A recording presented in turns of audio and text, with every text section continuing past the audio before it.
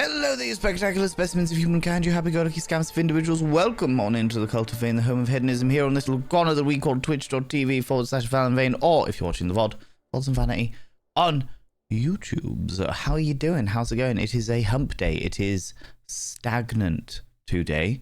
The heat, the humidity, it pissed it down all night, and then the sun came out, and now I can't fucking breathe. It's a whole thing today, and naturally today was the day that I decided to wear big jumpers and fucking little beanie hats and stuff like that. I went to the dentist this morning. They poked around in my mouth, which was fun. It was just a checkup. Don't fret, friends. It was just a checkup, but it was still just like pokey, you know. When I'm half asleep and I'm just like, hey, trying to be jovial, fun and games, shits and giggles. What? It's amazing to me how often dentists give you different information. Like, different dentists have different perceptions on what is the right way to clean your teeth and stuff like that. And I'm just like, okay, that's all right. My current dentist is a wonderful young lady. She's an absolute delight. But her theory is that you have your mouthwash and just swill it around and gargle it and do all the bits and pieces for a couple of minutes, spit it all out, and then leave your mouth for 30 minutes and then clean your teeth, allowing all of the whatever is in the mouthwash to sink into your gums, soak in and what have you, you know. It's a whole thing, but I was like, I can't do 30 minutes. I can do 15 minutes maybe, but I can't do 30 minutes because I'll get distracted and then never clean my teeth. That's just, I will. I'll be like, okay, 30 minutes. I've got plenty of time. I can go down and do some editing. I can sort out some bits and pieces. I can do some recording bits and pieces. Oh, look, I haven't brushed my teeth all day. What the fuck? Do you know what I mean? Anyway, Iluana, how you doing, Zach? Jack, you cheeky little devil. Frankie D, welcome on in. Neon Overrun, you wonderful individual. So the guy who invented zero, thanks for nothing. I hate you, Zojak. I hate you, and the horse you rode in on. Both of them. All right? God damn it, the horses you rode it on. Outrageous, all right? Thank you very much for partying away to today's intro track. Today's intro track was What the Fuck by Calva Louise. I'm a big fan of Calva Louise. I have to say. Zemba, hello, you beautiful individual. Salty Sea King, hello, cheeky devil. Wanted Cribble, welcome on in. Dragon Lady Emma, hello, you wonderful human being. Giles, how's it going? Hello, you cheeky devil. Why the fuck are they trying to advertise joining the army on this stream? I know. Because we get no options. We get no choices over what kind of advertisements go on our stream. It's ridiculous. It's like joining the army and fucking fucking baby products. I'm like, I don't give a shit. Period products I've been perfectly fine with. Baby products, fuck that noise. This is my first cup of tea today, friends. This is my first cup of tea, and it feels wonderful. Fucking love tea. So good. It's just so good. Qualia, hello, you cheeky individual. Danae Raven, hello, you wonderful being. Looking gorgeous again. Thank you very much. I am very shallow. We all know I'm very, very shallow. I will always do everything I can to look gorgeous. It has to be said. Humidity is terrible and I just moved, so I need to tidy up. Ugh, lots of water, taking more breaks. Absolutely. Open a window. If you're moving stuff around a house, Danae Raven, open a window at the front of the house and at the back of the house and allow like the throughfare, allow the breeze to go through, you know. If you are feeling safe enough in a safe enough neighborhood, open the entire door, front door, back door, just get the fucking breeze going on. Do you know what I mean? Beats, hello, you cheeky little devil, how's it going? But it wasn't anything serious. Nah, it's all right, it's okay. I have to say, like, despite the fact that it looks like, because of the fact, so for those new people here, I mean, I've talked about this several times in the past. Retro Sunny, hello, how you doing, you exquisite human being? I hope you're doing well. I've talked about this several times in the past, but I don't talk about it very often. But I have a weird genetic condition from my mother's side of the family, where my mother had 3 full sets of teeth. So she had her baby teeth, and then her adult teeth, and then another set of adult teeth. I have 3 sets of teeth in some parts of my mouth, and only 1 set of teeth in other parts of my mouth. Like I got a gap here. Can I show you? Ooh, here's me being fucking vulnerable on the internet. Boop. Closer. That tooth there is like the second tooth along. That just never existed. It was there when I had the baby tooth. I had the baby tooth, but then the actual like grown-up tooth just never fucking existed. I've had 2 sets of wisdom teeth and they've just pushed all of my teeth further forward. It's great. And then this one is like a little peg tooth because it genetically is defective. And it just grew out as like a stubby peg as opposed to an actual tooth shape.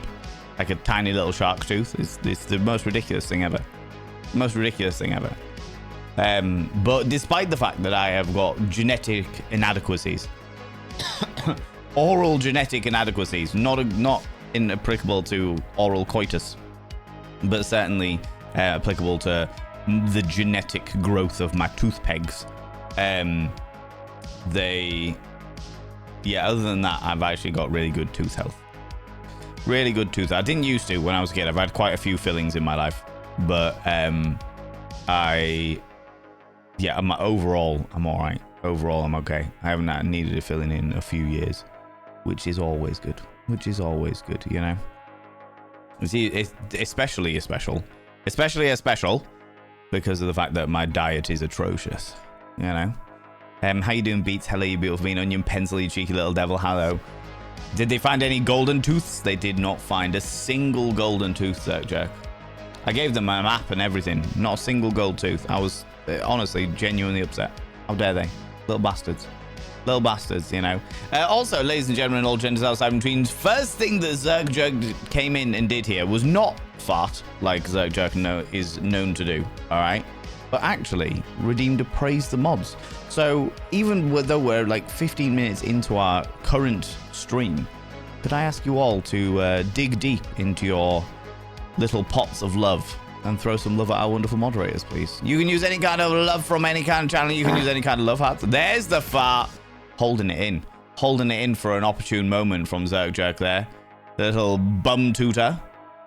Little love toot in the old stream there. Cheeky devils. Why did that not work? Where are all my love hearts? Why do they keep disappearing? Twitch doesn't want me to love on my mods. That's disgusting behavior. Disgusting behavior. Mods, thank you so much for all that you do. Thanks so much for being here. Thanks so much for all. I say it a lot. This has become rehearsed, but I genuinely mean every fucking word, all right? I genuinely fucking mean every word. You are wonderful and spectacular, and I literally couldn't do this shit without you, so thank you. Thank you, moderators, for being here whenever you're able to be here. And I'm glad that you all know that you need to put your lives first. I'm glad that you have that boundary with me as well. You beautiful, beautiful beans. You've had quite a few fillings. I would have thought so. You should enjoy yourself as much as possible. Oh, absolutely. Absolutely, for sure. You know. Where was I? Retro Sanity, you wonderful human being. Are you streaming again, Retro Sanity? Or have you packed it in for a while? Retro Sanity, for those people that don't know, is a blind streamer. So they have no vision and they play games based on complete memory or being guided by like their moderators and stuff like that, which is a fascinating and wonderful experience. Entirely. How are you keeping? Doing all right, thank you very much, Dragon Lady. Doing all right. I've got the feelings that I feel like my little raspy throat is growing into some kind of lurg, which I am not happy about, but I'm dosing up on vitamin C. And it's not going to stop me streaming because it never fucking does. You know what I mean? 2 spooky games in a row, scandalous. You see, this is where we have a difference of opinion, darling Senbar. I wouldn't call Limbo spooky. I think it's certainly dark, but just for me personally, and this is obviously where different people have different views on perspectives and stuff. I'd be like, it's about as spooky as the Addams Family, you know, which I suppose is quite spooky. It's not scary, it's spooky. Yes, there we go, that's the one. Whereas today, what have we got on our options for today's things? Ravenous Devils, If on a Winter's Night, Call of the Elder Gods, Pathologic 2, and Last Report. Those are far more what I would consider spooky. Spooky, you know? But I love that shit. I love that shit. It's nightmare inducing, really, really. That's interesting. But I mean, entirely fair. Entirely fair. I can kind of see why. It is very... I suppose it's quite unnerving visual effects. Yeah, fair enough. Fair enough. Well, unfortunately, it was only a one stream thing. I like spooky things. I like spooky things. So I try, even when I'm doing my Tuesday games, I try and make something not unnerving, scary, but sort of just like, oh, it's like spooky themed, you know? It's a spooky themed puzzle game. Oh, look, you're a little skull or something like that, you know? Oh, got a couple of first-time chatters there, you beautiful beans. We had Anxious Pigeon, hello, you beautiful bean, and Bionic Bearman, welcome on in. You do not, I realize that you threw mod loves out there. If you don't want to come out or lurk, you are welcome to just think it's just because you said hi in chat, so I figured I'd say hi back to you, you know? But I appreciate you being here. Welcome on in. If you are lurkers, though, don't feel like you have to come out of lurk. You're just wonderful beans, and I appreciate you being here. How's it going, Druid Esmidian? Hello, you beautiful bean.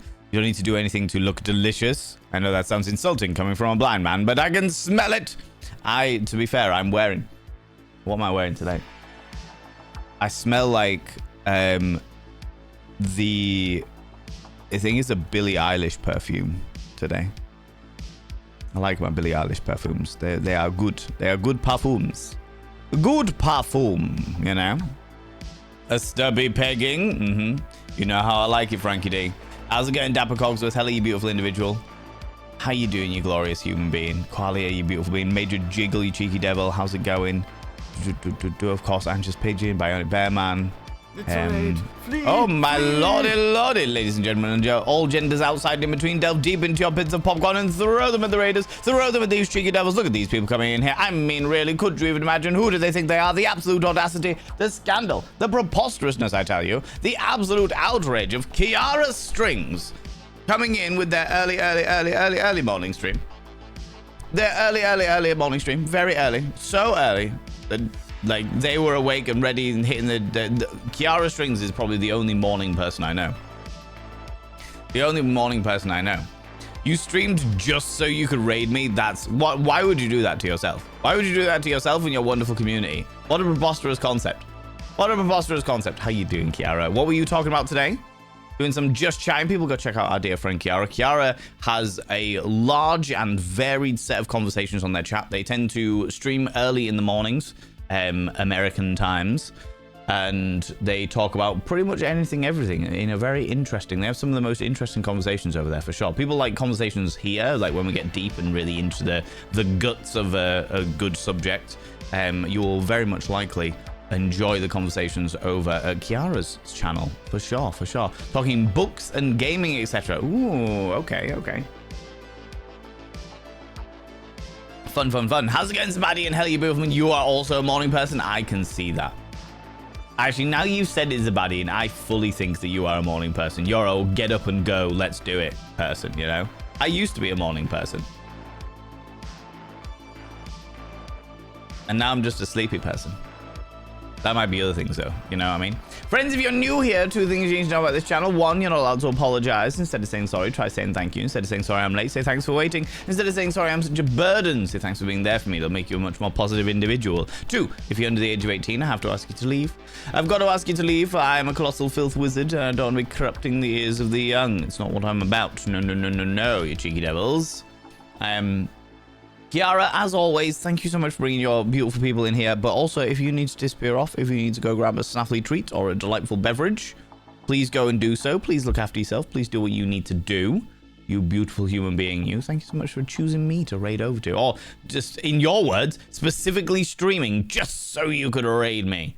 Outrageous, I tell you. Bloody outrageous, I tell you.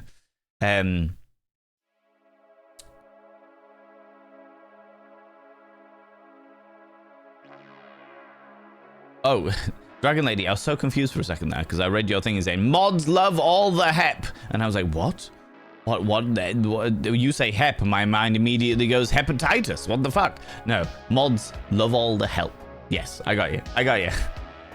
Zergjake also, thank you very much for the 100 little panderings, even if it did come with a bum toot. Outrageous. Outrageous. I don't know why it disconnects me. I will do it several times this session. My stream is never interrupted. Hope that makes sense. What do you mean, Beats? Are you getting like really bad disconnects at the moment?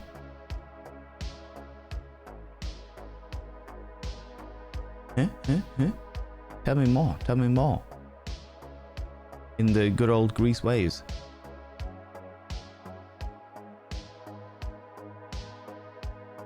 Excuse me. Lunicorn, how you doing? Tinks, you cheeky little devil. Just woke up. How's everyone? It's wedding anniversary day. 21 years of marriage, 28 together. My God, congratulations, Lunicorn. That's fucking fantastic news. I hope that you and your darling partner are doing something special to mark the occasion of 28 years together, or 21 years married. You know? How you doing, Major Jiggle? Hello, you beautiful bean. Beautiful heathens and debaucherous gremlins. That's me. It's not me complaining, just in jest. Oh, absolutely. No, 100%, Zemba. I think I would know if you were complaining. I think I know. I feel like we know each other well enough by now. Do you know what I mean? Kitsune, how you doing, you beautiful human being? How's it going? And Danae Galaxy. Oh, my lordy. So we've got a Danae Raven and we've got a Danae Galaxy in the same chat at the same time. I'm going to have to be really, really careful about making sure I get your names right. But welcome on in. How you doing? How's it going? What is most like films and horror games? How do you mean, Dragon Lady? How do you mean, my friend? Do I prefer films or games? It depends what mood I'm in. I'm very much a driven by my mood kind of person, you know? Driven by my mood. Astro Girl, welcome on in. How you doing? How's it going? Ulrika here. Hope you had a great day. On Friday, we celebrate Midsummer here in Sweden. It's a public holiday. So short, sweet this week. Oh, love it. Oh, wow. Ulrika, is that you changing your name from Ulrika to Astro Girl then? Or is this like a separate account? Just so that I have it clear in my head, you know? But why? Because you are Kiara? That explains a lot. That explains so much, Kiara. So much. Do you know what I mean? I'm just barely a person. I am definitely... at one point, I was an all-time person. I would be energetic morning, noon, and night. No issues at all. But as time has gone on, at the moment, I think I'm still just suffering the fatigue of the beginning of the year, and therefore mornings are not my friend. Also, the fact that I think maybe I've got into a really bad habit of like, I used to wake up, get a shower, come down, have a cup of tea, get on with work. But I've got into a habit now of like waking up and checking my phone and checking all my metrics and all of the comments on the various different pieces of social media that I've been uploading on the daily basis. Do you know what I mean? And that kind of means that I end up having a really slow morning. Maybe that's why I feel so tired, because I end up, instead of just doing the get up and go, let's fucking do this, I end up sat lying in bed reading comments for a good hour. You know what I mean? A theory we have come up with today. It's 1:21 p.m. I have just woken up. Yes, I was about to say it's 1:20, well, 1:25 now. But you've just woken up, Tinks? What time did you get to bed? Slept for 8 hours, so you're wide awake? Fair. I normally sleep for about 7. But then I also go to bed at like 2. So, you know. Only thing that I have in the mornings is coffee and wood. Definitely been there. Not the coffee. Tea and wood, maybe. Tea and wood, for sure. Did go to work for my morning shift early this morning and then came home and slept. Oh, there you go then. Don't you see? That makes sense. That makes sense. You had a little power nap. Midday power nap after your work, you know? Oh, cannot stop fucking yawning today, apparently. Well, we will find out how it goes. I'm even a late evening person. I'm most active between 4 a.m. and 9 a.m. and then 8 p.m. till midnight. You just want to sleep during the day? That's fair. That is fair. Yeah, I could see me being most active around, well, I don't know about 4 till 9, but then I also go to bed at fucking 2 in the morning, so that's probably the reason why I couldn't do that, you know. But I definitely get to probably, this is a bit early for me to feel tired, but I get to like a certain point, like 5 p.m. I'm like, I'm fucking shattered, and then I get a second wind, and I'm like, okay, let's go do more things, you know. Thank you for keeping my mood going, making me smile and laugh. You are very, very welcome, Dragon Lady. Absolutely, for sure, for sure. Pander to my ego, pander to it, pander to it. A chaos deity is never late. They show up and cause chaos exactly when needed. Why did parking tickets in Greece suspend while Persephone was gone with Hades? Demeter was broken.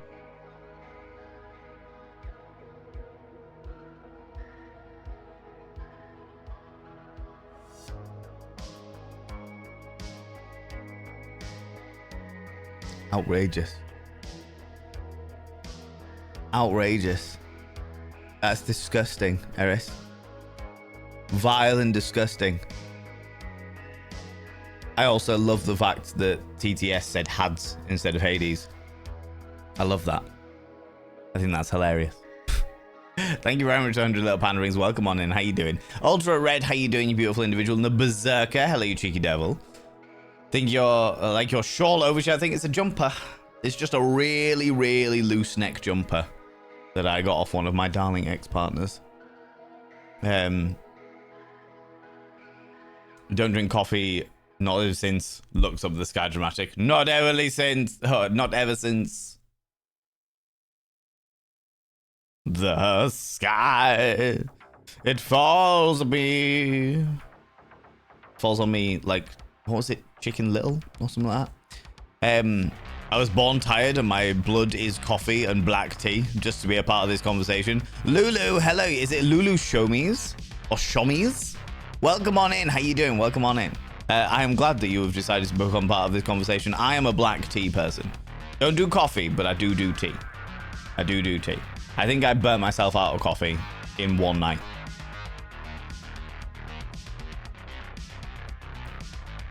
Is the top sparkling? The top is not sparkling. What the top is it's like a loose, bobbly weave.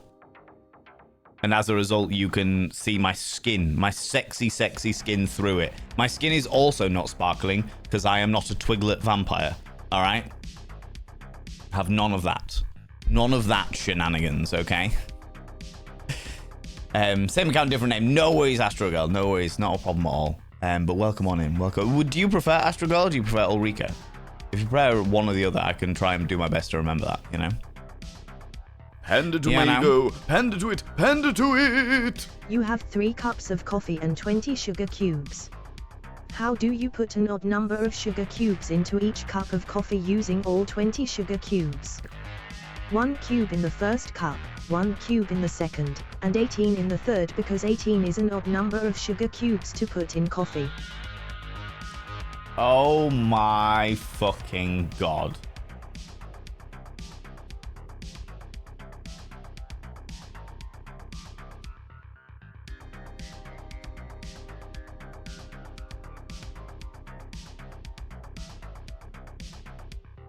Don't laugh. Do not encourage this behavior. Don't encourage this behavior. That is outrageous. That is a preposterous joke. No, do not encourage this. This is, no. Not allowed. Not allowed. Get out. Out, all of you. Everyone that's laughing, get out. Out. God damn it. Thank you very much, 100 little panda rings of baddie, and Jesus Christ. I am sparkling myself. I'm not a twiglet vampire. I'm not having it. Not having it. Basically just glitter in human form. I mean, I could be, for sure, for sure. I'm not good with communication, but yes, I will, it will tell me that I have been disconnected, but at the same time, my feed, not sure if that's the right word, is never broken. That's really odd. Do you have a strong internet connection where you live, Beats? Because I'm not dropping anything. I've got all of my fucking waves and bit rates and like frames and everything like that, and it's all perfectly stable at the moment. What do you prefer, horror films or horror games?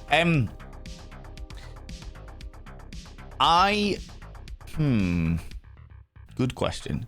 I think I prefer horror games generally. However, I find that because I like to be immersed in the world. Do you know what I mean? I like to be fully immersed into a realm, you know? Whereas I feel like, which I feel like I can do in games and very specific movies, I can do that. The problem with both horror films and horror movies and horror TV series is the fact that the vast majority of people fall into the same bullshit tropes, and the same bullshit tropes ruin it. All the time. All the time. Too much gore. The main villain is some description of sexual assaulter because, you know, how else are you going to turn around and say he's evil? Jump scares left, right, and center that I just end up getting really fucking used to. Like the same shit over and over again. Just ends up being really fucking cheesy bullshit. And I'm just like, all right, I'm bored. I really like a good creeping horror. Something that's just going to get me delightfully unsettled. I'm sat there going, ooh, something's a bit off here. That's great. Or the other thing that annoys me is when a movie has a phenomenal premise, like a really, really interesting premise, and then doesn't do that premise justice. The one that immediately springs to mind is Crimson Peak. Crimson Peak was an enjoyable movie, but it was nowhere near as good as people say it was. Nowhere near. Get up and jump into it, especially on gym days, yeah. Monkey Mel, hello, you beautiful individual. Speaking of people who are morning individuals, could I get a shout out for Monkey Mel, please? I would very much appreciate that. You are definitely a get up and things. A good get out of bed start of the day can really help. Absolutely. Absolutely. I get a notification every morning. When I wake up, I've got a notification on my phone saying, Monkey Mel, this wonderful human being who has one of the most infectious giggles you've ever seen in your entire life. Monkey Mel is currently doing some description of exercise on stream, and I'm like, put this elsewhere. I'm too sleepy for exercise. I cannot handle this level. No, no, no. More sleep. No. You know? But yes, people go check out my dear friend Monkey Mel. Monkey Mel is a wonderful being, and thank you very much, Sembar, for the shout out. I appreciate that. Zooty Booty, how you doing? How's it going? Workman around 9 a.m. One cut his head open on my attic hatch. Oh, good lord, Autumn Souffle. I've got, like, one of my neighbors in my near vicinity is remodeling their entire house by the looks of things. And as a result, there is always some shit going on outside and piles of rubbish in their front garden. It's just like, okay, that's fair. I mean, they're all doing things that they need to do. Do you know what I mean? But it is like, I'm glad that they don't start like hammering and doing bits and pieces until 9 a.m. Because if it was any earlier than that, I'd be kicking off, you know. Productive after midnight until 4 a.m. but pretty similar. Jesus Christ. Jeezy crazy. I've just accepted that I'm basically sleepy Hulk. Always tired. That's it. Not always angry, just always tired. The old guy barely flinched. Oh, Jesus. Bless him. Kit Kat Break. Hello, you beautiful being. How's it going? You look like you could sell me a potion that makes me immortal. Come, gather in, gather in. Come, gather round. I will sell you trinkets. I will sell you tinctures. Would you like a potion that will make you immortal? You are already immortal. I see. When I said it will make you immortal. Oh, you thought I said immortal? No, it will make you immortal. Will make you immortal, not immortal. God, I can't believe you got that wrong. Outrageous, outrageous. I also have this wonderful stuff called Veet. It'll take all the hairs off your toes. You know.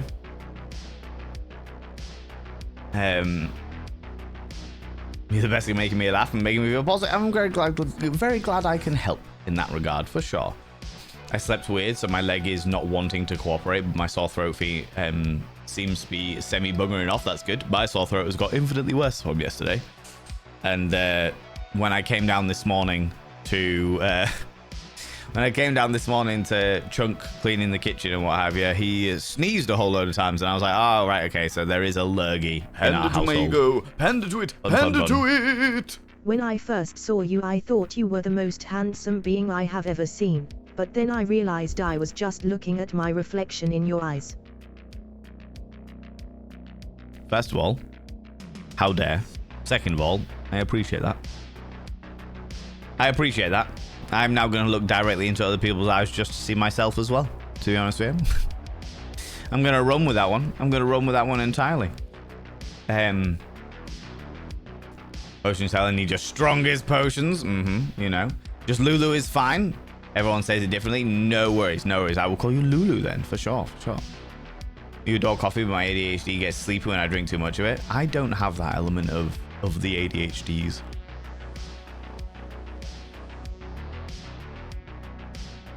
Like, in about 20 minutes, the caffeine will kick in from this cup of tea, and I'll be grand again. I will be grand again, for sure. I have the largest label in my top. It needs to be eradicated. Do it. Rip that shit out. Or be smart and, like, unpick it properly. I wouldn't. I'd just rip it out. But you do you. All right? Either way, labels have no places in tops. Memorize the washing instructions. Crack on, right? Twiglet Vampire, yeah. Exactly. Not drank coffee since I tried to drink 100 cups of coffee. It did not go well. Why would you do that to yourself? I think the most I've ever drank in my entire life was 9. And even that was in like a 3 or 4 hour period because I was trying to do my dissertation in university and I was failing miserably. But yeah, it was a whole thing. A whole fucking thing. That's actually probably one of the reasons why I can't drink coffee anymore. Do you know what I mean? Can't drink coffee anymore. Also, because of genetic health conditions, can't drink fucking like power drinks. Like Monster and Red Bull and shit like that. Can't do any of those either.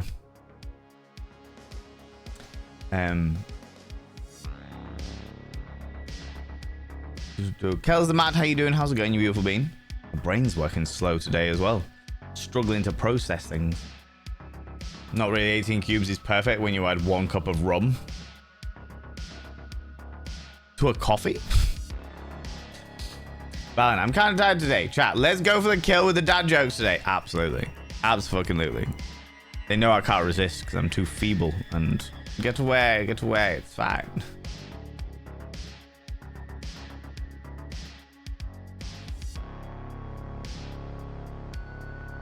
You can call me Astro. It's easier to remember then. Love your energy and looks today. Thank you very much. I appreciate that. My energy today is sleeping. I've just been yawning. Bloody hell, we're like 40 minutes into stream and I've yawned about 200 times.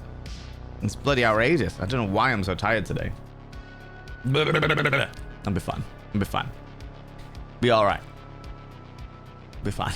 Just crack on. Keep going. It's all good.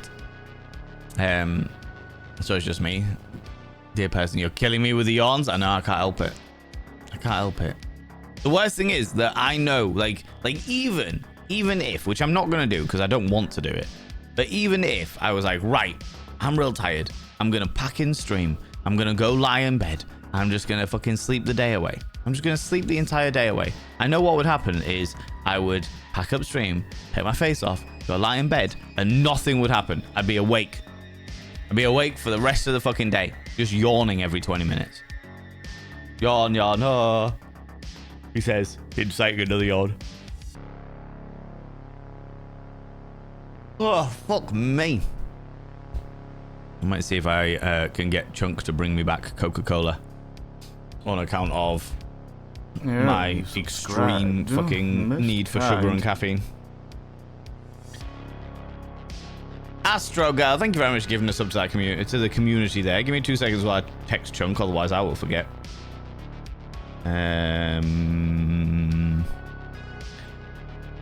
Chunkadoodle, where the fuck are you, doodle? Must have texted you recently, cause we talk all the time. Chunkadoodle, where the fuck are you, doodle? Hey, bud. Can you grab me can of Kirk? Plus.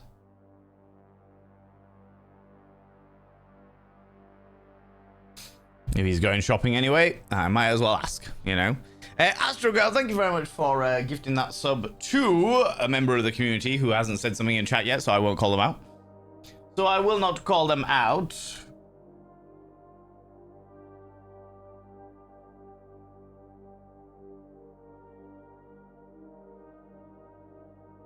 By having their name upon the mirror evading means to get access to my personal Snapchat. Not a bum Snapchat, the cheeky devils. And of course, you get access to all the sexy little emotes, but the most important thing is you'll roll over every morning, look in the mirror, and go, God, do I look rough. And tired, apparently. Sleepy, tired. And of course, you get fucking hell, but goddamn, do I make rough look good. And tired look good. Ooh, sexy, ooh, yes, meow, you know? It's one of them days, it's one of those days. We crack on and do the things in bits and pieces. We're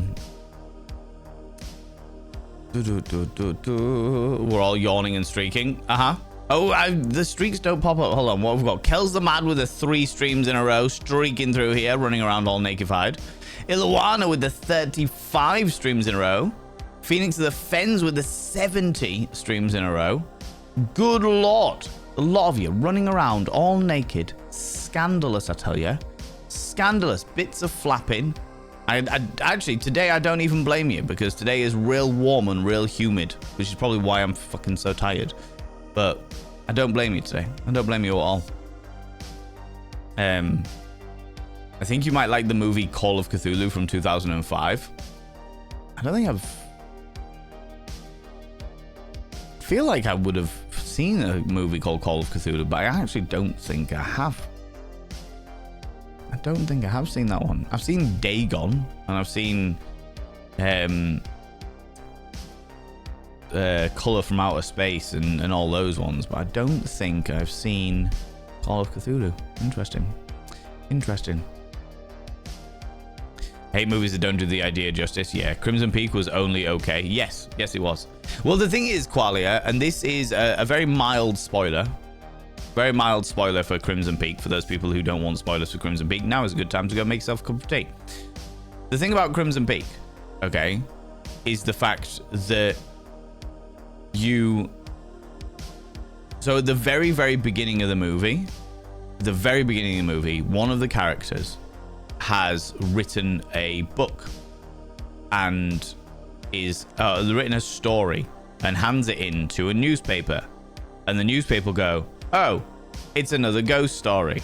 And the woman goes, it's not a ghost story, it's a story with a ghost in it.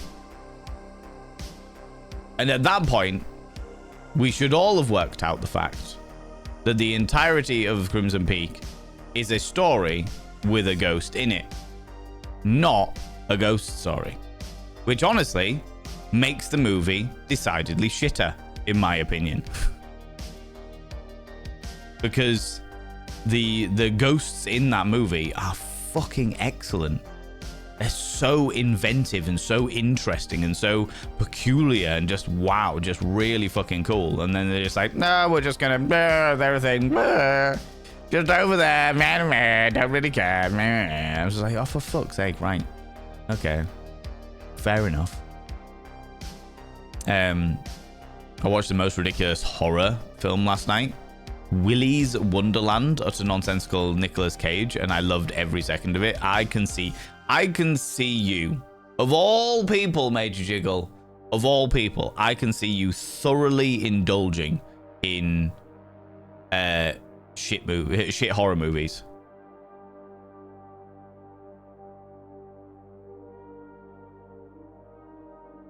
Yeah, Chunks, get me Coke. I can fully see you indulging in shit horror movies. Just ones that are like super fucking cheesy, really corny horror movies, you know? I'm an awful morning person. Yes, I am walking on the walking pad, listening to Val. Listen, Val, listen. It's 7:30. 7:30, sleep for me. Wait, what? You go to... What? What? You go to bed at 7:30? Is that the end of your day, Monkey Mel? Are you up all night and then you finish the night with a morning stream? Subscribe. And then go to bed? Most kind. Terry MB. 4 months of frequenting your streams. Exactly. The corruption is settling in very nicely. Very nicely indeed, Terry NB. I should now describe your name on the mirror vein. By having your name on the mirror vein means you get access to my personal Snapchat. Not a bum Snapchat, you cheeky devil. In fact, it's technically a metaphorical Snapchat because it doesn't really exist anymore. But that's not the point. You also get access to all those sexy little emotes and a discount on all the merch store. And thank you very much for being a paid subscriber, taking us that one step closer to the 60-40 split for June. I really appreciate that. But the most important thing, as well you know, after 4 months, you got to roll over every morning, look in the mirror. God, do I look rough. But god damn, do I make rough look good. Ooh, sexy. Oh, yes, meow, you know? You know? Oh, itchy nose. She helps me so much. Also does some exercise-wise. Yeah. Exercise. Pump and grind and the bend and snatch and whatever the other things are that people do exercising-wise. First time I saw it was convinced it was from the 1920s or 1930s. Oh, cool. Oh, wait, is this the black and white recreation of the story of Call of Cthulhu Zabadian? Because if that's the case, I may well have seen it.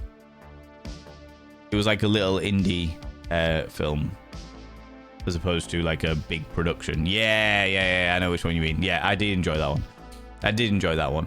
But that one, because of the nature of it, it felt more like black and white movies. I don't find scary. I don't find unnerving. I'm just like, oh, this is a very interesting bit of cinema. Do you know what I mean?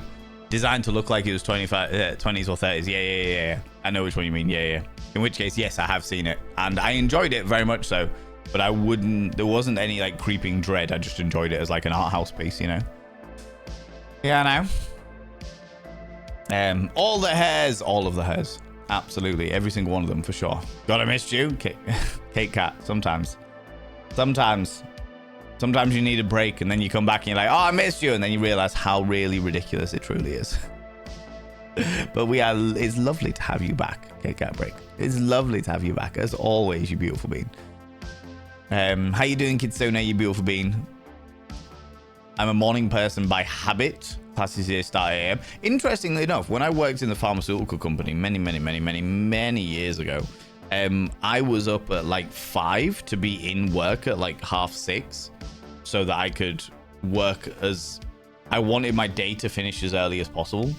So I ended up like working from like 6:30 till like 3. And then I'd have the rest of the afternoon to do whatever the fuck I wanted. And that was actually primarily spurred on because I fucking hated rush hour traffic. So I would always do my best to get in long before the rush hour traffic so that I could leave long before the rush hour traffic and then have the rest of the afternoon to just do shit that I wanted to do, you know? I wonder if hobbits would use feet on their toes given the opportunity. What are you on about? It's a point of luxury for a hobbit. A hobbit looks for virile fur upon the feet in their chosen partners. The arousing nature. All hobbits are into feet. They got foot fetishists. Absolutely. And they just like brushing the fur on their feet. Yeah, there we go. Little comb through. Get that foot conditioner on there. Yeah, that's right. Dirty little fucks. You can blame Dream Valen for that. No. Well, you can blame Dream Fallon, but I'm not responsible for Dream Fallon. You know, I dreamed last night where I surprised all my friends in the UK by showing up randomly. And when I showed up at Spiders one time, you were there. Double glance and went, Eris, what the fuck? Then came and hugged me. I mean, that is probably exactly what would have happened, to be fair. That is exactly what would have happened. Dream Fallon copying me. Rude. Rude. You know. That much caffeine, your heart? Yeah. Yeah. I needed to stay awake because I left, perhaps because of one of those wonderful characteristics that is frequently had by people with ADHD. I couldn't work on my dissertation until it was due in a week. Till the last week in which it was due. And then I was like, right, I need to fucking get this shit done immediately. And as a result, I was still typing it the day before it was due in, or the day before I had to get it bound. And I was a little bit delirious, and I drank so many cups of coffee. I didn't even like the taste of coffee. I don't like the taste of coffee, generally. Do not like it. But I had so many cups of coffee purely so I could have the caffeine to stay the fuck awake and keep this, get my dissertation in. It was a whole fucking thing. You know? I drank a Monster BFC and fell asleep. Jesus Christ. Caffeine does that to people with ADHD though, right? That's a well-known thing. Just brought my daughter home from uni. Yeah, Kim DW. I hope that they have a wonderful time away. And a wonderful break from the old universities. Because that's the way it be. How you doing, Maxine? Hello, you beautiful bean. How's it going? Chippy Mick as well. Hello, you wonderful individual. Greetings from me. Wir sind. What's wir sind? I don't know what wir sind means. It's German, though. I used to know what it means. I don't know what it means anymore. Can't remember. Don't drink coffee either. Do like a good 0 sugar Monster, though. It's the equivalent of a cup of coffee. I can't. Yeah, I've never really got into Monster. The thing is, I once had a Red Bull back in the day. Oh, we are. Thank you very much, Nibirin. Wir sind is we are. Cool, cool, cool. I tried to get into Red Bull when it was very popular, being like, everyone's into Red Bull, so let's do Red Bull. Yes, that'd be great, fantastic. And it just made me feel fucking awful. My heart would not stop pounding in my chest. It was painful. My entire body constantly felt like it was going to faint, but I also needed to constantly run. More than electric balls. What is a ghost pirate's favorite kind of tea? Booty. Why can't Superman drive quickly? He always gets stuck in the lowest lane. What do you call introverted hobbits? Shire folk. Loose. Loose. Those were so loose. Stupedia. Those were loose. Those were looser than my asshole. That's how loose they were. Loose. God damn it. Loose. Rude. Loose. Loose and rude. All of these things. God damn it. Thank you very much for 100 little panderings. 101 little panderings. Let's not forget that extra one. I appreciate it. Welcome on in, you beautiful bean. How you doing?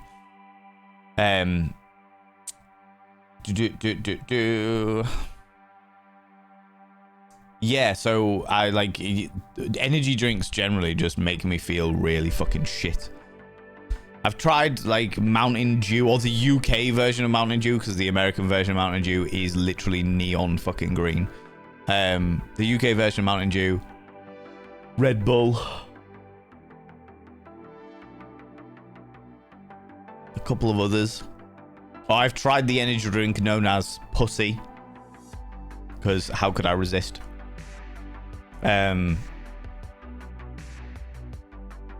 Yeah, I've tried a few, but they all just make me feel really shit. Like, I constantly have to run, but I'm about to faint, and my heart just will not stop fucking pounding in my chest. So I'm like, yeah, that's good. But that's because I have some kind of weird genetic defect with my heart. Can't remember what it is now, but my brain's not fully functioning today. Not fully functioning today. It'd be really nice if I could stop fucking yawning. That would be good. Don't drink any drinks due to genetic health things too. People often baffled by the idea that I'm quite happy not drinking the newest Monster Ball purple dick cheese flavor. Yeah. I've got a friend who like literally lives off energy drinks. She runs a circus. To be fair, she runs like a circus school, and she frequently does like taste tests of weird ass fucking things that she finds. She goes to like all of the different like continental markets and continental like corner shops and stuff like that in the UK. So she'll look for weird and obscure and new flavors, and then she'll do like taste tests and stuff on her Instagram stories. Fucking hilarious. But I am like, I can't drink any of these. I can't taste any of these. They will fuck me up, you know. Oh, you followed me. Ooh, you little stalker. Thank you so much for the follow, you beautiful bean. I don't like to call people out just in case they're lurking, but you are very welcome. Very, very welcome here, you beautiful bean. All right, itch going on the side of my head.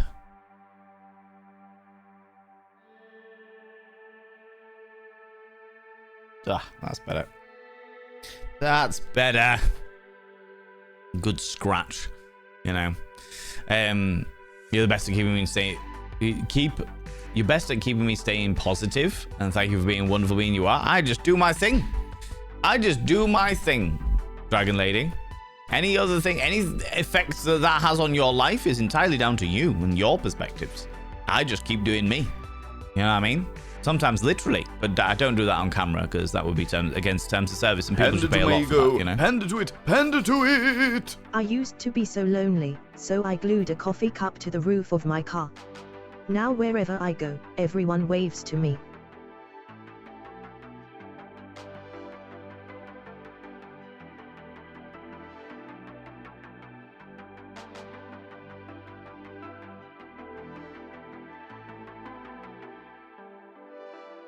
Good Lord, it wounds me. It wounds me. There is that. Like, I feel like you've just stuck a knitting needle in my soul, Zabadian. It wounds me. Oh, that, no. No. Get out. It took a second. It did take a second, because I was like, what the oh, God damn it.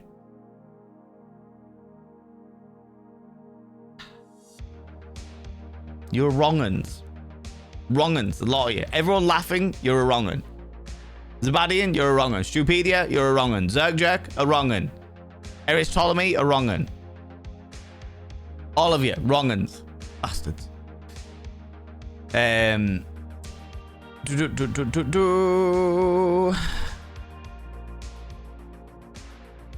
Where was I? There we go. Yawning is contagious. Yeah, no, tell me about it. A gram of coke, never mind a can of coke. Oh, no. I was about to say, I don't judge other people for taking drugs, Chippy Mick, but they are not my cup of tea at all. Not my cup of tea at all, you know. I'll take alcohol and nicotine, absolutely, but okay, everyone who laughed, line up. Valen's orders, yes, exactly. Ensure the spankings, Sembar. Anybody who laughed at that joke, anybody, and Zabadian, together, form an orderly queue and get spanked by Sembar, please. No, please, just do it. Good. Gosh, darn it. Can of Kirk is too much Kirk? No. Can of Kirk. A can of Kirk. Kirk is how we pronounce Coke in my hometown. Kirk. But yeah. I like a good Kirk. Has anyone ever seen like a fern curl? You ever seen like a fern curl?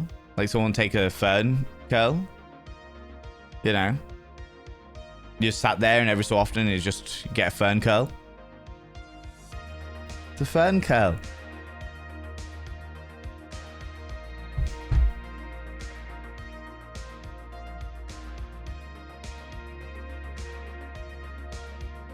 That's how we say it in my hometown.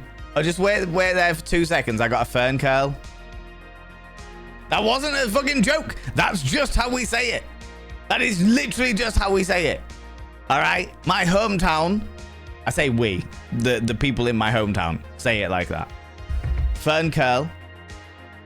In fact, you know what? Let me see if I can do a quick Google.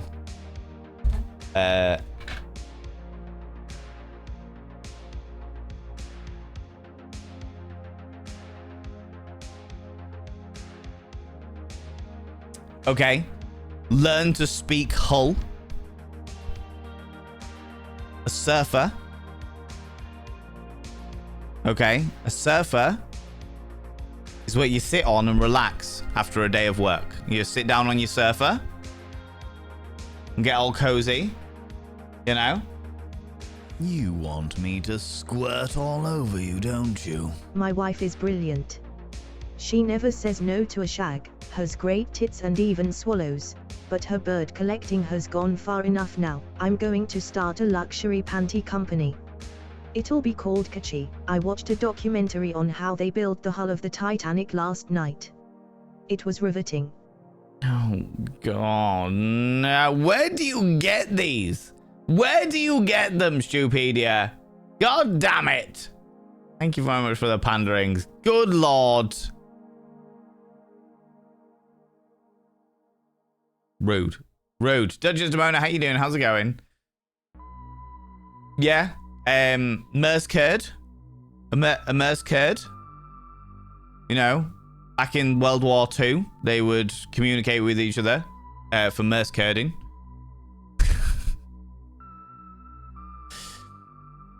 Hand it to me. Sembar tried to ban me because of that. To it. So I've been studying how metal joinery was done before welding was invented. Riveting stuff, really.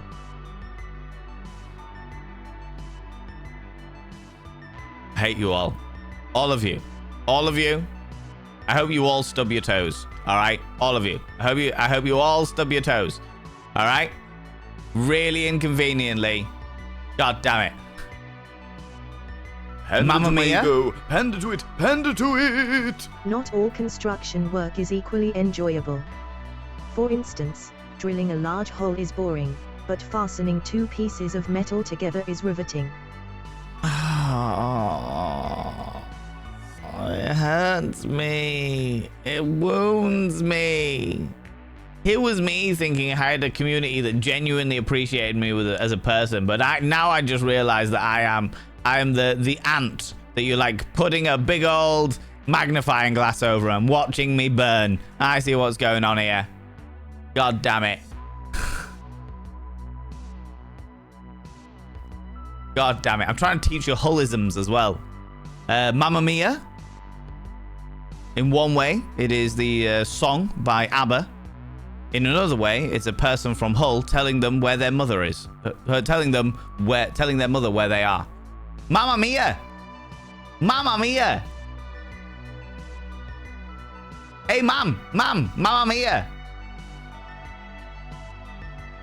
What else we got in here? Hand it to me, go. Hand it to it. Hand it to it. As I get older, I remember all the people I lost along the way. Maybe my budding career as a tour guide was not the right choice. Oh, DLP, no. No. All of you, no. What is wrong with you people? Why do you do this? Why do you do this to yourselves? Why do you do this to yourselves? Never mind to me. What the fuck? Do you know what? I'm actually going to copy this picture and stick it in the Discord. Copy image. And that way you can all learn fun and interesting things about the way that we do stuff in Hull. The way that we say stuff in Hull. The one I will...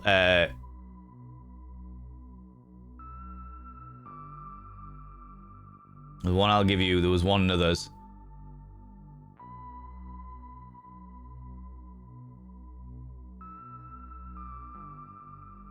Where the fuck was it? There was another one that I was going to give you.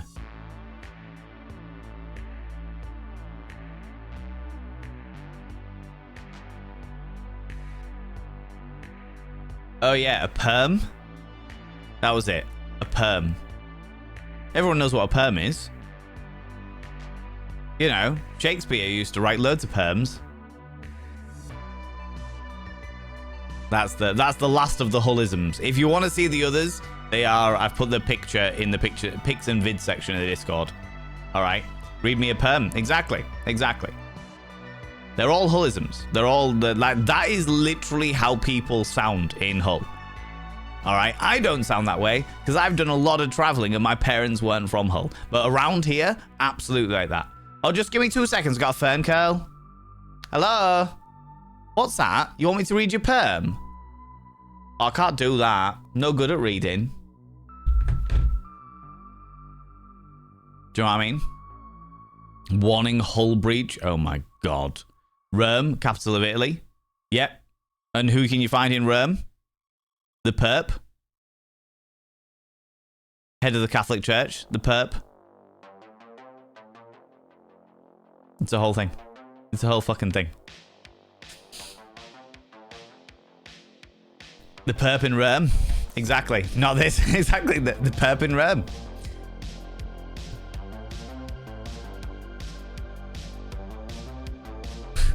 Does the Perp shit in the woods? It's a good question. Totally agree on Crimson Peak. Crimson Peak, beautiful costumes, great characters, great actors, bit of a shit story. I could not agree more. I think it's very much that kind of thing. Very much that kind of thing. And do love the corn. Not a euphemism. What? What kind of corn are we talking about here? You know? Oh, I've just had a great idea. Things to do. In fact, you know what? I'll stick it in my personal list.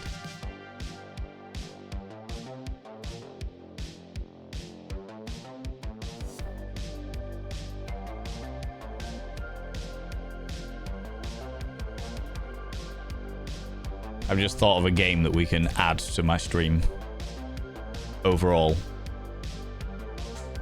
Who's corrupting whom? I am always corrupting. Just my natural ambiance is a corruption for sure. Whisperer in the Darkness. That name rings a bell. That name rings a bell for sure. Woken up at 7 able to walk at 7:30, but it's not natural. Oh my god. Do you have days off, Monkey Bell? Or do you just do it every morning to keep yourself in the practice of it? They underuse the ghosts for sure on Crimson Peak. The leads are also very in their heads. Tom Hiddleston is pretty, but does not inhabit his body and does not want. So he doesn't sell me a gothic lead either. I thought he was quite good. I thought he was all right, but there was definitely a lack of chemistry between the characters, in my personal opinion, on Crimson Peak. Definitely a lack of chemistry for sure. Little Indies, which looks like 20s and 30s. Yeah, that's the one. The only movie I want on DVD is Punch Drunk Love and Dungeons and Dragons, Honor Amongst Thieves. That is fair. I remember going to the cinema to watch the first ever Dungeons and Dragons movie, and it was the biggest bag of crusty wank you have ever seen. It was so shit.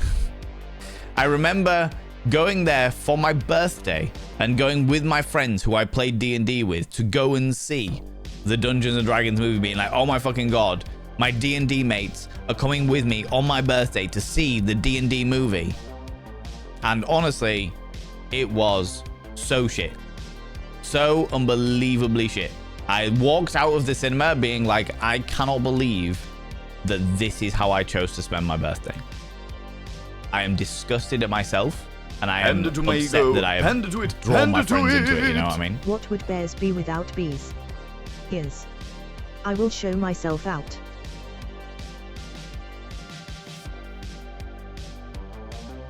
So you should, Kells. So you should. God damn it, get out. Out. Fucking hell. God damn it. Scandalous. Scandalous. Slightly Seeking, you look away, you beautiful individual. Need to find a hobbit so I can braid their toe hair.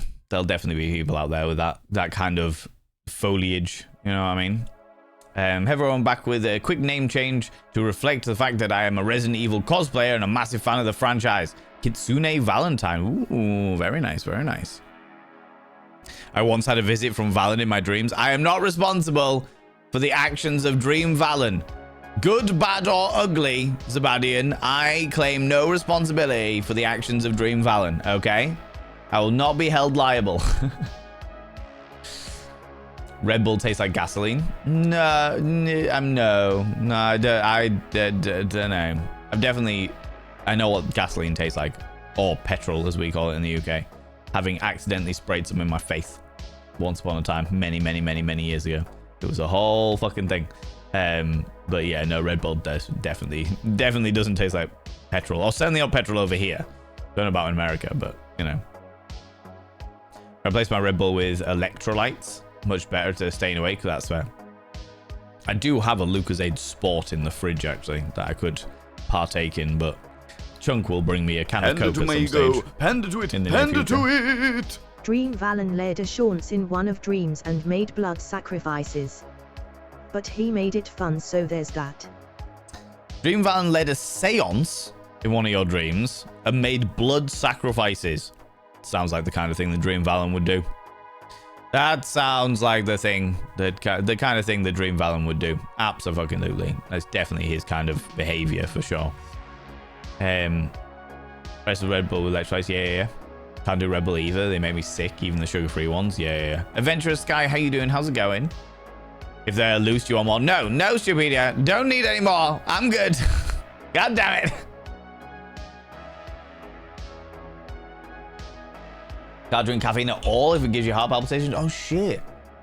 I used to drink... There was a period of time where I was trying to avoid caffeine, and I used to drink Rooibos tea, Red Bush tea, because that doesn't have any caffeine in it. It's anti-caffeine, as it were. Hello, Sway. Hello, you cheeky little devil. I remember my dad thinking it was fine to leave an iron brew bottle full of petrol and diesel oil in the kitchen when he had 6-year-old. Oh, good Lord.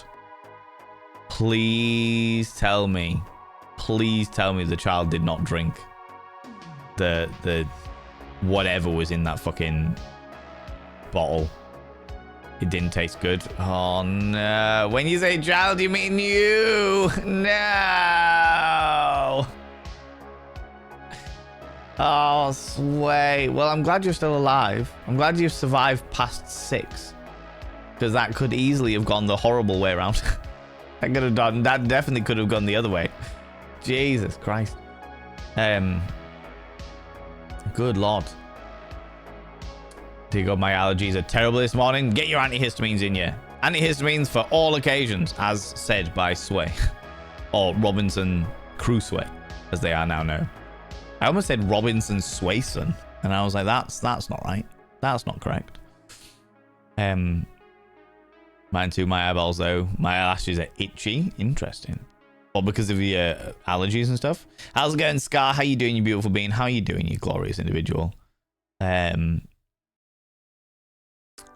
forgot my cup on the roof of my car before driving away. Yes. You don't get it. Yeah, so if you glue a cup, all the people waving at you being like, hey, stop. You've got your car glued to the top. I have to giggle where I can. Not to these kinds of jokes, Eris. Outrageous. Wait, we get rewarded for laughing? No, you get punished. Not funished. Punished. All right? If we laugh again, do we get extra spankings? Outrageous. Outrageous. If you laugh again at dad jokes, I will have darling Semba pull out the Yamatic drill attached to a rather large phallus that will leave your asshole looking like a punched orange.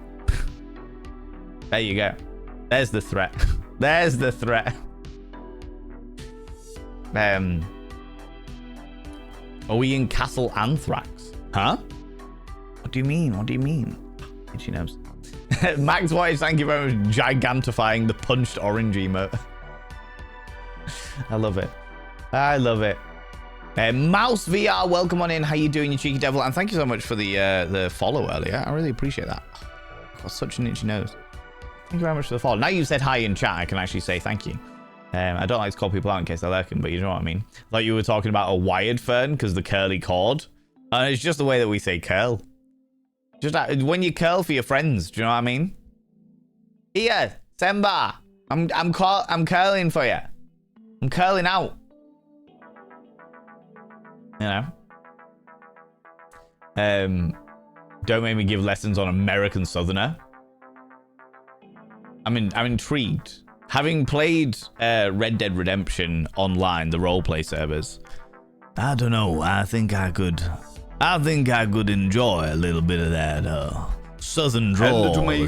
Hand to it, hand to it. Castle Anthrax is from Monty Python's The Holy Grail. Oh, I have completely forgotten that.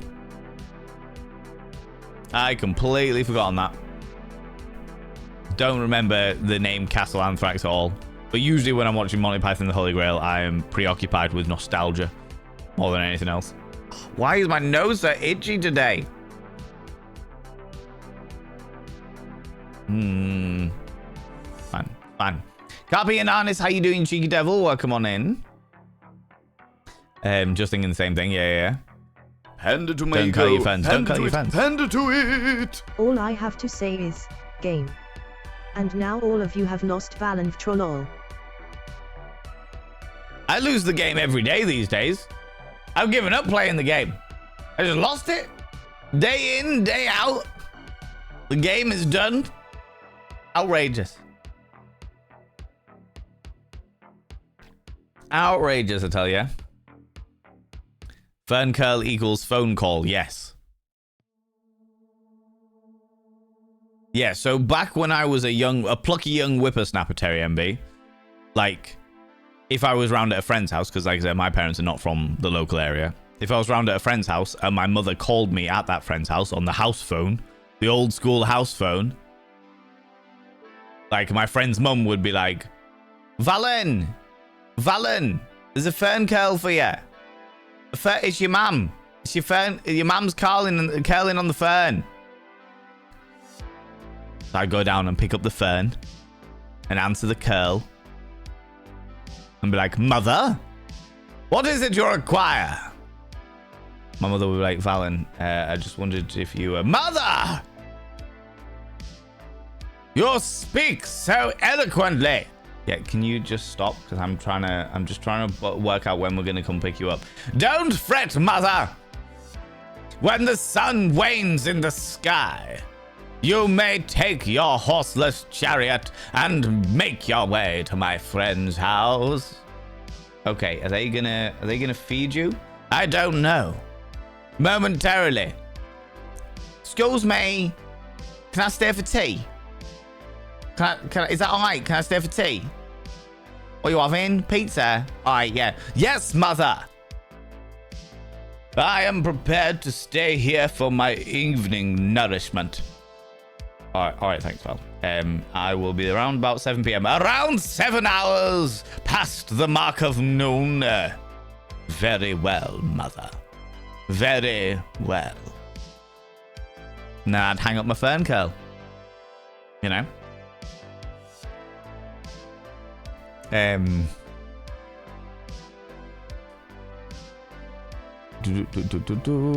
Where the fuck was I? Just replace O with U or E to sound like you're from the local area. Absolutely. Abso-fucking-lutely sway, for sure. Many joke books might be getting one when I hand it to Chunk when he is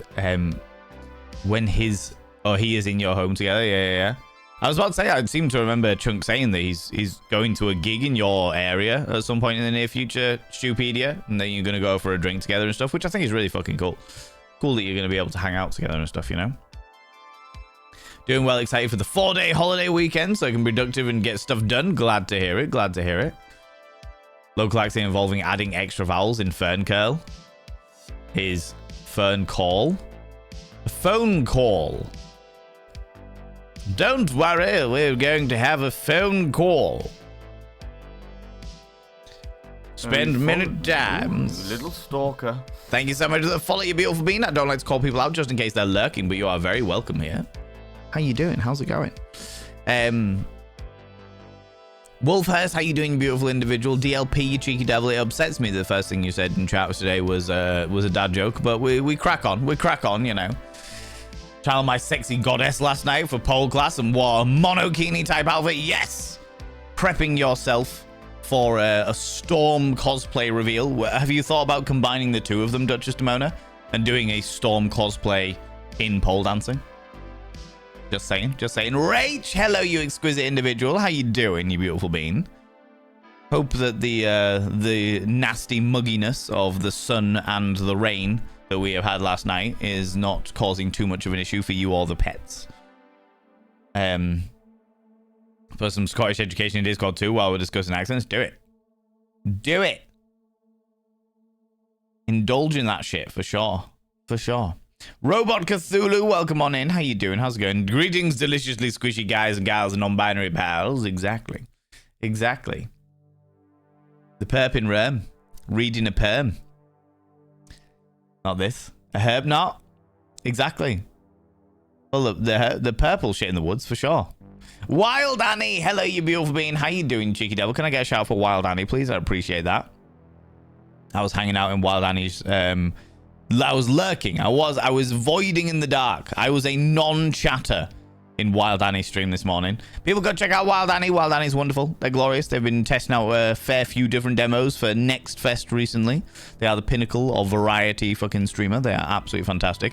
And they were gutted by that last one. They were gutted by Engine Fall, which I was surprised by. It seems like it was the kind of game that would be quite entertaining, but I think I'd gone to my dentist appointment. And I came back to you saying that the end of it was like actually ruined it a little bit for you, which I was gutted to hear. It was okay, but you lost you by the end of it. Yeah. Because I remember you starting it and then me disappearing off to the dentist and then coming back. And as I got back, you were talking about how there was an issue with trying to find something. You couldn't leave because you didn't have a mask, and then you got back to the place and had to refuel, and you were just like, I should have been able to do this before. Why was yeah, it sounds like there was definitely some hiccups with the respawning or something like that. That's what you were saying, some issues with the respawn as it currently is. But yeah, either way, friends, if you enjoy a variety streamer that literally plays every genre of every game known to humankind, then you will enjoy Wild Annie. You never know what you're going to get over there. It's great. It's a right little lucky dip, for sure. For sure. First D&D movie was a massacred cumsock. It really fucking was. It really was. The first movie is still better than Honor Amongst Thieves. Chandria, you are possibly the only person I have ever heard say that. Ever. In my entire life. Nobody has ever said that other than you. I haven't seen Honor Amongst Thieves though, so I couldn't compare as of yet. Unfortunately, the first D&D movie was so shit that it has kind of put me off all D&D movies from that point onwards. I have no urge, no desire in any way, shape or form to watch any Dungeons & Dragons movies. I don't care. I do not give a shit. You know? Nobody curling on the fern, except the perp, maybe in Rome. Alanis Morissette would be much funnier in Hull. Oh yeah, absolutely, for sure. Not starting politics, but I saw that Keir Starmer was trending. Keir Starmer is a wanker. It was trending earlier. It made me chuckle really, really hard. I mean, where's the lie? Where's the lie, right? That's not her Terry Joan Osborne, I think. Don't know. Lost on that one.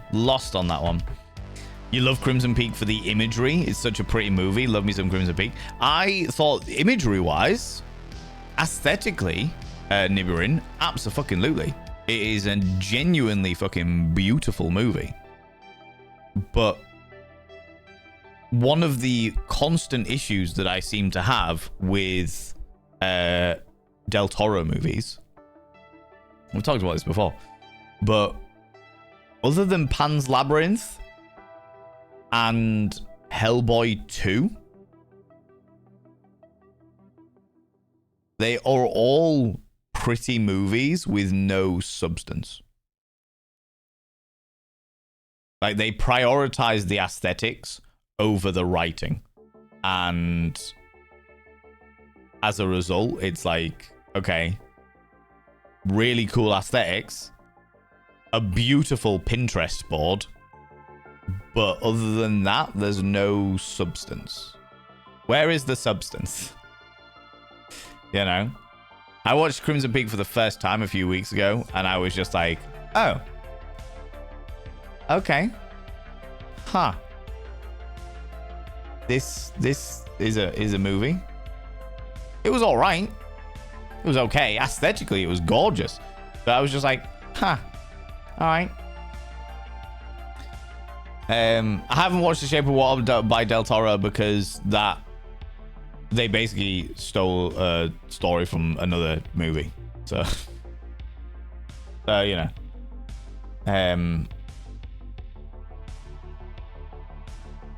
Honor Amongst Thieves is amazing though. Yeah.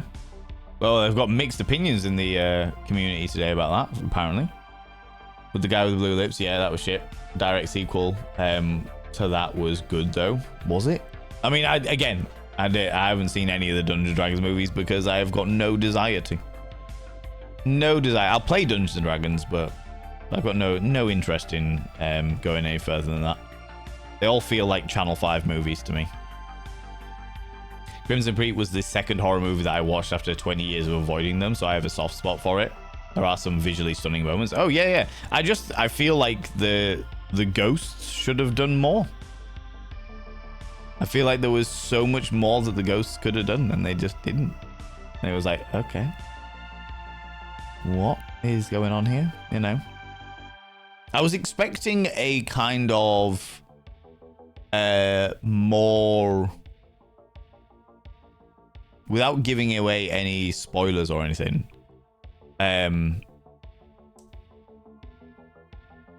some of the ways that the ghosts behaved in the Haunting of Hill House, I was expecting more of that in Crimson Peak, and I just didn't get any of it, and it was like, okay, see how it is.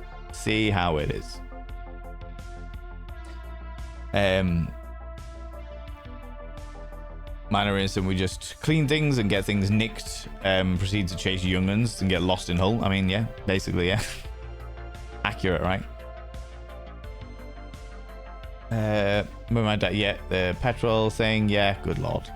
I drink caffeinated teas or coffees, but energy drinks don't make me jittery or anxious. That's good. I wouldn't say I get anxious, but I do get jittery, and I just start feeling really weird. You know what I mean? Another one for you, Patrick Swayze. Oh my god. Carry on my swayward son. Jesus Christ. Don't encourage this behavior. Sounds like kind of stupid shit my father would do. Example, wanting to see whether a bullet he found on a walk was live. Threw it in the fire. The hover up the glowing embers and then landed on the carpet after a small boom. Jesus, that is really stupid. That's real stupid, Rach. Jesus Christ. Yes, punished, yes. Why do I have to keep pressing subscribe every time I join? I thought it would have been enough. So Danae Galaxy, excuse me. The subscribe here is a different thing. So the way that subscriptions work on Twitch, like if you subscribe on YouTube, for example, that's like following, you know, like, so everywhere else, every other social media platform, you've got follow, which is follow on Instagram, you follow on Facebook, you follow on fucking TikTok, Twitter, the whole shebang. It's just follow. On YouTube, it's subscribe. Does the same thing, but it's called subscribe, which then confuses fucking everything else. To subscribe here on Twitch is to pay money, which you don't have to do. There is no obligation or expectation to ever subscribe. If you just want to come and enjoy the free content and like persevere through the 3 minutes of adverts every couple of hours, you are welcome to do so. Absolutely. But don't, if you are like pressing subscribe, you should only have to press it once if you are wanting to pay for a subscription, get ad-free viewing and all the other bits and pieces that come with a subscription. But don't just keep, like, you pressing it doesn't mean, it's not like following, as it were. Following on Twitch is like subscribing on YouTube. Does that make sense? Does that make sense? Does that work? If you need a clearer explanation, let me know, because I realize that it's quite convoluted. What's the difference between punishment and punishment? One you enjoy. Balance threatening was a good time. That's not really giving me any incentive not to laugh. Look, Major Jiggle. All right. One's butthole should not look like a punched orange, generally speaking. I know. I'm so bad at the game that I lose it 3 times a week. I know, at the very least 3 times a week. Every single time Stupedia or Dapper Cogsworth is in this channel, we all lose the game. They're just spiteful like that, you know? Exactly. Punched orange. I remember when Colo came in, my dear friend who is very much like they have a PG-13 stream. So a lot of it is very PG-13. A lot of the stuff that they do over there is very PG-13. Now, I know Colo very, very well. Very good friend of mine. But the day that they all raided in, they were like, excuse me, Val, can I ask what this emote is? And they showed this emote, and I was like, oh, okay. Let me just clear it up once again, just letting everybody know that has come over from Colo stream that this is an 18+ channel. You should not be here if you're under the age of 18. Just confirming all of that. All right, that's great. Okay, now I'll tell the story as to what spawned in this emote. This little emote. I will admit I'm a bit frustrated with myself in podcasters. I've managed to get all the moves that I learned down, except one, the cross knee layback. It's truly frustrating not nailing it. So determined last night that I injured my leg. Duchess Demona, what did you learn?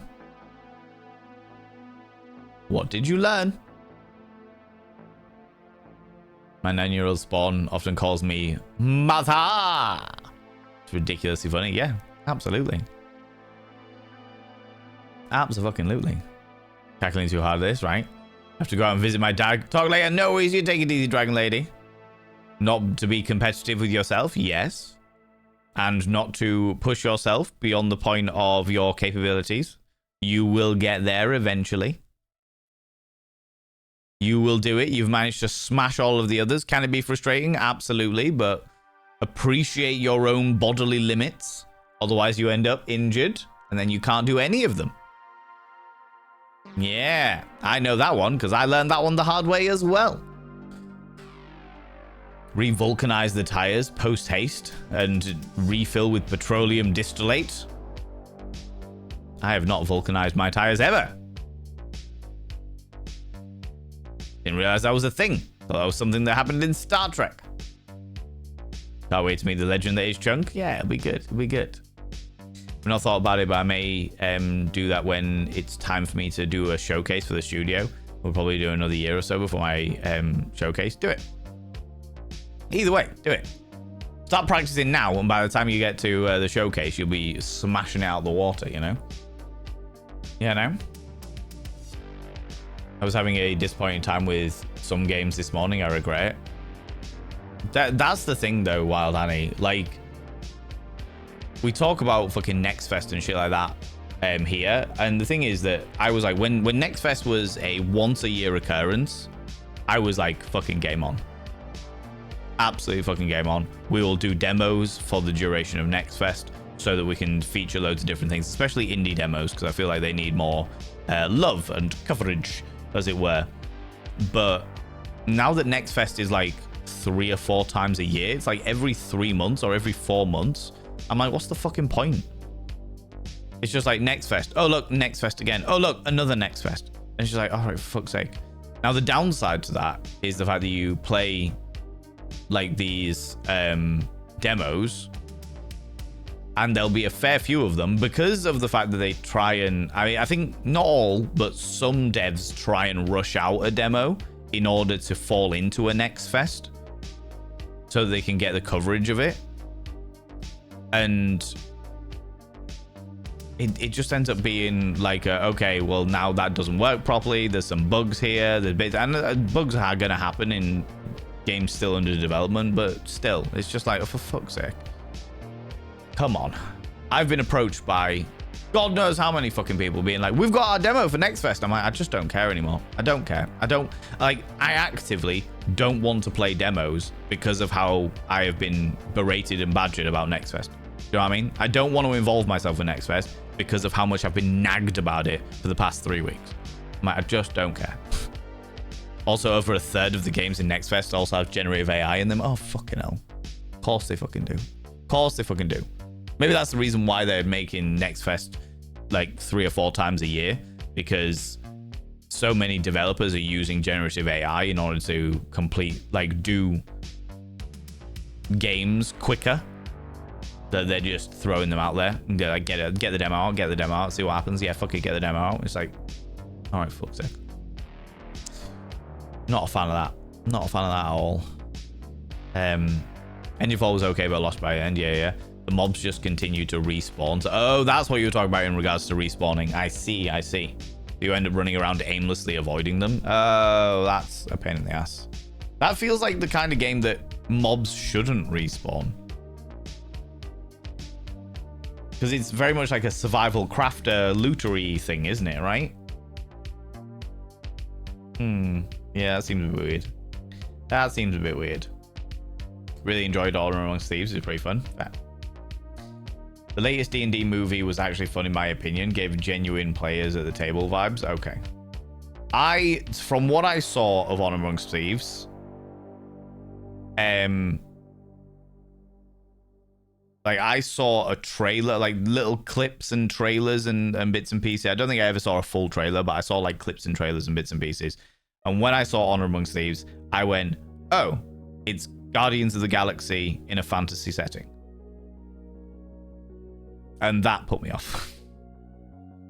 I think that's what really put the nail in the coffin for me. I was like, all right, fucking hell. All right, you're doing the same format as every other fucking Marvel movie that's happening at the moment. Sure. All right, cool. Okay. But that's my own prejudices going on there. Do you know what I mean? Rucha, hello, you beautiful being. How's it going? Great to see you today. Exam tomorrow, so a little break for me now. That's fair enough.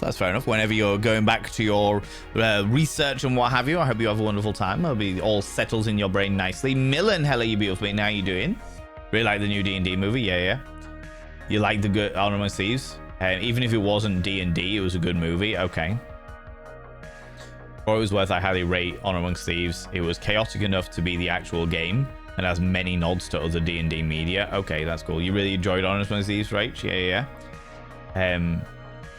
Reggie Page's character, the pompous, serious theater D&D kid, reminds me strongly of Prav. That's fair. Personally think D&D Honor Amongst Thieves was brilliant. A nice gateway for non-D&D players. Fair. Honor Amongst Thieves, you watched it in 2 days, Kiara.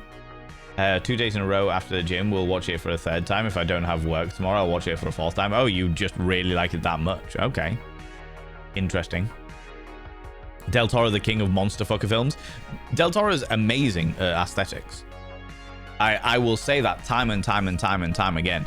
Del Toro does aesthetics in movies amazingly well.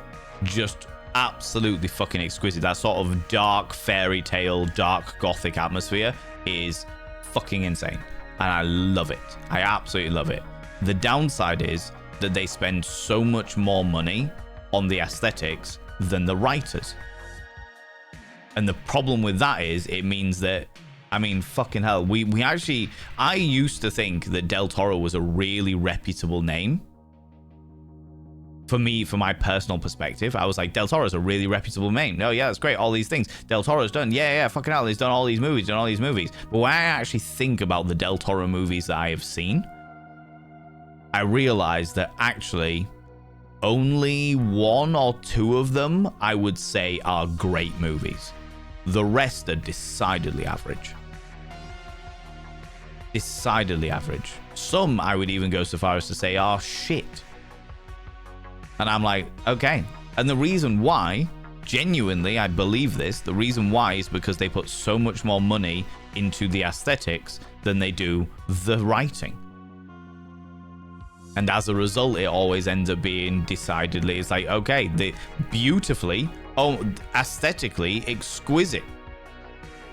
But the story is loose at best. You know? Pan's Labyrinth, fucking masterpiece. Hellboy 2, The Golden Army, genuinely an excellent, excellent movie. I think Del Toro also did Hellboy 1, if I remember correctly. I love those original, the Ron Perlman Hellboys. They were great.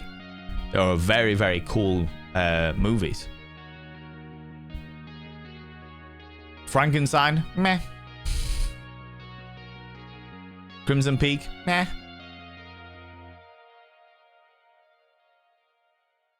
They're just like, alright, sure. Pinocchio, so shit. So unbelievably shit. It made me angry. That's how shit it was. It made me actively angry. Some people fucking love it, and I'm like, this is so unbelievably shit. Pacific Rim. I don't think I've seen Pacific Rim. It's not really my cup of tea. Transformers except fun. Yeah, you see the big mechs and stuff isn't really my thing. I haven't watched Shape of Water because the premise of it was pretty much taken from, was it She Creature? Something like that. I know that a lot of people fucking loved Shape of Water, but I also know that an awful lot of people absolutely fucking bum Frankenstein, and they think that Crimson Peak is fucking phenomenal. And I'm like, so far, these opinions have not succeeded in passing through, as it were, you know? Del Toro has admitted that he prioritizes the mise-en-scene over the plot, which makes me think that he shouldn't be a director and should be a set costume designer. Yes, I agree with that. I agree with that. I even watched the Del Toro curation, you know, the cabinet. Well, I watched some of the Cabinet of Curiosities because I got bored. The Cabinet of Curiosities is various different indie film studios making their own stories, like their own 20-minute, half an hour little movies, and Del Toro curating them all together, basically. And the first episode of the first one was fucking excellent until the end, and then the end ruined the entire thing. Ruined the entire thing. I was like, for fuck's sake, why? You had something so strong here, but you were desperate to show off, and your showing off has ruined, because there's basically a reveal at the end that displays everything about the creature that it revolves around. And it's like, okay, well, now there's no mystery around the creature, and therefore they're not even vaguely scary. There's no mystery, there's no allure. One of the reasons that made the Xenomorph so unbelievably scary in the first Alien movie was the fact that you'd never fucking see it. Until the very, very, very... In fact, even at the end, you don't fully see it. Even at the end, you know?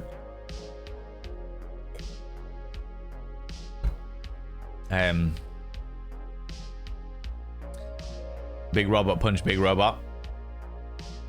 It does what it says on the tin. Yeah. You care about the humans in Pacific Rim. Yeah, it's all mechs. I'm not really bothered by it.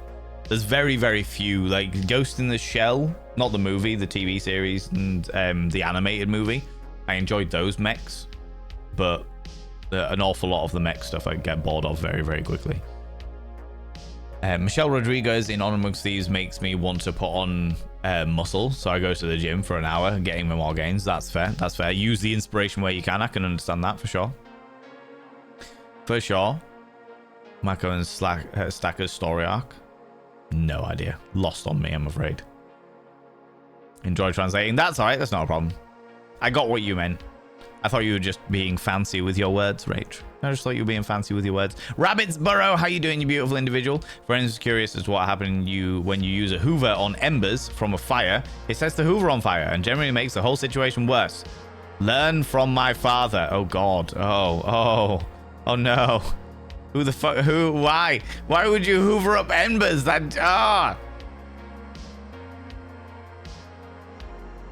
Oh wow. Oh no. Oh no. Turns it into an ember thrower. In the regards of it sets the whole thing on fire and embers are thrown everywhere. Yeah, maybe. My father became a Hoover thrower. Oh my God. You enjoy the punishment. It's all punishment, basically. Yeah. Why for want my bottle to look like he's been tangoed? We can come to some description of arrangement, I'm sure, Major Jiggle. I'm sure we can come to some description of arrangement. Grateful for the fact that I got my mum's intellect and my dad's creativity and not the other way around. Oh God, yeah. Fair. Touche. Fatigued and drained, I can't do anything. It's kind of me today. That's all right. Just take it easy. Take it easy. I am very sleepy today.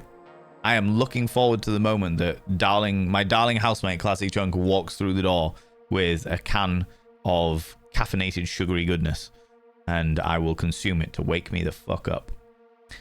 The issue now is that they are not demos anymore. They are alpha and beta tests that grab data from you for development and ask for feedback. What happened to all the demos of finished games? Yeah. That's a really good point, actually, Wild Annie. That's a really good point in reference to Next Fest. It's getting very... There's a direction that the gaming industry has taken that I genuinely believe is spurred on because of generative AI and the fact that it's making game development far easier, if immoral. And I don't like it. I don't like it. I don't like the... not necessarily the gaming itself, but the social dynamic that is following that. It's just a bit off. Bit off. Feels a bit icky to me. Very capitalist, nasty, horrible icky. Well, I tried Haskon hair stuff today and my hair is so soft. Very happy. Oh, I'm really glad to hear it, Terry MB. It's good stuff. It's good stuff. It makes me very happy in my little soul. Very, very happy in my little soul. Burn the slopperators. Absolutely. Engine Faller's extraction, excuse me, shooter, basically. You think given its instance in the game, the mods once killed would stay dead? You would think, yeah, for sure. Especially considering it's an extraction game. That seems a bit off. That seems a bit off. Trailer didn't do honor justice. Generative AI sucks. Come from the 3D and VSX industry and feel forced to at least learn comfy UI. If I want to keep marketing contracts, yeah, unfortunately, Tay-Cyber, that is the direction that I know many people in this community work in IT and are being forced to use AI, even if they don't want to. However, if you're a Catholic, you can say that you don't want to on religious purposes because the Pope has declared that AI is not good. You know, it was a good film regardless of the D&D connection. Even non-D&D folks could enjoy it. That's fair. That is fair. It just felt... I don't know, like I said, the trailer, or what I saw of the Dungeons & Dragons Honor Amongst Thieves movie did feel very Marvel. It followed sort of like the Marvel plot points. This is super serious, but we're going to shoehorn in humor every so often to make it all a bit lighthearted. And again, I haven't seen the movie. Maybe I will watch it because all of you seem to think it was much better than I am giving it credit for, you know. Did both the Berlin Hellboys. Yeah. I can definitely see his influence in the second one. I didn't realize he did the first one as well. I really like the first Ron Perlman Hellboy. very, very cool. And I have to say, so originally it was meant to be a trilogy from what I understand, the Perlman Hellboys. So you had the first one, the second one, and then there was meant to be a third one also with the same cast, directed by Del Toro. And I was genuinely looking forward to that. And then they binned it all off, sold the rights, and they brought out, what was the new one? It was a new Hellboy with a completely different cast, and it was pretty wanky. It wasn't like bad. I think it's one of those situations where the new one, the Harbor Hellboy, yeah, I watched it because it's Hellboy and I was intrigued by it. I watched it. It just didn't. It wasn't like a bad movie. It wasn't a good movie. It wasn't a bad movie. It was a decidedly average movie. But because of how bad, because of how good the other ones were, it just failed in comparison. Hellboy. Horrible. Oh, you followed me. Ooh, you little stalker. Thank you very much for the follow, you cheeky little devil. I don't like to call people out just in case they're lurking, but you're welcome here. Yeah, it was just 2019 movie. Oh, there's another one you say? Crooked Man? I haven't seen Crooked Man. Yeah. The 2019 one. It was just a bit... People are always going to compare them. This is the thing when it comes to these types of movies, especially cult movies like that. People are always going to compare them to what came before. And the Ron Perlman ones were so loved and genuinely excellent. They were very, very fun movies. The new one attempted to be dark. Wasn't it not as dark? No, I think it was the other way around, Sway. So Hellboy 1 and 2 with Perlman were... They took a really interesting look at monsters and extra-dimensional creatures and fantasy within our world in relation to, like, religion and the devil and bits and pieces. There was, like, cults and fae, and it was a very interesting mix of stuff that actually worked really, really well. The new one, the 2019 one, that doesn't have Perlman in, I think they tried to go dark. They tried to make it like a really, really dark version of Hellboy. And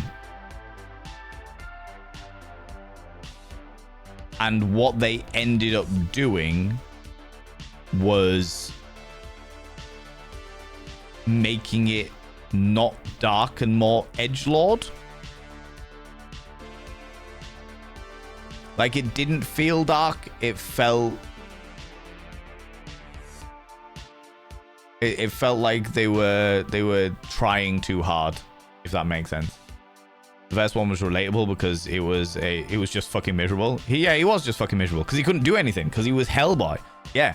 The first one was super relatable in so many ways. It was so good. I really liked it. I really, really liked it. Like you say, yeah, exactly. Hellboy is an already loved comic, and I'm really out of the comic world. I really, really struggle with comic movies and comic series and stuff nowadays. Although saying that, I've started watching Punisher, the TV series, because that isn't very comic-y. It's not comic-y at all, and it's an anti-hero, and there's no fucking superhero shit going on there, which I quite like. But yeah, Hellboy 1 and 2 were very loved. Very, very loved by the alternative community and what have you, in the comic community. But I love that. 2019 Hellboy was a pizza cutter film. It was all edge and no fucking point. Yeah. Yeah, the other thing that didn't work for it, and I genuinely think it fell down in, is the fact that the villain in that movie was a witch. As a result, it was like, here's some condemnation against women. Here's some witch trial shit. Here's some let's shoehorn in a little bit of feminism, but not because we actually believe in feminism, but because of the fact that we need it for a plot point. And there wasn't like many creatures,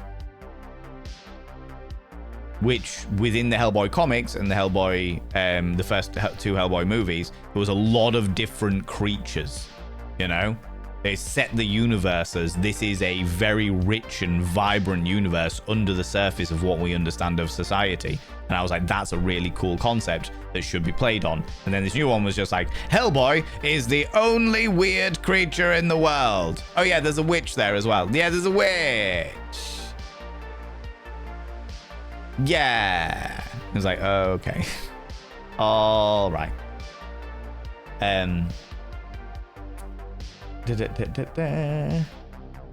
Pix, how you doing? How's it going? Coming in with a 245 stream streak in a row. Good lord.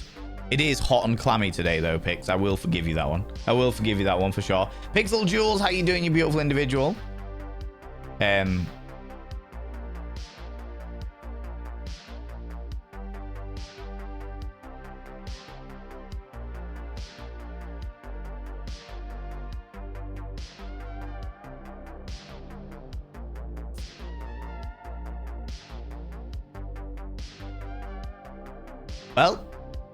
Well, you all saw that.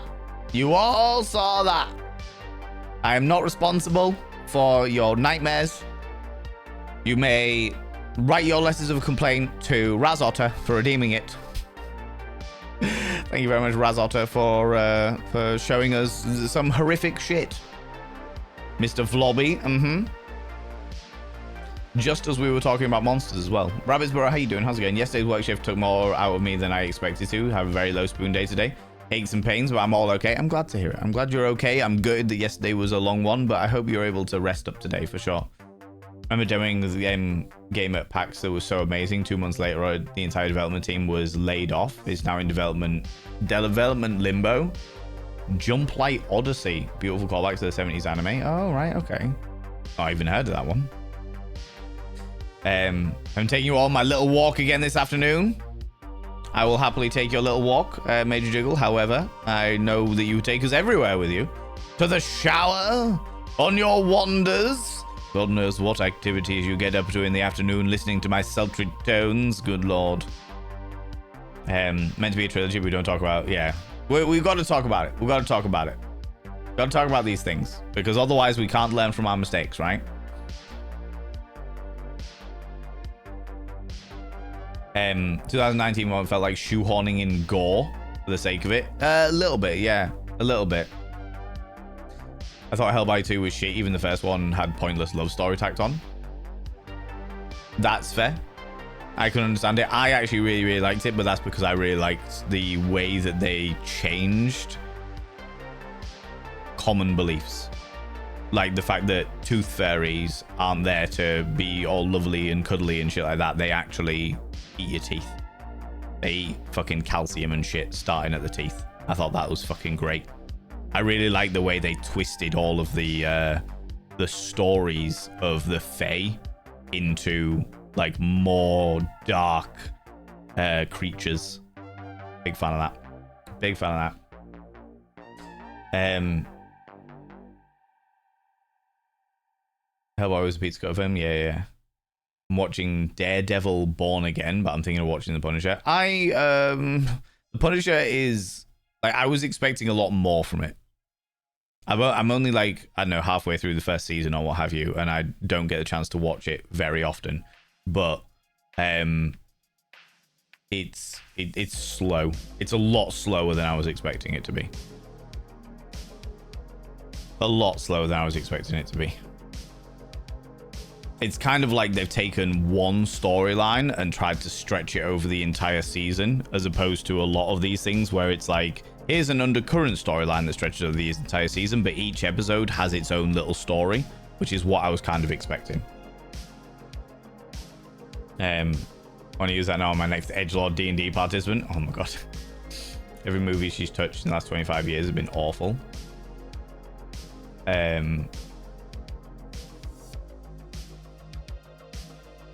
Oh, fuck, you literally said it a second ago.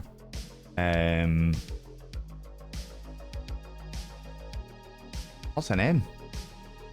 Yeah, that actor, that performer. Jovovich, yeah. The thing is, I don't think that she is a particularly bad actor. Mila. I don't think she's a particularly bad actor. I think that she goes where the money is, and she has been typecast for tongue-in-cheek, cheesy as fuck, pseudo horror movies. The first Resident Evil movie with her in it was quite fun. It was very cheesy, but it was quite fun. And then they just would not let it die. Very much one of those movie franchises that suffered from the leave it the fuck alone. Why are you doing a million different things? Why can you not just leave this storyline alone? Make it a trilogy and fucking end it. As opposed to, oh, right, okay, we've got Resident Evil 2,000,004. She strikes again. Now she's got an umbrella for her nose. You know, it's like, get over yourself, you know? But I don't think that's necessarily her. I think it's just because of the way that she gets typecasted. Then with DC movies, nobody expected 2022 Batman with Robert Pattinson to be this good. Yeah, it was so much better than any of the Justice League movies. But then again, different directors. When directors played so well, yeah. I also think that worked really well. I mean, I haven't seen that movie, but I've heard lots of things about it. I think one of the reasons that worked so well is because they actually set it in the 50s when the Batman comic came out. They didn't try and modernize it. They were like, right, we're going to go Rob Pattinson, sure, fine dandy, but we're going to set it in the 50s, which is Batman's era. Do you know what I mean? Thanks so much for the follow, you beautiful being. I really appreciate it. Don't like to call people out just in case they're lurking, but you're very, very welcome. Very, very welcome, you cheeky devils. Mila Jovovich, exactly. When was the last time you saw a good Mila Jovovich film? How does that one work? It was the first time I heard of it, but somehow sounds right. Yeah. I was about to say the issue is that Mila Jovovich was like fucking Fifth Element, excellent. Resident Evil, fucking the first Resident Evil, fun. Do you know what I mean? Played similar sort of characters. Like I said, I wouldn't say that she's particularly a bad actor, but she's been absolutely typecast in a very specific genre of movie, which she doesn't push herself. The directors don't fucking push her because all they really want to see is her doing the same shit over and over again, playing the same character in every fucking film. And it's like, well, she's basically made a day job out of all of the parts that she plays. Mila Jovovich.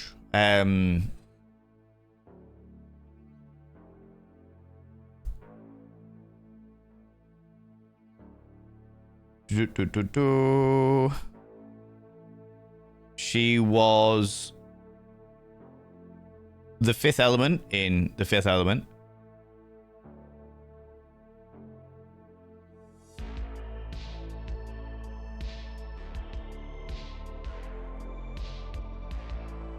Open image in new tab.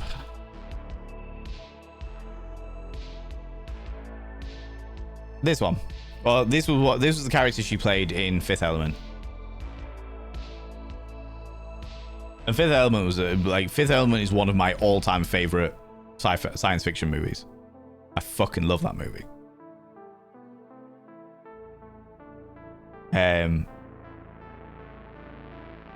She likes her action. She just plays the same characters.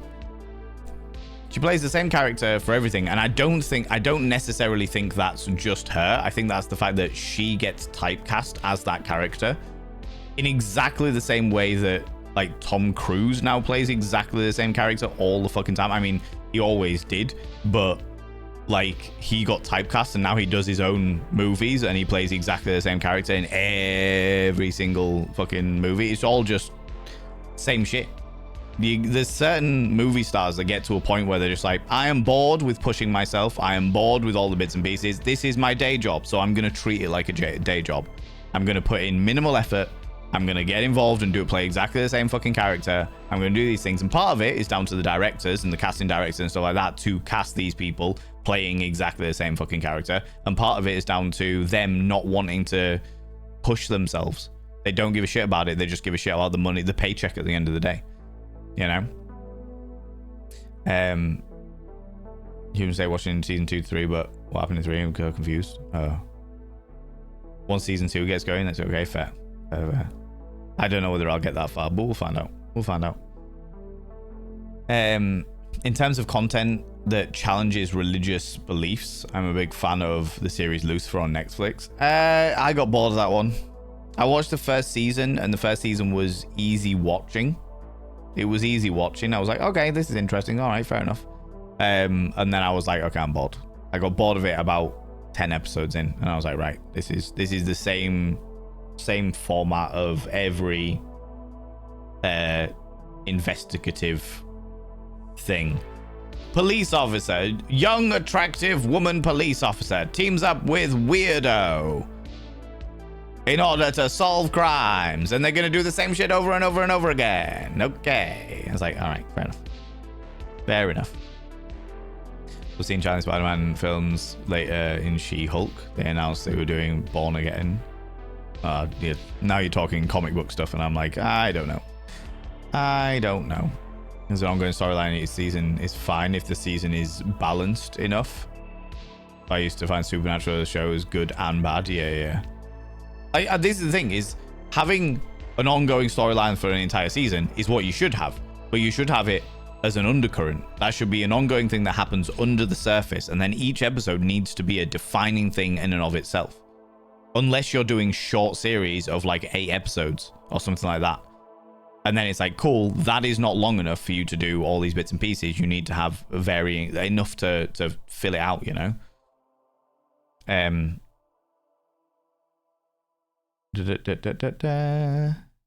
Recap, yeah. Zoolander. Fucking hell, I ain't seen Zoolander. I only saw... No, I did see the second one at some stage. Zoolander was fun. I don't think it's aged massively well. I think certain elements of Zoolander have not aged well. But it's doing alright. I am a meat popsicle, exactly. Are you human? I am a meat popsicle. Call her Lilu? Yes. Lilu Dallas. That was it. Lulu, that's the name. Film is benchmark for video quality. Whenever a new format comes out, good. So it should be. It's a great movie. Totally agree, Daredevil is by nature. I got bored of the Daredevil TV series. I get bored of these things very, very quickly. If there's not enough substance to it, I don't care. And this is what it really comes down to, and one of the reasons why I really struggle to watch TV and stuff like that is my brain works in mysterious and convoluted ways. And as a result of that, it means that I see a lot of shit happening really fucking quickly. I'm like, I know what's going to happen. And I work it out really fucking quickly. And then if it does that, I'm like, okay, sure. I don't feel any sense of, oh my God, I spotted that really early on. I'm just like, well, I clocked that. Not very inventive. Sure, that's fine. But yeah, if a storyline doesn't have a solid fucking writer that can create good fucking substance in each episode and in a series overall, then I just get bored. I just get bored. Like, all right, fine. I would rather be working. You know what I mean? People's paying to watch their movies. Yeah. Have you seen Valerian in the City of 1,000 Planets? It's kind of like Fifth Element. The name rings a bell. Valerian and the City of 1,000 Planets. Yes, I have. It was all right. It was okay. It wasn't as good as Fifth Element, but it was all right. It was okay. Maybe need to watch that. I heard so many bad things about it. Made me curious to see how bad it was. It was all right. It was all right. Yeah, it wasn't a problem at all. It was an all right. It was an interesting dynamic of space travel and space culture and society and stuff like that. This translates to Precious Stones of the Earth, Defender of Light, and the Honorable. Oh, my lordy. Oh, wow. Yeah, is that the full name of Lilu's name? All right, okay. May suggest an anime for you. Full Metal Alchemist Brotherhood is superb. Oh, I've seen it. Seen it. Oh, God, yes. I watched Full Metal Alchemist, and then I watched Full Metal Alchemist Brotherhood. Brotherhood is infinitely better than Full Metal Alchemist, in exactly the same way that Hellsing Ultimate is infinitely better than Hellsing as an anime. Right, friends, I have snoozed the adverts as long as I possibly can, which means that I need to I have no choice. I need to show you the games that we have available for this afternoon. I've snoozed them all. It will not allow me to snooze them anymore. Yeah, subscribed. Most kind. Mr. Hyde, I'll do this after I have done this stuff, because I literally need to do this. This night.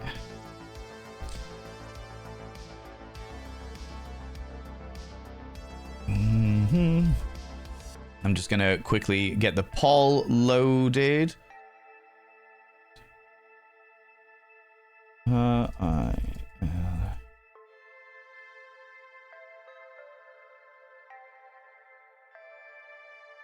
And then finally. Okay. So, friends, we're going to go through the games that we have available for you today. First on our list is Ravenous Devils. This is like an organizational survival bunker scenario, but involves cannibalism and wanton murder. If on a Winter's Night for Travelers, this was a game that we started last week, and we will probably finish it this week if you would be interested in that. It does have quite a few triggers in there in regards to suicide and insanity and a variety of other bits and pieces, but we're 2 chapters through, and I think we've got 2 chapters left to do. Very interesting game, if a little bit convoluted. Call of the Elder Gods, which is the continuation from Call of the Sea. We've not played Call of the Sea, but this was bought for me by a community member, and it's apparently very, very good as well. Pathologic 2. This was a game that's been in my library for a significant period of time, and recently has been reminded, like Qualia, in fact, in chat, has reminded me that it exists and was like, I would be interested in seeing you play that. So I was like, cool, I'll put it on the vote. And finally, a new indie horror that I recently bought called Last Report, which seems to be an interesting pixel-based Cthulhu wanton scenario. It looked really intriguing, where you are basically a night forest ranger, and you have to like do reports and bits and pieces while Cthulhu things fuck you up, basically. So, Last Report, Pathologic 2, Call of the Elder Gods, If on a Winter's Night for Travelers, or Ravenous Devils. Those are your options, my dear friends. And the adverts are about to run, but I will start the poll. So the poll is now above you. You get to pick any of those ones that you want. By any stretch of the imagination, you get 1 vote. It'll last for 5 minutes, and the adverts will run for about 3 minutes. Astro Girl, come here, cheeky devil. What do you like claiming cheeky kisses? Mr. Hyde, you beautiful individual, I will come back to you momentarily. I'm going to do the adverts first because I literally can't snooze them anymore. But as soon as the adverts are done, you beautiful bean, I will do your usual bits and pieces on the mirror. Okay, thank you so much for the subscription. I appreciate that. So friends, get up, have a stretch your eyes, look at something in distance, then look back again, grab some kind of beverage, hot, cold, or if the time is permitting, flamboyant as fuck.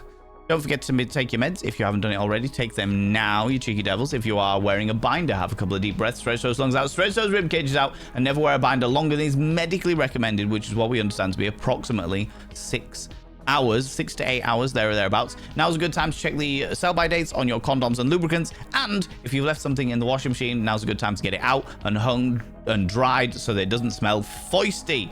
There will be 3 minutes of adverts running very, very shortly. I'll be back momentarily, you cheeky little devils, when we find out what kind of interesting game we're going to play today. Yes. The results are in, my dear friends. We have got 42% of you wanting to do more If on a Winter's Night for Travelers. 26% of you want Call of the Elder Gods, 13% of you want Ravenous Devils, 10% of you want Pathologic 2, and 10% of you want Last Report. No worries at all. All right. Right, before I do anything else, how's it going, Alec Wallace? Hello, you cheeky devil. Also, Mr. Hyde, using your 200 little panderings to do the take your meds thing, that confused the fuck out of me, friend. That absolutely confused the fuck out of me. I was so confused because I was like, literally, I went in, I had some of my my wonderful chocolates, and I was like, num, refill my water, all fun and games, and then I was like, somebody's talking on my, somebody's talking. What? What's happening? Has like a stream opened up out of nowhere? Has stuff happened? What is occurring? I'm so confused. I was very confused by what went on there. Very confused by what went on there. But Mr. Hyde for the... Oh my god, and Alec Wallace as well. Excuse me. Mr. Hyde for the 23 months at tier 1 and Alec Wallace for the 36 months at tier 3. Oh my giddy aunt. Giddy aunt, I tell you. Streaking while Van can't see it. I know, outrageous. Teasing away there as well. I should inscribe your name on the mirror vein, Mr. Hyde.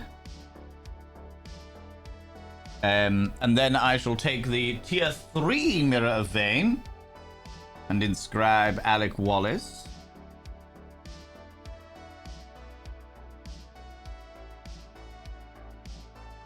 Alec Wallace has been inscribed on the tier 3 mirror vein. Mr. Hyde has been inscribed on the tier 1 mirror vein. Both of you being paid subscribers. Mr. Hyde taking us one step closer to the 60-40 split, and Alec Wallace taking us 6 steps closer to the 60-40 split. By having your names upon the mirror vein, it means you get access to my personal Snapchat, not a bum Snapchat, you cheeky devils.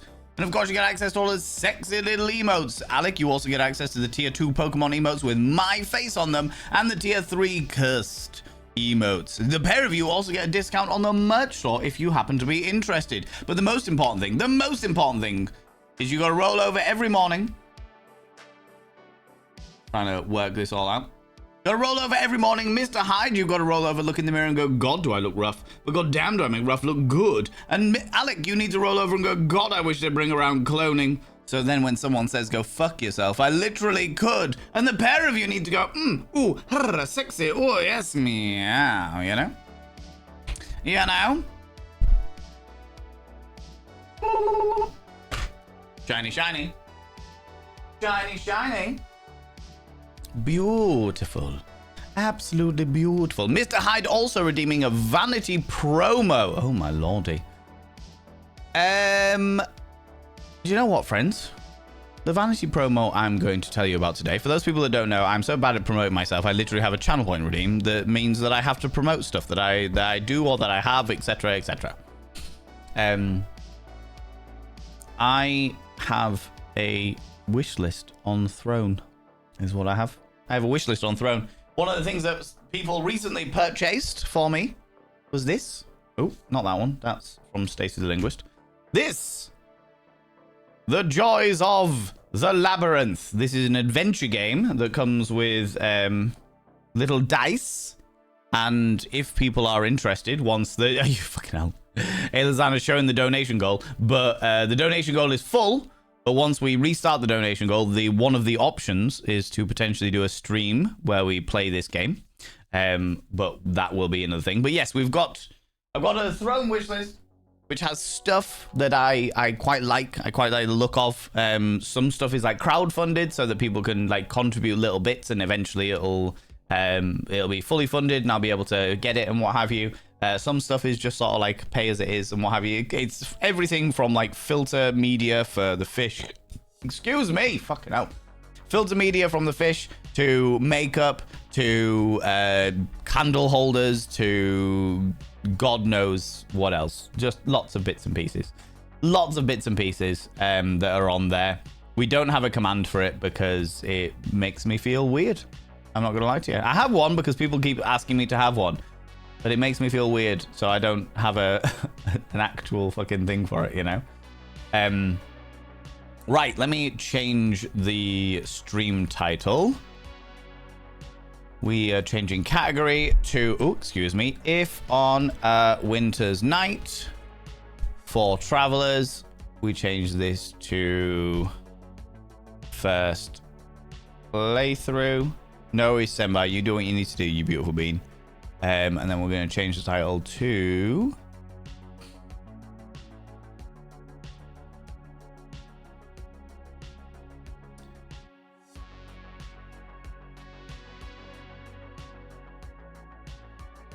Tickets, please.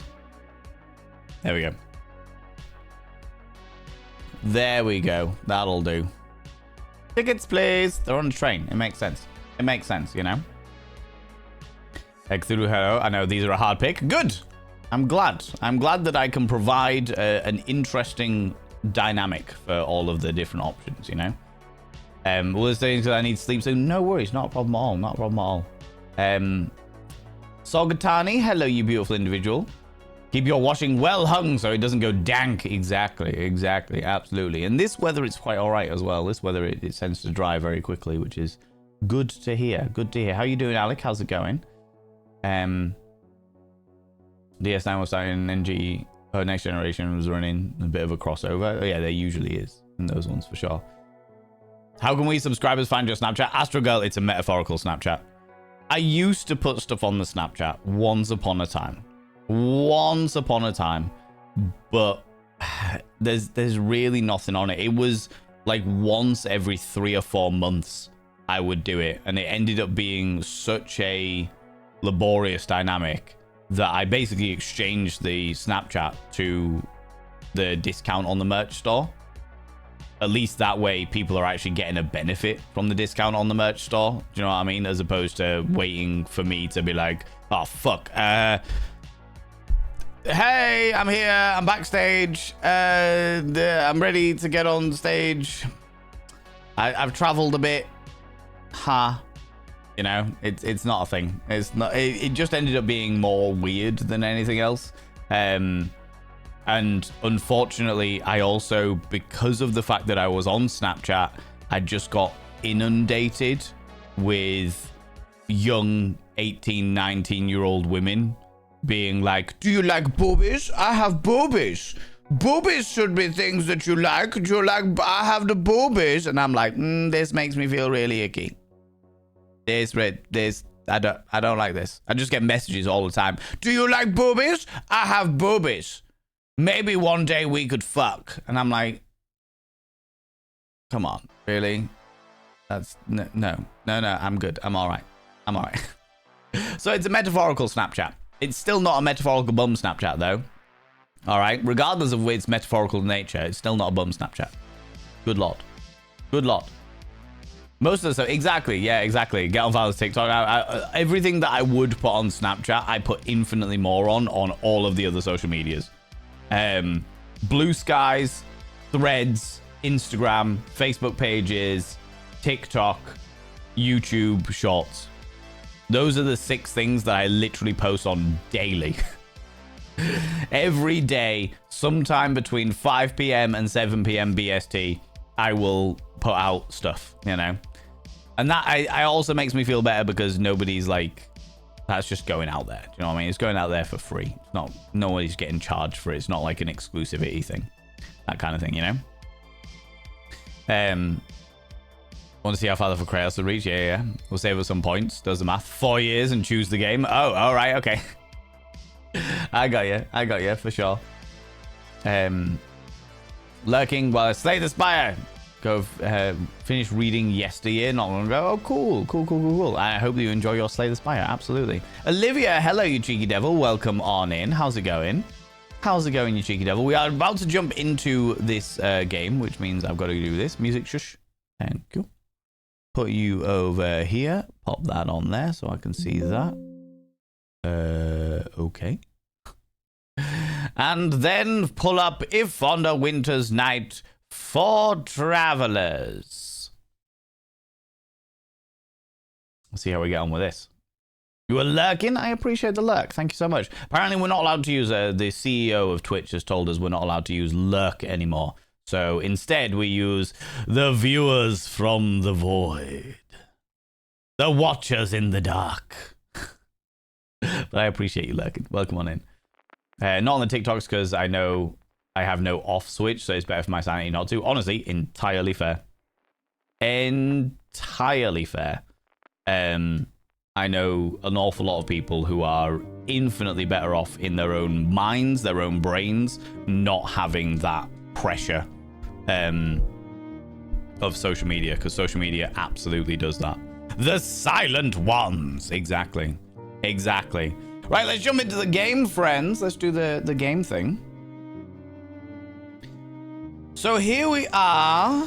Here we are again, my happy-go-lucky chums, on If on a Winter's Night for Travelers. We have done 2 chapters of this game so far, and I believe, given there's 4 characters, that we'll probably end up doing the last 2 chapters now.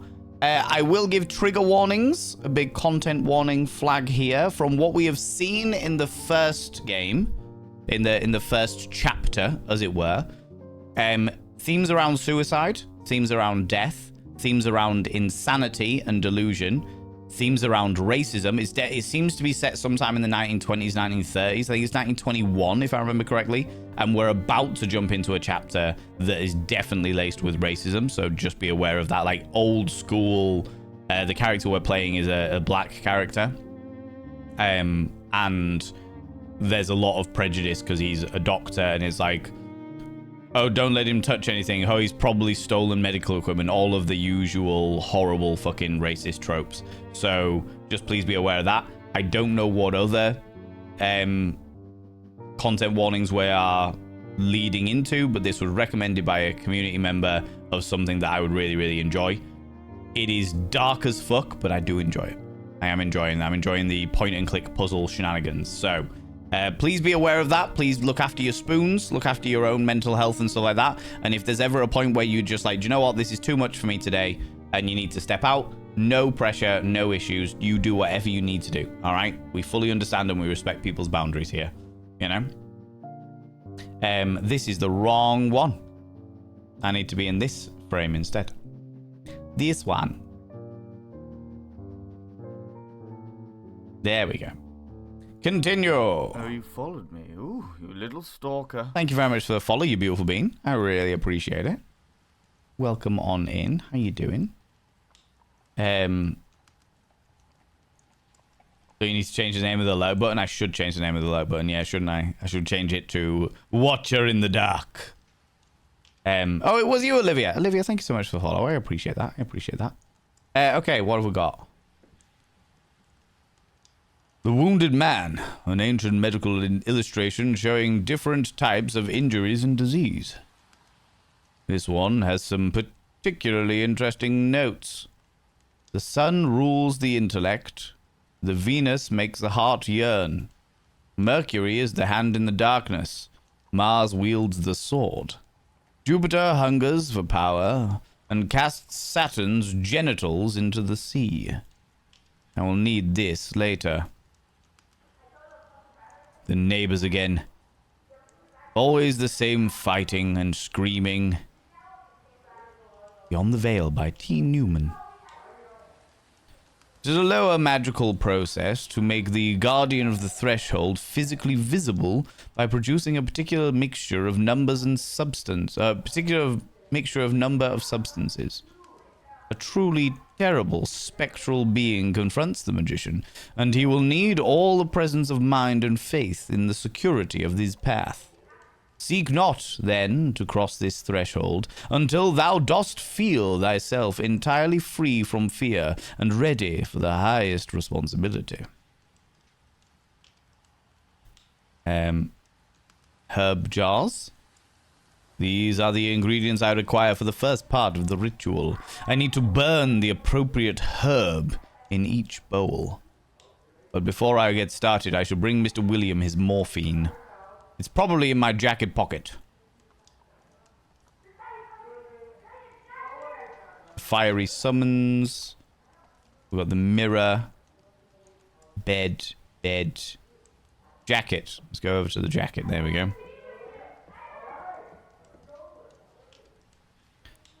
I should take it to him before I get started.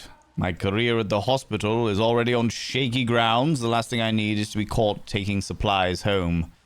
But his tuberculosis is terminal. And this is the only thing I can grant him that can grant him some relief at this point.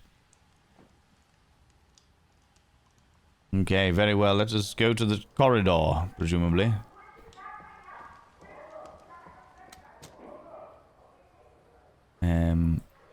What have we got? If I remember correctly, there's a...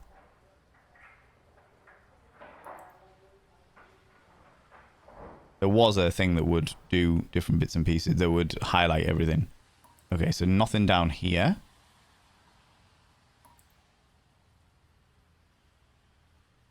The Johnsons are always fighting. One of these days it will end in tragedy. I tried intervening once, but they almost beat me up. Some things never really change, even here. Okay. Your voice works so good at reading this. Thank you very much. I like doing the different characters. I'm a big fan of different character voice work and stuff. I am not a voice actor. I'll do like voice acting in this, and I'll do performance with stuff. Here we go. Good evening, Mrs. Oh, good evening, Mrs. Williams. Dr. Samuels, I'm so glad to see you. I was worried you wouldn't come. I apologize. I got held up at the hospital today. How is he doing? Not good. Not good, Doctor. He can't barely breathe no more. And that cough ain't never been like this bad before. Oh, she's slightly common. Okay, we'll change it. Do you think he's... I'm so sorry, Mrs. Williams. I wish I could do something.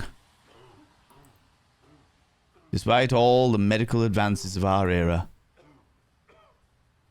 consumption is a battle we have yet to win. But this will help with the pain, at least. Thank you, Dr. Samuels. Bless your soul, thank you. No need to thank me, Mrs. Williams. It is my sacred duty. As a doctor, go to him now. He needs you. Yes. Yes, of course. Thank you so much. Good night, Mr. Samuels. Or Dr. Samuels. Bless you. Bless your heart.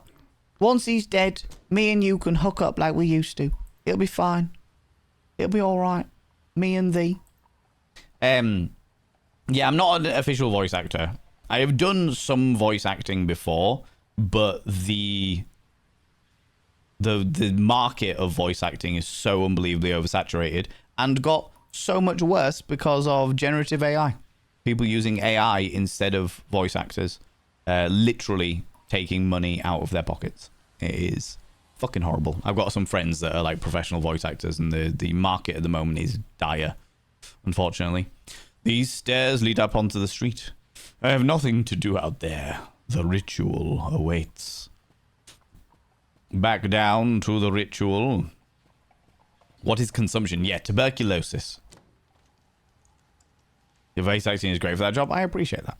I mean, I like doing these kinds of games where I get to read out and become like a bit of a voice actor myself. And I've done some before, but I'm not like a professional voice actor by any stretch of the imagination.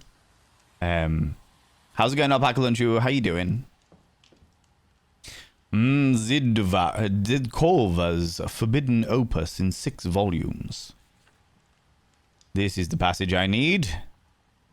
The sun burns in golden flames. The violet mantle shall devour Mercury.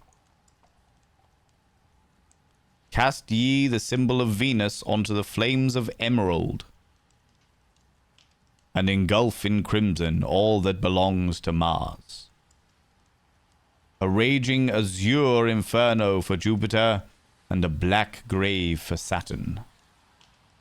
I think I have it memorized now. I hope it's going to tell me, because this is a lot of reading. And I sometimes hear them talking of terrible places in my sleep. I try to write down as much as I can when I wake up. There's so much that I am missing. A chapel in the wilderness, fire among the moaning trees. A theater, a dripping blade, the hateful whispers of the dead. A sunken library where memories are drowned and voices from the past echo in the darkness. What does it all mean?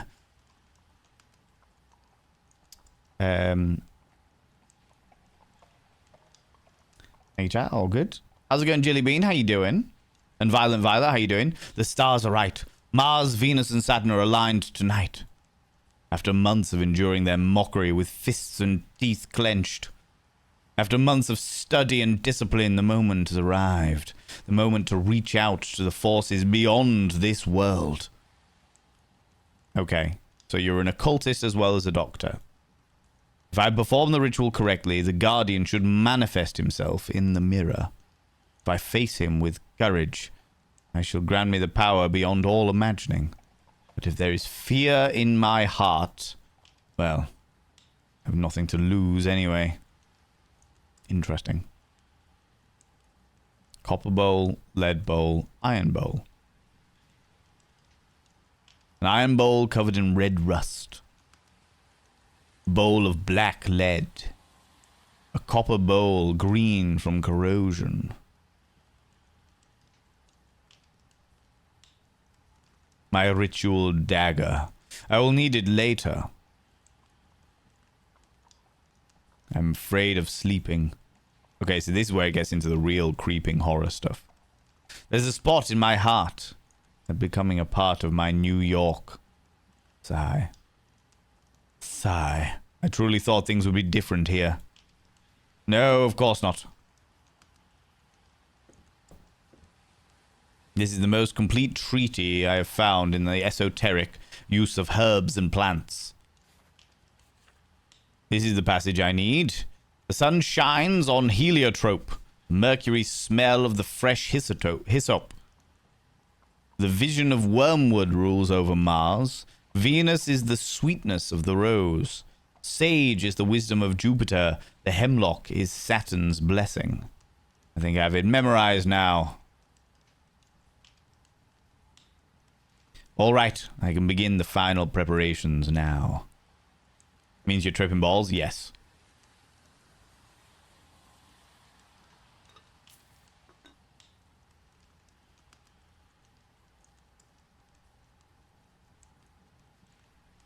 I mean, I picked one because I'm not familiar with what I'm meant to be doing, so fucking hell.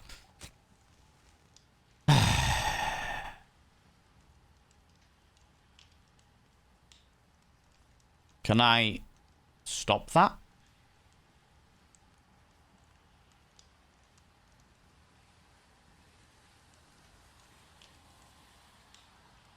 I was just reading. I wasn't paying attention to any of the shit. I'll require this later, but first I need to place the correct herbs in the bowls in order to line the gate. Okay. Number of substances. Truly spectral. Being confronted by a magician will need the presence of mind and faith in the security of this path. Seek not then to cross the threshold. Thou dost feel entirely free from fear. Okay. Right. Ritual dagger. Fiery summons.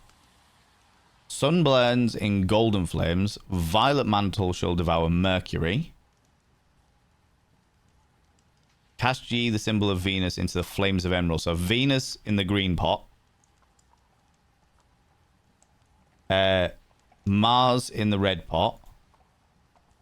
And Saturn in the black pot. Venus, Mars, Saturn. So Wormwood red pot. Rose green pot. Hemlock black pot. So we've already fucked it up.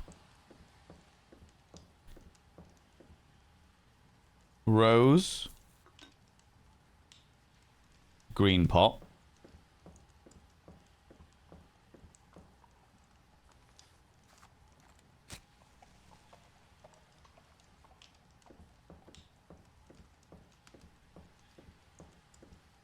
Wormwood, black pot.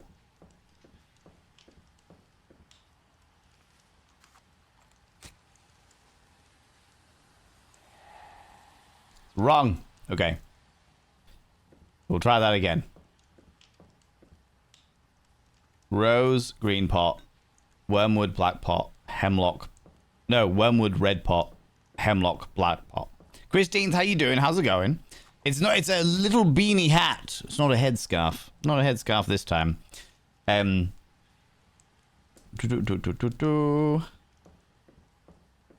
Wormwood.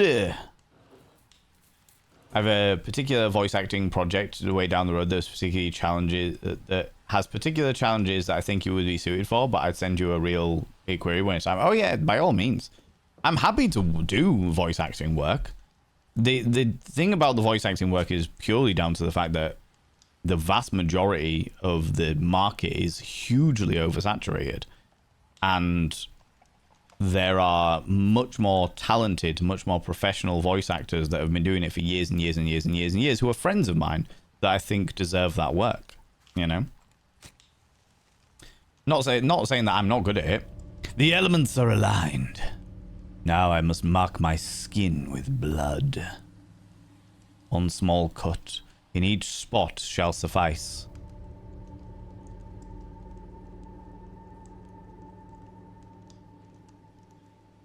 Each spot. Mars, Venus, Saturn. The sun rules the intellect, so heart.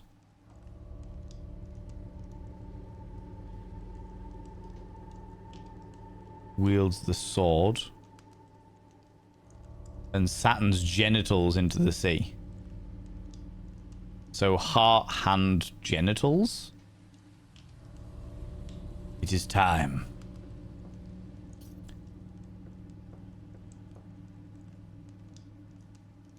Flesh, flesh, flesh. The Wound Man. Actually, keeps in nicely. It does that. May I direct your attention to my humble request in mod chat? No worries though. We can certainly have a look at that. Am I having doubts? No, I don't want to do that. I wanted to...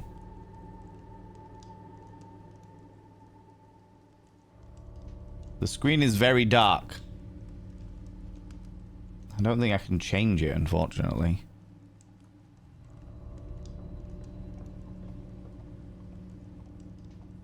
How do I open the pause menu? Tab? No. There we go. Okay. No, there's just audio and text speed. Save game.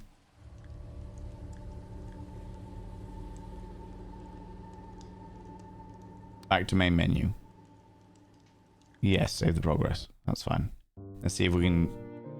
No, I forgot there's no fucking options in the main menu.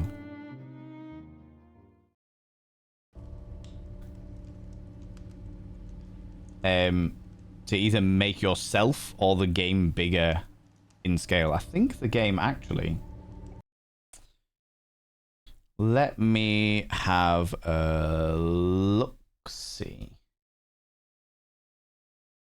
I believe that the game might actually work on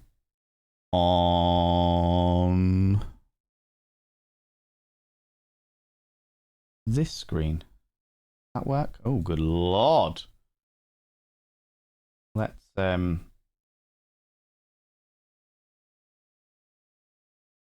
change that because I am... Oh, hello.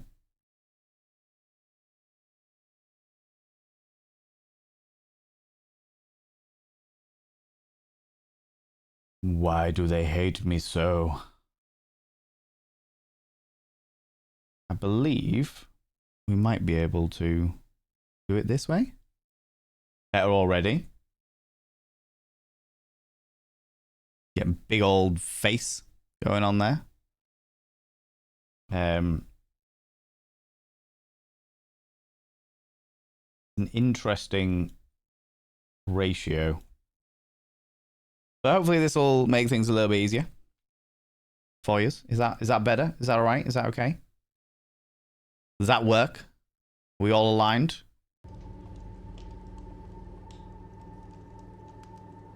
Okay, so this slightly off, but it shouldn't be too much of a problem. Shouldn't be too much of a problem. Auntie Kim, how you doing? How's it going? Looks dark and cozy game. It's definitely dark. I wouldn't say it was cozy. The content warnings definitely involve insanity, delusion, suicide, occult ritual dynamics and what have you. Now we get to see the yellow of the shirt. That's cool. That's all right. In which case, VODs people. We should have done this last week, but we didn't. Or last time we did this, you know. Wormwood, do I have to get the absinthe? I wish for sure. Fucking I haven't had absinthe in a real long time. I haven't had absinthe in a real long time. It's just game design. Better already. Nice ratios. We can work with that. If this is better for you, then absolutely. The game dynamics are a bit odd, but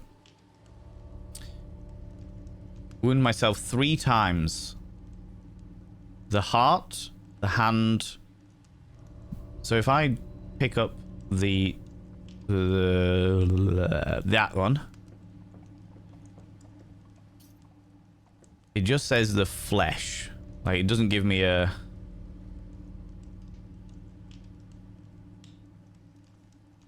Aha, there we go.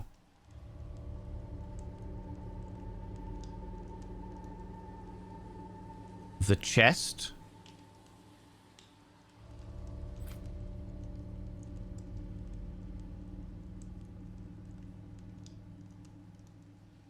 The right hand to hold a sword, yeah, right hand.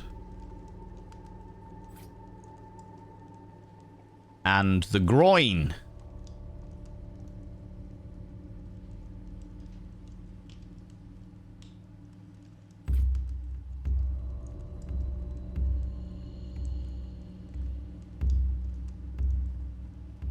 Ooh, the atmospheric music here.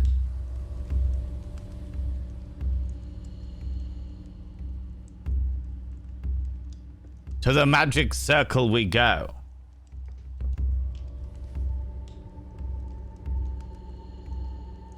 Oh, the okay, I'll deal with it in a second.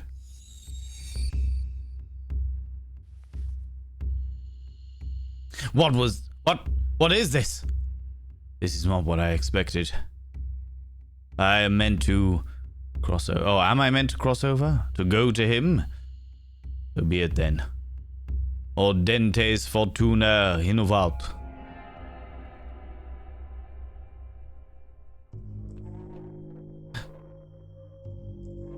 I've arrived.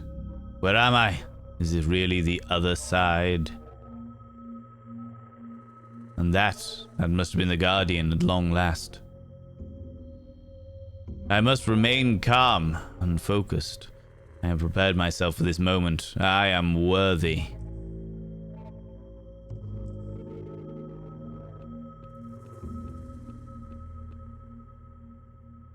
He's saying that the moment has come. O great keeper of the gates, guardian of the threshold, I beseech thee, hear my plea. I have opened the way. I face thee without fear. Soil, bitter blood, void price. Putrid, rotten price, price taken, scorn price.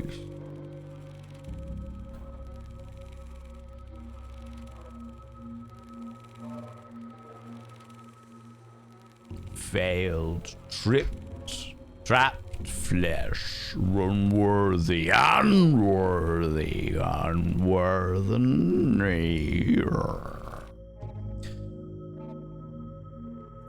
My name is Jordan Samuels, and I seek knowledge. Oh, I see what you mean. All of my options are now off the screen.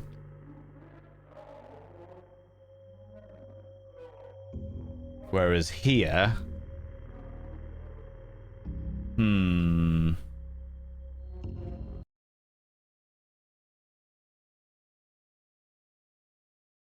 What happens if we...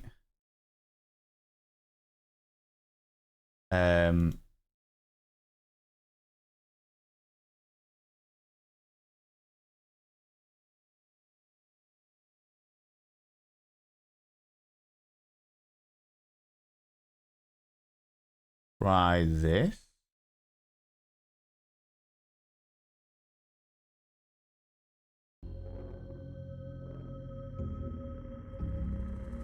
Okay, and then...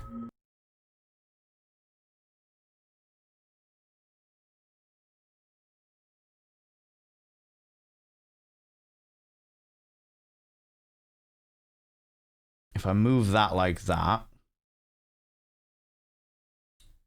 and then move me...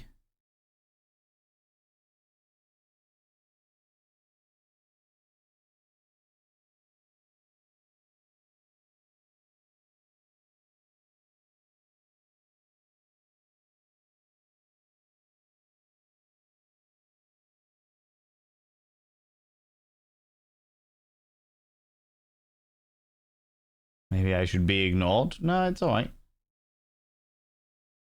It's a really odd...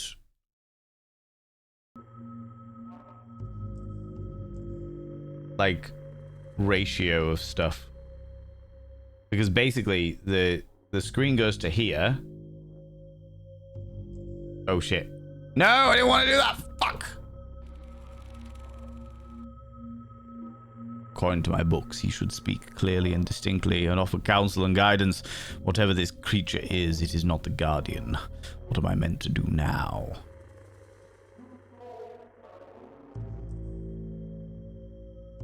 I don't want to speak to him anymore because I've already fucked it up. Ah, God. Never mind. Or Dentes? Yeah, apparently so. Apparently so. El Dente, yes. Where am I? What is this place?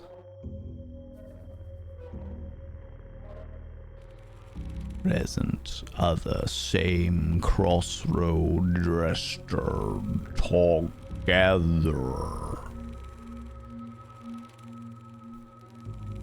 All converge, time, possibilities, moral both.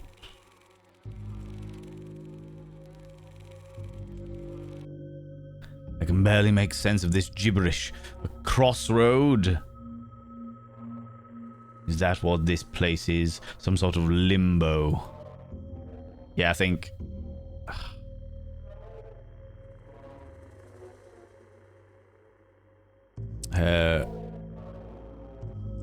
why is the Guardian not here? Right, hold on.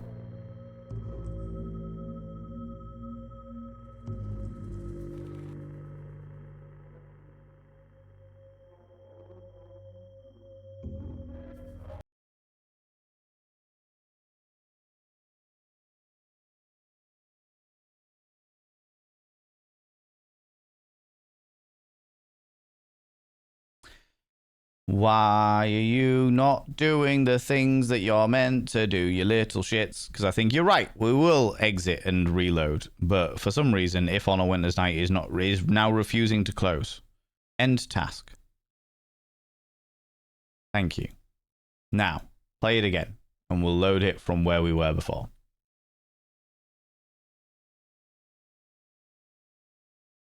You asked for healing. Very good. I wasn't aiming for healing. I wanted knowledge. That's what I really wanted. I wanted to go for the knowledge scenario, you know?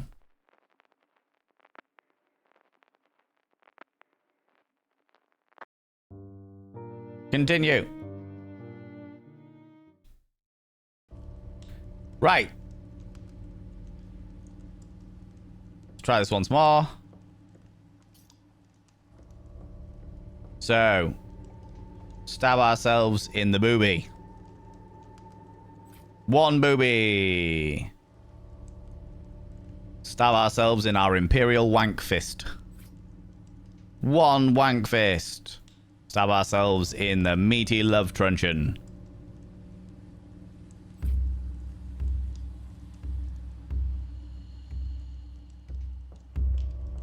Enter the circle.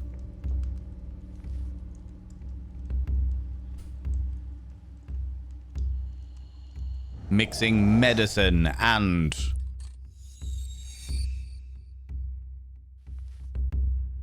the occult. What is this? This is not what I expected. Am I meant to cross over? Go to him? So be it then. Audentes fortua uavat. Dedication to the ritual, I respect it. Exactly. Exactly. Where am I? Is this really the other side? And that must just be the Guardian. Long last. I must remain calm and focused. I am prepared myself for this moment. I am worthy. Okay. What else have we got in this room? The window. The light is sickening. Nobody has slept there in a very long time. Bed. Mirror. Looks like there is no going back through here. Very well. Oh, scribbles. What have we got here? These look like notes. Is this my handwriting? How can this be? I do not remember ever writing this. I have given my memories away to the waters. I barely remember who I am. My soul is a scorched, blackened stump, all my acts of kindness undone. I do not know what they will demand of my body. I fear this has all been for nothing. But I cannot turn back now. God help me if he still remembers my name. Strange. So this dude on the wall is our character. That's my guesstimation. The moment has come. O great keeper of the gates, guardian of the threshold, I beseech thee, hear my plea. I have opened the way. I face thee without fear. Soil, bitter blood, void prize, putrid, rotten prize, prize taken, scorn prize, failed, trapped, flesh, unworthy,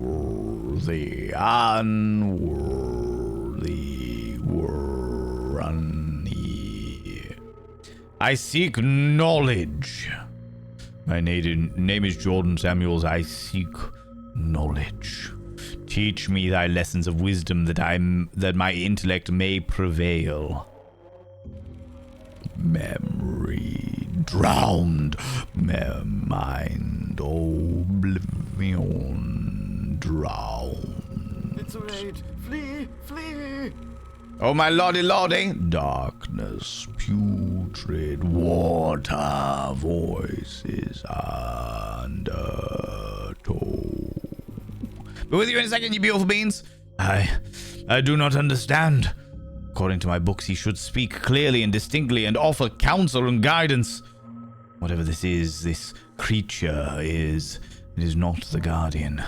What am I meant to do now? Okay, now before we do that, ladies and gentlemen, all gents outside between, delve deep into your bits of popcorn and throw them at the raiders, throw them at these cheeky devils. Look at these people coming in here. I mean, really, could you even imagine? Who do they think they are? The absolute audacity, the scandal, The preposterousness. My God. Fortune favors the semi-hard. Exactly, Christine. That's the only way it works, right? That's the only way it works. How's it going, Abby Stabby? How you doing? You made 2 more goblins. I need to start putting all of these into, like, alerts and stuff like that. I need to start working them into alerts. Can I tap out of this? Yeah, I can. Okay, cool. We're good. We're good. I love this. Let me pull this over here. Open media link there. And then... Oh, do you know what? I can do it separately. There we go. Got 2 more cheeky little devils. First of all, before I do that, welcome on in, you beautiful individuals. Friends, go and check out my dear friend, Abby Stabby Art. Abby Stabby Art is the mother of Monty, mother of the vast majority of our emotes and our merchandise. A phenomenal artist. If you are a streamer yourself, I strongly recommend them as an emote artist because they're just wonderful and glorious and spectacular, and they deserve all of your love and attention. Abby Stabby, thank you so much for bringing your beautiful people in here. Friends, if you're new here, 2 things you need to know about this channel. 1, not allowed to apologize. Instead of saying sorry, try saying thank you. Instead of saying sorry, I'm late, say thanks for waiting. Instead of saying sorry, I'm such a burden, say thanks for being there for me. It'll make you a much more positive individual. 2, if you're under the age of 18, I have to ask you to leave.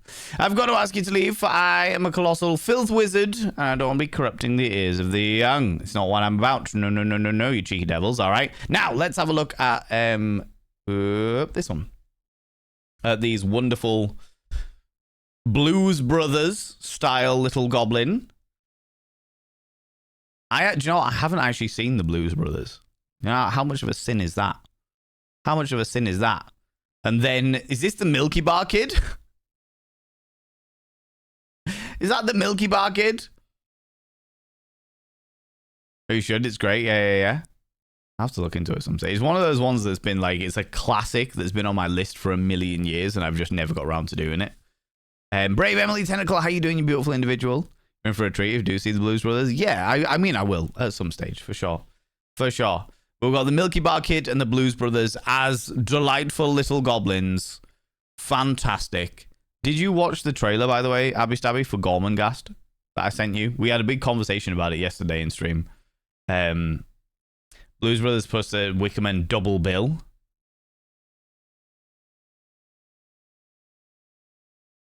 If I have seen The Wicker Man, it must have been fucking years and years and years ago.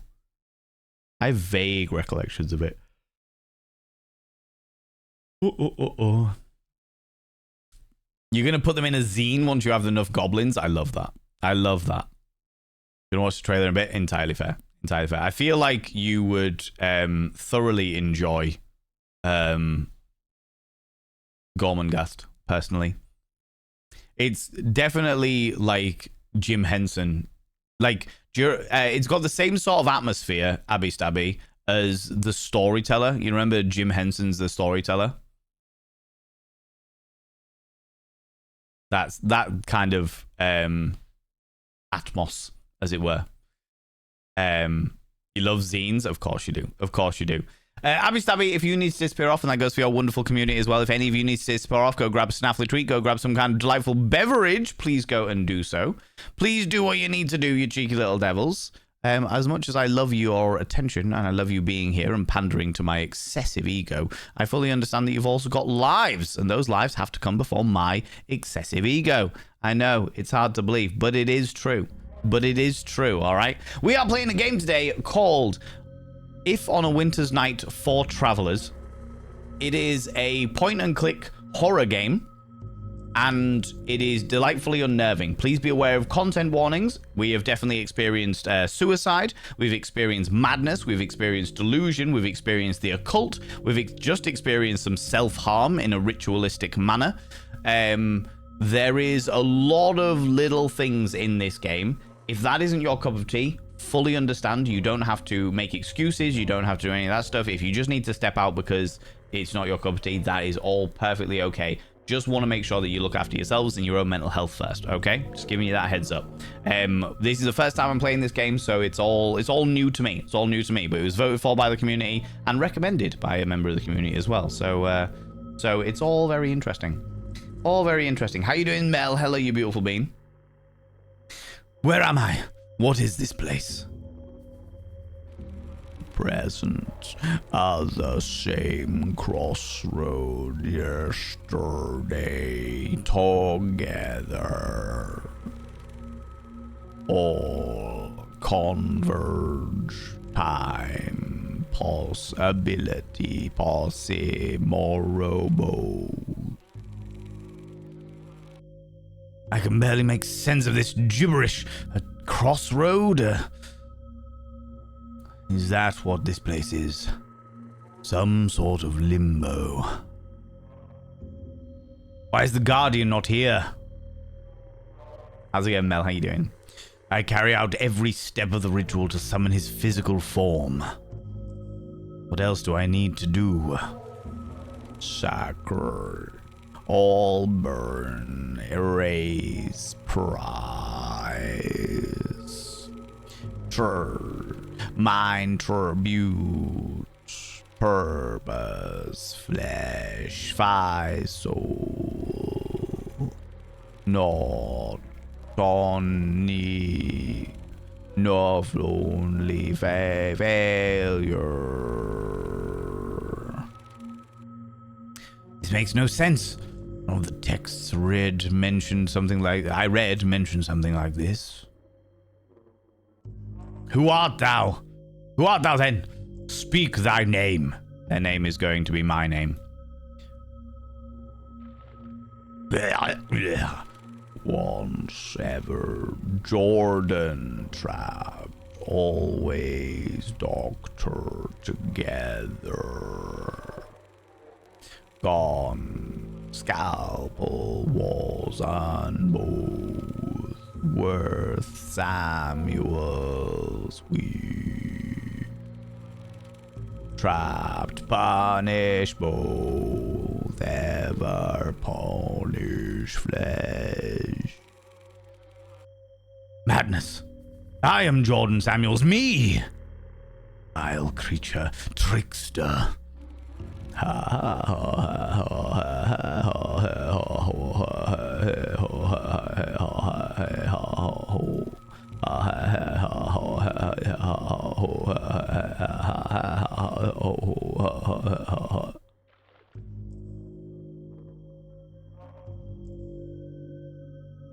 Is this just going to repeat?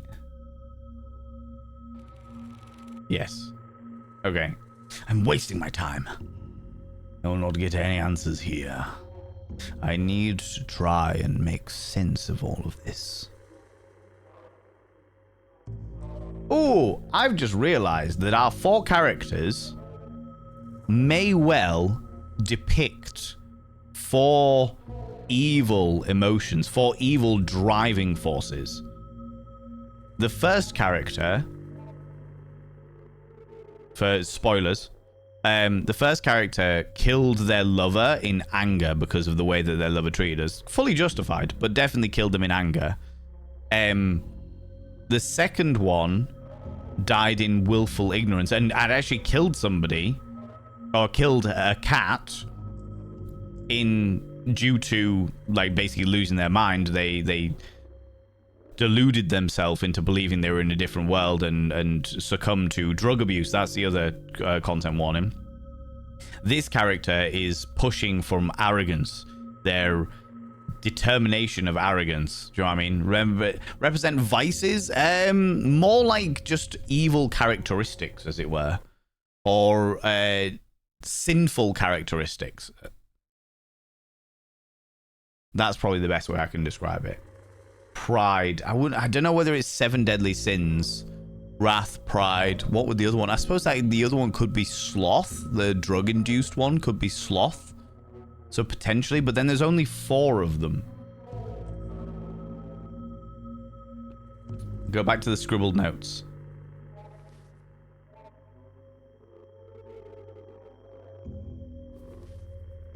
Strange. Is there a way out?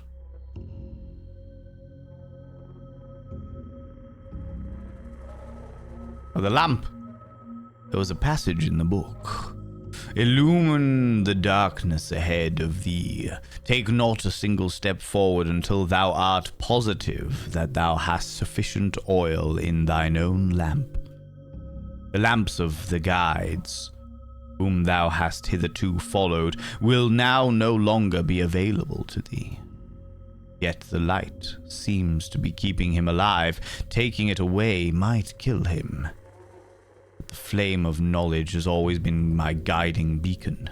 No matter how unpleasant its truths turn out to be, no matter the price, I must follow its path to the end. I must do this. So he's gonna kill the dude? I shall not waver. I shall not fail. A warning. But I shall not fail. So I take the corpse that was nailed to the wall, that was molded into the wall, was said that they were me.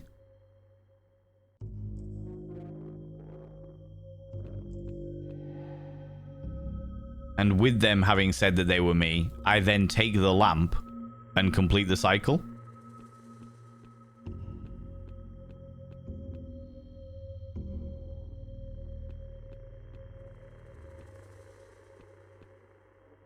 Steps, the mirror.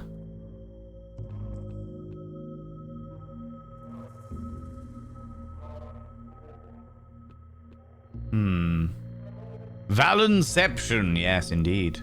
Curiosity killed the cat. Satisfaction brought it back, exactly. Avarice, lust. I don't know whether lust is going to be one of them. The doorway originally was down here. To the corridor. There we go.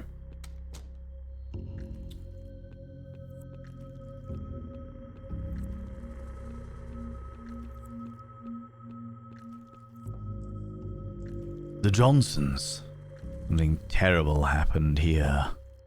And the adverts are upon us. So we're going to take a moment while the adverts run so that people aren't missing out on any integral story, as it were. Do you know what I mean? Might coincidentally share the same name as it happens. What, you and one of these characters, or the characters between themselves? Sort out my little blanket that I've got on my chair here as it was getting ruffled underneath my asshole. It's an interesting one. It's an interesting one. I've definitely played this character as more arrogant than anything else, seeking knowledge. But, like, it made sense with him, like, being into the occult and being a black doctor in the 1920s and 30s who suffers all of the racism that comes with that, unfortunately. I was like, do you know what? It makes sense that he would push for the seeking of knowledge, learning, as opposed to healing. Do you know what I mean? He's been trodden upon for so long. Why would he'd want revenge or knowledge, right? It makes sense. So we're definitely playing him a lot more arrogant, a lot more self-empowered and proud than I might normally do. But I feel like it kind of works with that kind of character attitude, as it were, you know? Which I am a fan of. I am a fan of for sure. It's interesting as well because then we have like the first character who was a delightful young queer man. There we go. There's the TLDR from last week. We had the first character who was a delightful young queer man who had a homosexual lover.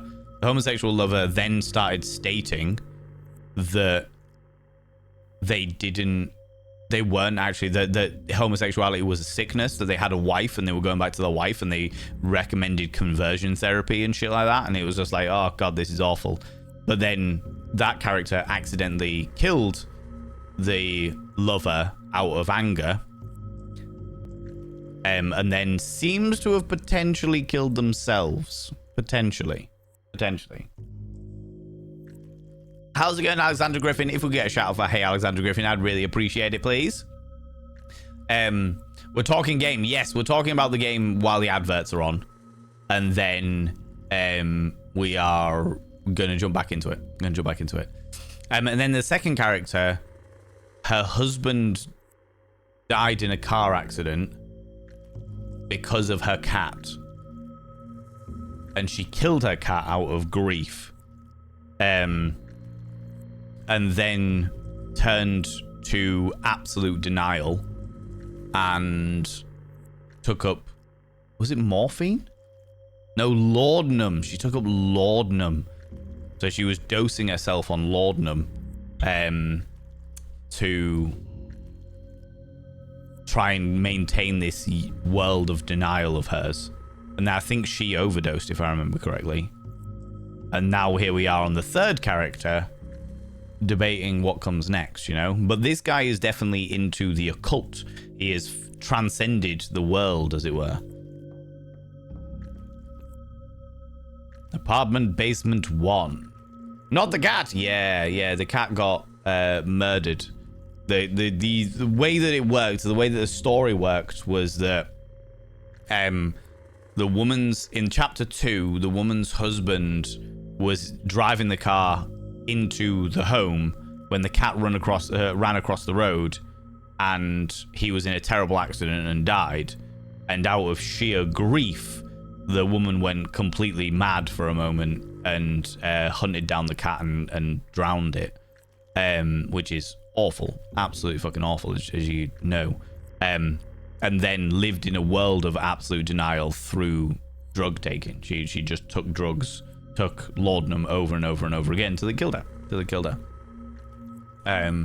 So that she could live in this horrible world. An ulcer. Stairs. Dear Lord, is it alive?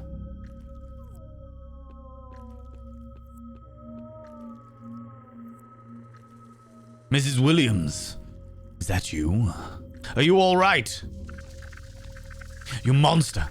You killed him! You killed him!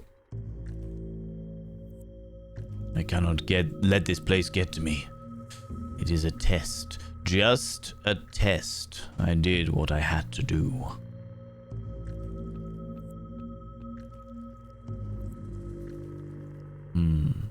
The stairs.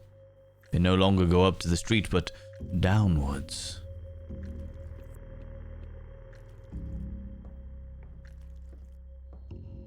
And down into the bowels of Beelzebub. But how you doing, Alexandra? How you doing? How's it going? I cannot see anything ahead. It looks like a dead end. There has to be a way. There is nowhere else to go. Into the slime we go.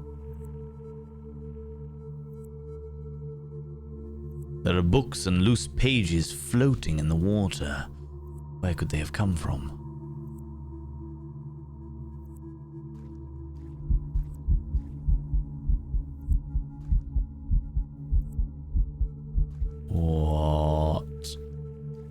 What the fuck was that?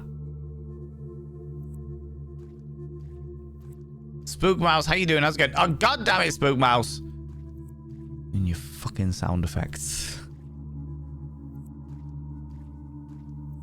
I was so confused. So bloody confused. Thank you very much for your little panderings. I appreciate that. You're being cheeky. Don't you dare apologize. You're not sorry at all. I recognize those bookshelves. I have seen this place before. In dreams. I was lost in a maze of corridors trying to find something. I cannot remember what or why.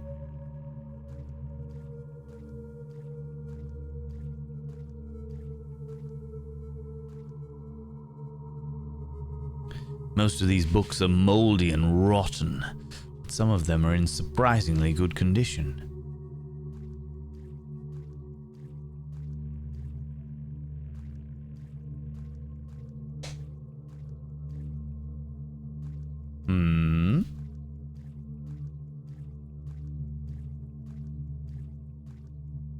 Classic romantic novels by Shakespeare, Stendhal, Dumas, Calvino. I have never heard of him.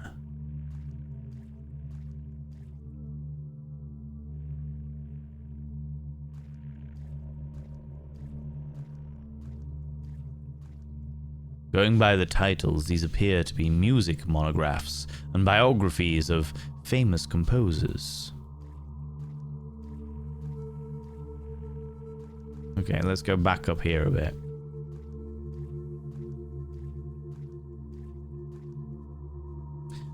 Ars Amandi, Song of Songs, Kama Sutra, the spirit and the flesh, always inextricably intertwined. Romance novels, love stories, bundles of letter. This whole section is a monument to the depth of the human heart.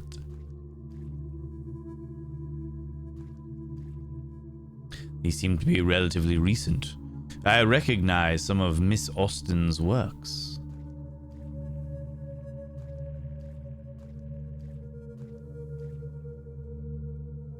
The place feels old beyond words.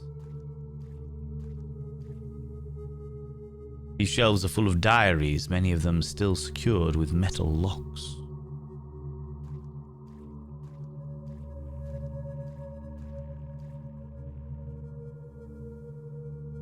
Some erotic smut, we can only hope. Humidity and mold have damaged them beyond recognition. Could these have been drafts of stories? Last wills, confessions, maybe?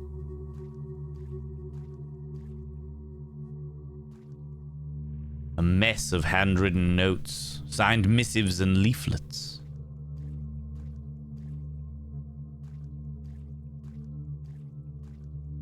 Stacks and stacks of loose papers, most of them handwritten, but some are typed.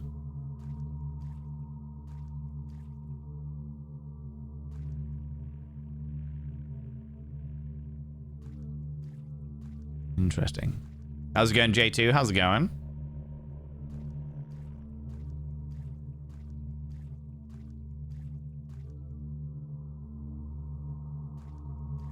What's that? I can barely make these out. Most of them don't even have titles. Look like diaries and manuscripts. We're in a labyrinth of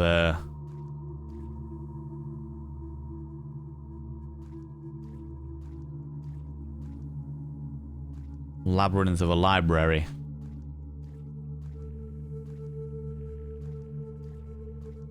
There's a character there.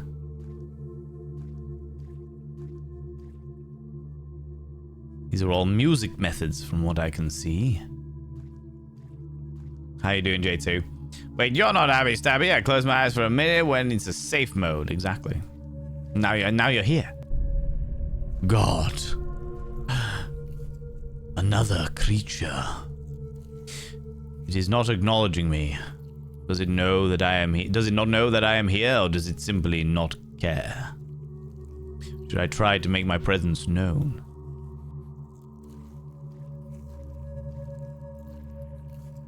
I think at some stage we're going to have to, aren't we? But for the time being, we'll just keep wandering and see what's going on.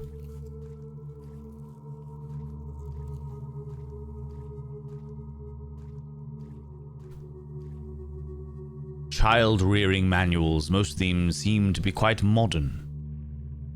These all look like children's books. Bedtime stories, fables, fairy tales. Tale of Anansi, Adventures of Brer Rabbit, all the pretty little horses. Some photographs covered in dust, a rattle, a pacifier. How did this end up here?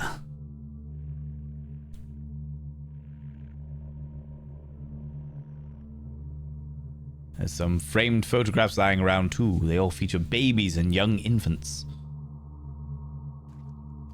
Interesting. Very well, let us go and see the librarian.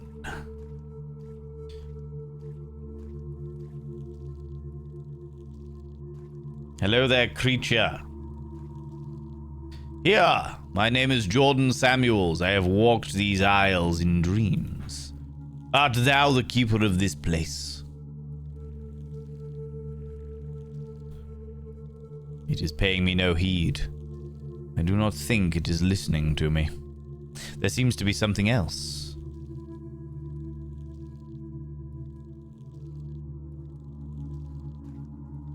What is it writing? A memory of Jordan Samuels, born April 27, 1897. A memory of Dr. Samuels, field medic. A memory of Jordan, loving betrothed. A memory of that darky down the street. Oh God, I hate that. A memory of Mr. Samuel's music aficionado. That is me. That is my life. Oh, God. So this is a library of my life as a person in the 20s.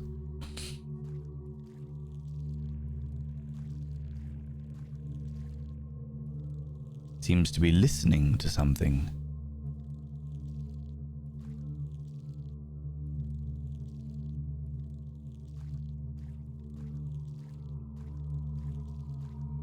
Can we do something over here?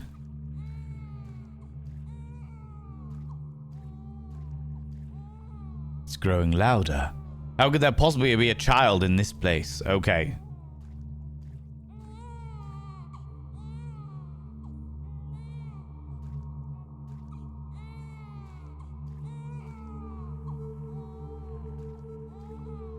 It's coming from inside these photo albums. This is my family. Grandparents, father, aunts, mother. So this baby she is holding must be me. But I have never seen this photograph before. What is it doing here? I should bring this book back to the creature. Maybe it was guiding me to it for some reason. I'm glad you've got your dulcet tones to relax me this afternoon. Child rearing. I would like it if I wasn't reading the bigotry of the 1920s, but it really poignantly points out what it's like in the book. No, what it's like in the times, should I say. Okay, here's the book. Oh. Oh, it ate it. What am I doing here? Was I not... I was holding. Was I carrying something? Or perhaps it was that dream. It looked so much like this place. And was this creature there too? What does it want? Should I try talking to it? What is it writing? Memory of field medic. Music aficionado. Don't know why, but it feels like there's something missing.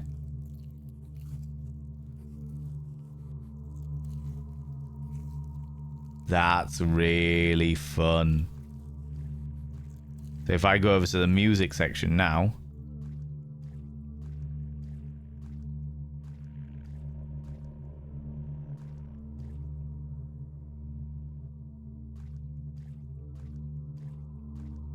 So this is the story of my memories. This is the library of my memories.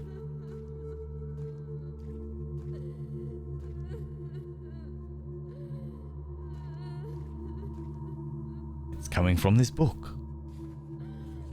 There's a letter inside. This envelope, this handwriting. I don't even need to open it. I am sorry, Eunice. You deserved so much more. But New York felt like the place that I needed to be after the war. So much was happening there, so many opportunities. Did the creature want me to find this? Is it trying to tell me something? Guess there's only one way to know. What a fascinating concept.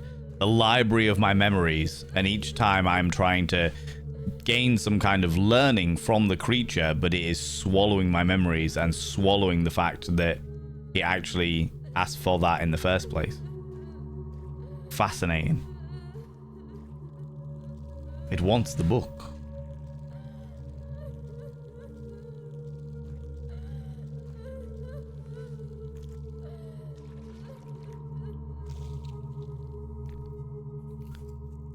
What am I doing here? Was I not...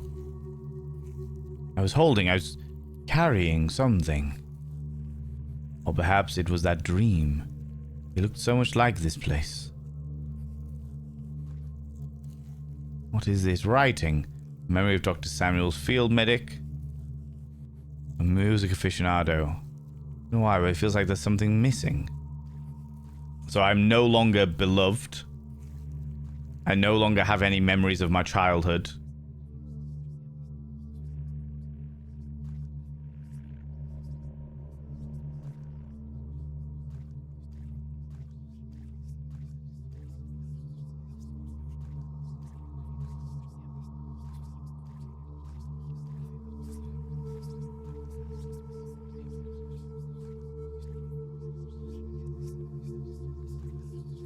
Interesting.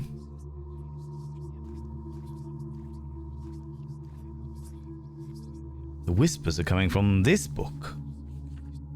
There's a note inside. Not any note. That note. Furiously scribbled threat slipped into my mailbox one night. Always the stares, the murmurs uttered beneath their breath, or the jeers and the scoffs if they felt courageous enough. I never threw it away. What is it doing here? It must mean something. I have to bring it back to that creature. Off topic, but I hate being on what seems like a perpetual hold. It took me like 20 minutes to get someone to even answer. Now this, like, excuse me. I just want to answer a question. Oh yeah, I feel that happens all the fucking time. It doesn't look like there's any way to not do this as well, to not facilitate the needs of the librarian, you know? Mind Palace, yeah, my Mindbrarian, more like librarian, tidy up the arcane library. Yeah, it's just all over the fucking stuff. All the books are everywhere.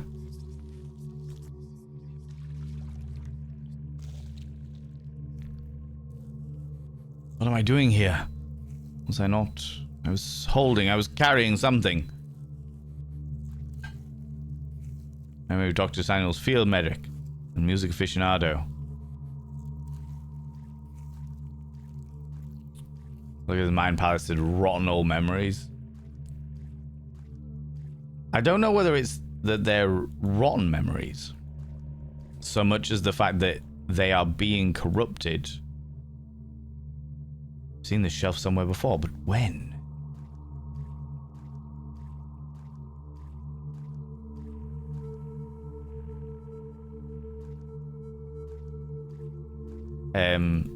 Yeah, I don't know whether they're being corrupted or whether it's just that this place, I am being flooded with the ooze of, or corrupted by the nature of this dimension.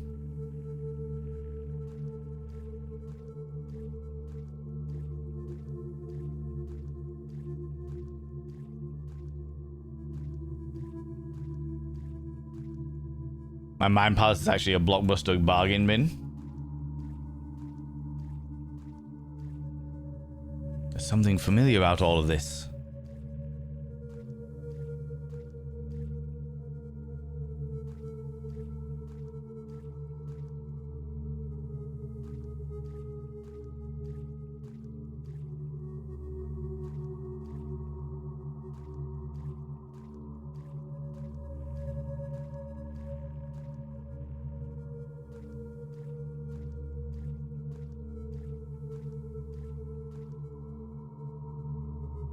It's like, oh, they would crumble if I were to touch them.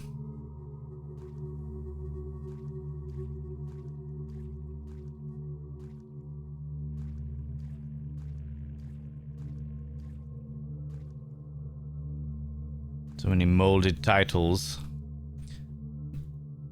Something familiar about all of this, but I cannot place it.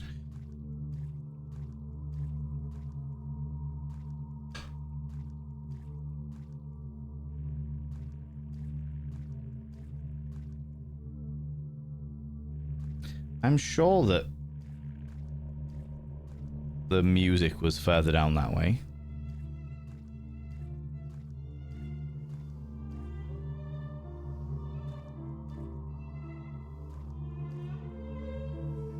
Music is very close now. There must be a gramophone hidden somewhere nearby. Whole section seems to contain military things. Okay.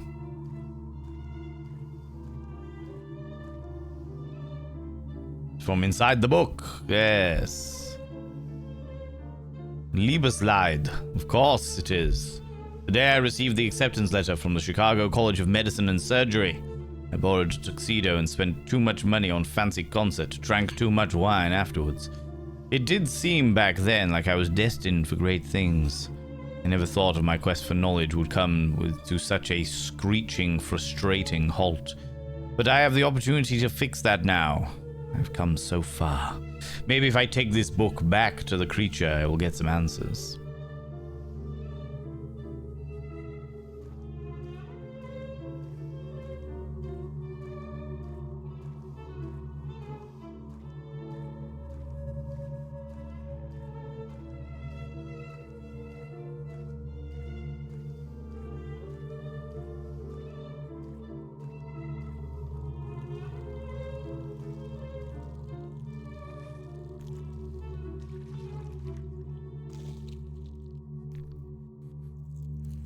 am I doing here? Was I not?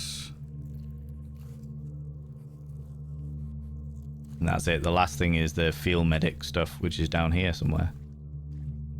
Because this was all the military stuff.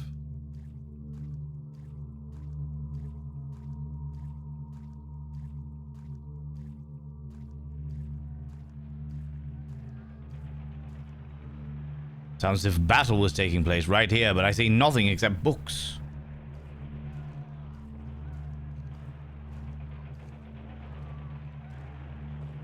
All about great wars, diaries, and maps.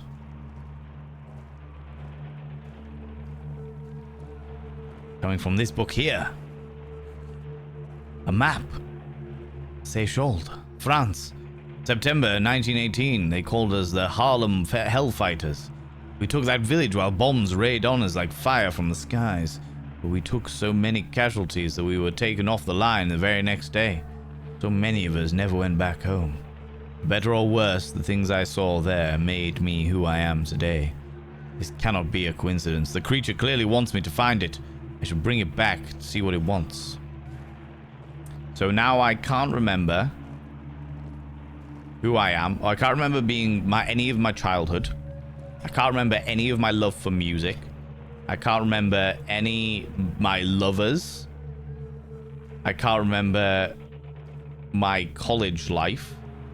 I can't remember the fact that I am surrounded by racist bigotry. And now I'm about to lose everything. This is the last memory. My character has no bloody idea about it all.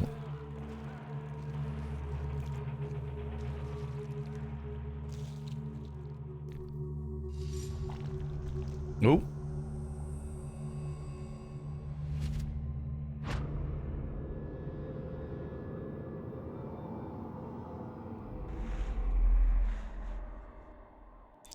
And I've been pulled down into the muck.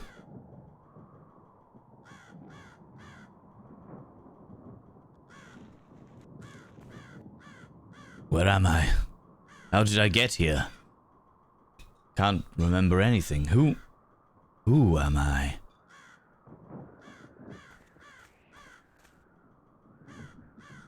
A soldier's corpse.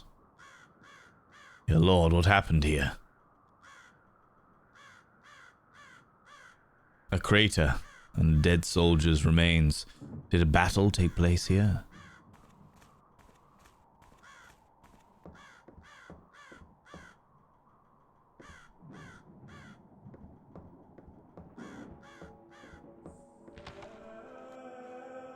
Where have I seen this banner before? It looks so familiar.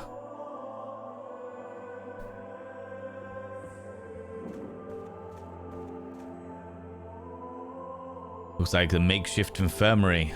I am somehow familiar with these kits. The bell tower has been blown to smithereens. This place must have sustained a terrible bombing.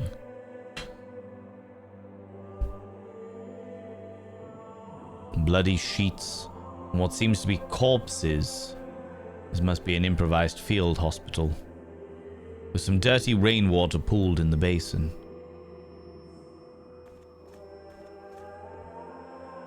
A bloodied white sheet is covering a body. Confessional is still standing. How is this possible?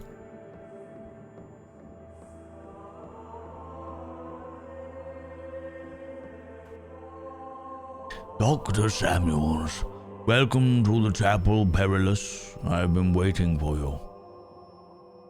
Do I know you? Apologies, I seem to have... What did you call me? It's all right. I know what you've done. It's all gone now. Your name. But yes, you do know me. You did a good thing for me once. Did I? Yes, and never for a moment did you hesitate. You took the fire of divinity into your hands and acted with the certainty of a thunderbolt. Life and death laid bare before you. Such a sight to behold. That sounds arrogant of me. It was not your arrogance, but your kindness. You suffered with me, and my pain was yours. But this soul of yours, this kindness, you need it for another purpose. This fire must be wielded again. The Guardian. Ah, you still remember. Yes, the Guardian, like the text says. I must become a perfect and glorious being or fall prey to corruption. And should this occur, I would drag thee down with me into the dark and corrupt world. And you should also remember what brought you here, don't you? Yes, I came here seeking knowledge. Yes. And yet, it is also said that my threshold is fashioned out of all of the dread of the strength and needed to take full responsibility for all thoughts and actions. Years, many years ago, you did not take full responsibility for your thoughts and actions. This has been a burden. Today, you must free yourself of this burden of bygone lives. See you later, Scar. You take it easy. Look around you.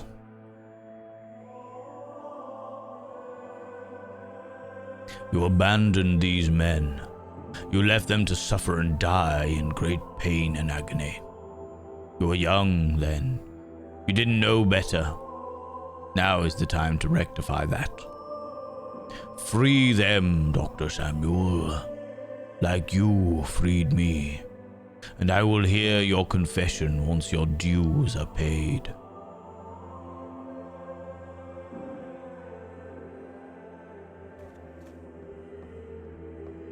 Interesting.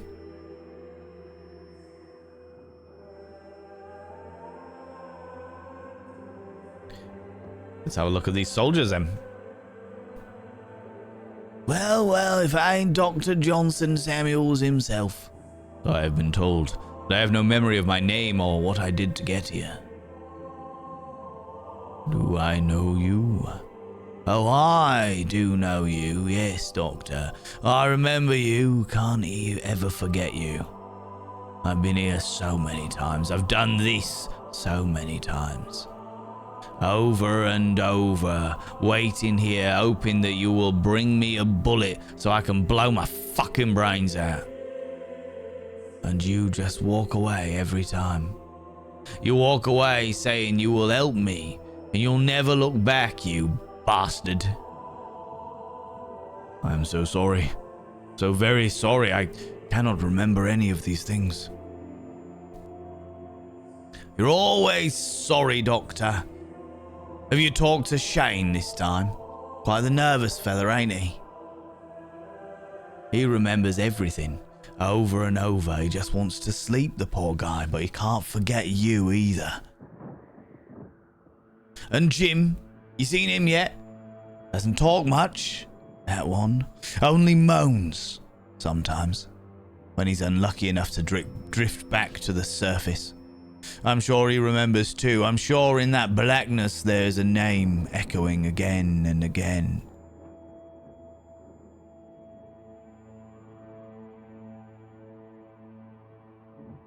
What is your name? This game is wild. I love it. It's pretty wild, isn't it? Pretty out there. Name's Luke, Doc. Lucky Luke, they used to call me. Not anymore, I guess.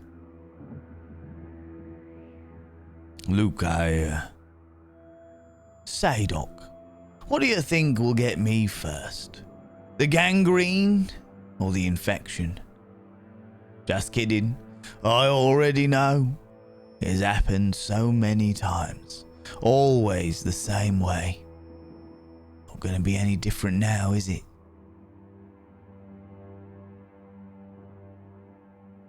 Oh, excuse me. He's waving his gun around. Please, soldier, hand me over that gun. I promise I will help you. Wouldn't you like for me to do that again? Not a chance, Doctor. Get me a bullet and I'll take care of it myself. His legs. He must have stepped on a landmine. We'll leave Lukey Poos. Fascinating, yeah. We'll go have a look at this person. Half his jaw has been shot off. He's alive somehow, but barely conscious. He's also bleeding from his stomach. There is not a gunshot. He must have tripped when he was shot and fallen on a piece of metal or a fence. I cannot even begin to imagine his agony. He's wearing an ammo belt. Maybe there is some ammunition left in it. But I will not take it and leave him like this. I need to find a way to help him first. I am sorry. I have been told what I did, even though I cannot remember. But I will not walk away this time.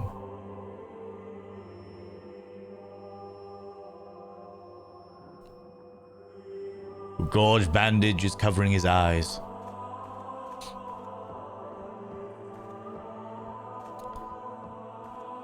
Good Lord, his hands. Only an explosion could have done this. He seems to be in shock. Soldier, can you hear me? My name is... I am a doctor. Doctor! Doctor! Not here. He left, not here. He's been blinded by shrapnel. His hand's been blown off almost completely. And he is delirious with fever. Without antibiotics, he will surely die in a matter of hours. Or days, if he is fortunate. Unfortunate, even. He's holding onto a pillow, grabbing it with all his strength. The pain must be intolerable. What is your name, soldier? Shh. Sleep. If I could just sleep. Doctor said he'd make me sleep. He said he would. He said he would come back, help me, sleep, but he left. He left. Shh.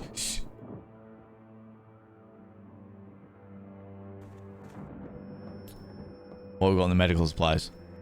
There might be something useful here. A jar with some opium pills. 8, maybe 10. He must have been here for a very long time. Opium in tablet form is not very common anymore. If that is the case, they probably have lost a great deal of their potency. I'll need to use all of them if I want to. Why do I remember all of this? Then we'll take this one. Get him to overdose.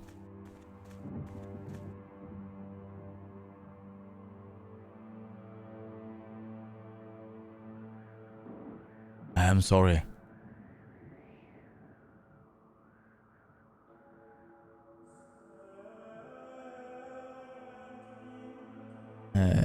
Can I give this soldier the opium pills and take his gun?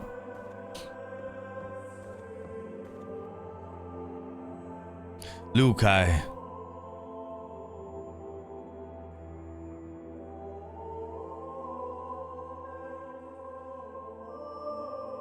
Oh, can I wave a gun around? Please, soldier, hand me over that gun. I promise I will help you. Wouldn't you like me to do that again? Not a chance, doctor. All the usual shit. Okay. Leave. Can't believe this is free. Yeah, it's pretty wild, isn't it?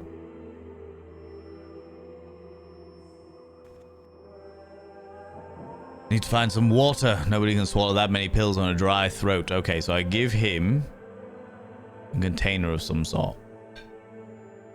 Church bell, medical supplies, banner.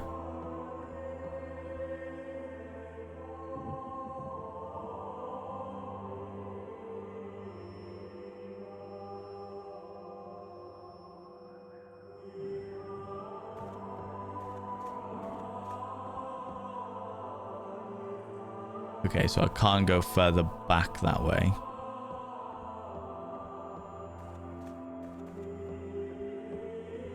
I am your father.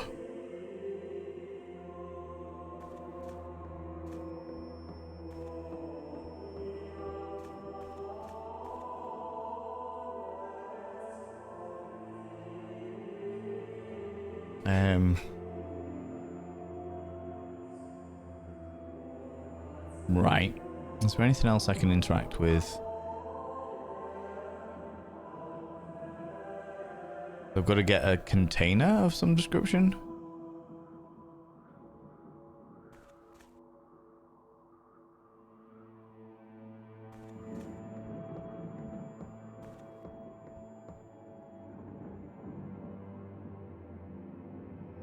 Medical supplies.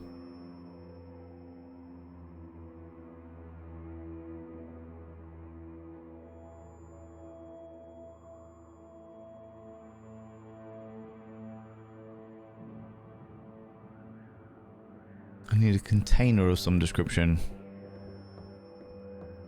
Have you got a container, buddy? No.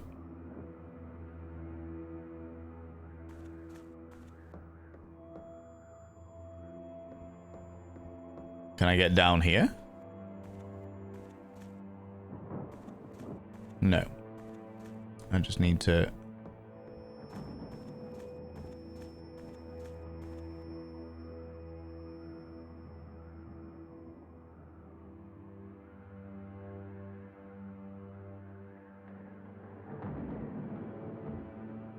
There was a button.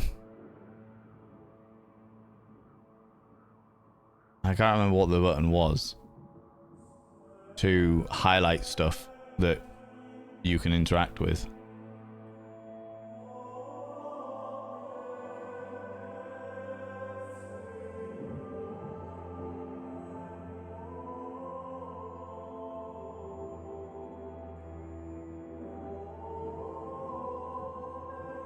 I'm sure there was.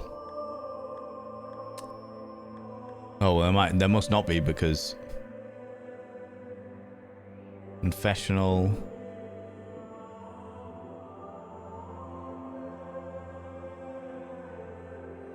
Confessional.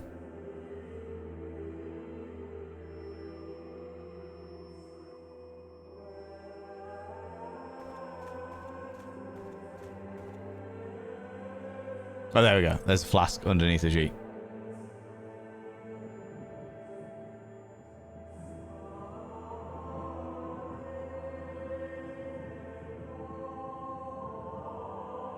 What is that? It looks like a flask. Why can I not get the flask? Oh, because I couldn't actually see it amongst the pixels. I see. Okay, an empty canteen. We take the empty canteen to the baptismal font.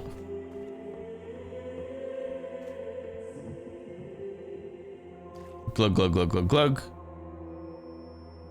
Then take it over to the soldier that's had his hands and eyes blown out. Sleep using the medium of opioids. Take all of them. I'm sorry for having kept you here for so long.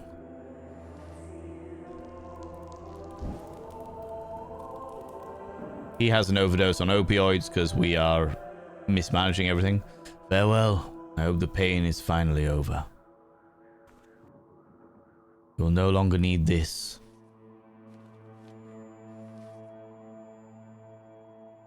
Only ashes remain. We go over to this soldier. And give him the pillow. It's time to go home, soldier.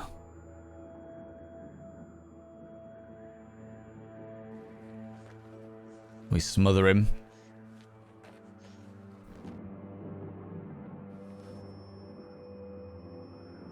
I can take these bullets now. There's an evil in your eye. Goodbye, Jim. A handful of ashes. We just sat on the face the same fate. I could have done, yeah. It didn't. I don't know why I needed the pillow. I have found what you wanted. Here is a bullet, soldier. Well, I'll be damned. Thank you, Doctor. I never thought the day would come. Now, you might want to step back a bit. Fucking hell.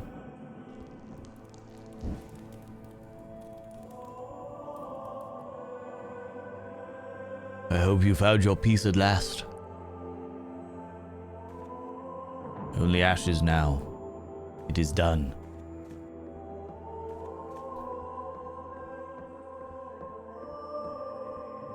I am ready, Reverend.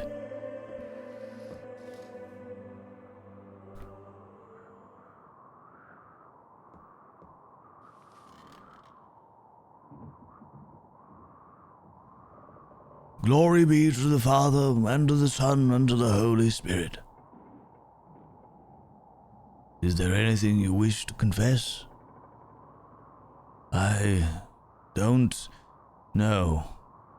I just killed 3 men. I should feel something. Relief, guilt, horror, pride, anything. But the only thing I feel is empty. Hollowed out. I am so tired. How long has this been going on? How long have I been here? Well, worry not. Today you've done well. How? What does that mean? It doesn't matter now. You're almost there, Doctor. There is but one more trial ahead of you. And you shall finally come face to face with the Guardian. But what is the point? I remember nothing, not even who I was. What will I ask? What do I want? You need only remember this. You created the Guardian the first time you ever made a choice. And you've been feeding him ever since, with every action, every decision, every act of charity, every lustful thought, every life saved, everything you are, he is too. If your soul is corrupt, so is he. And everything you've given up, you'll need to take back from him. Only after confronting him will you be able to cross the threshold.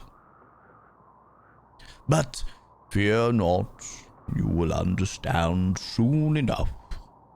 Now, up! Straight into a litany of corpses. Dr. Samuel, so glad you made it.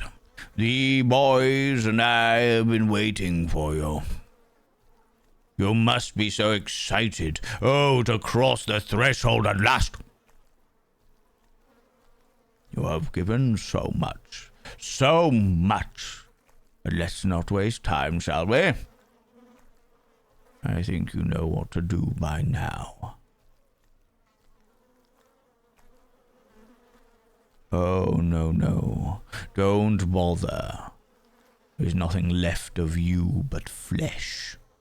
We are your voice now. You shall speak only through us. Now pay attention. I have given my mind to the waters. Repeat now, Doctor.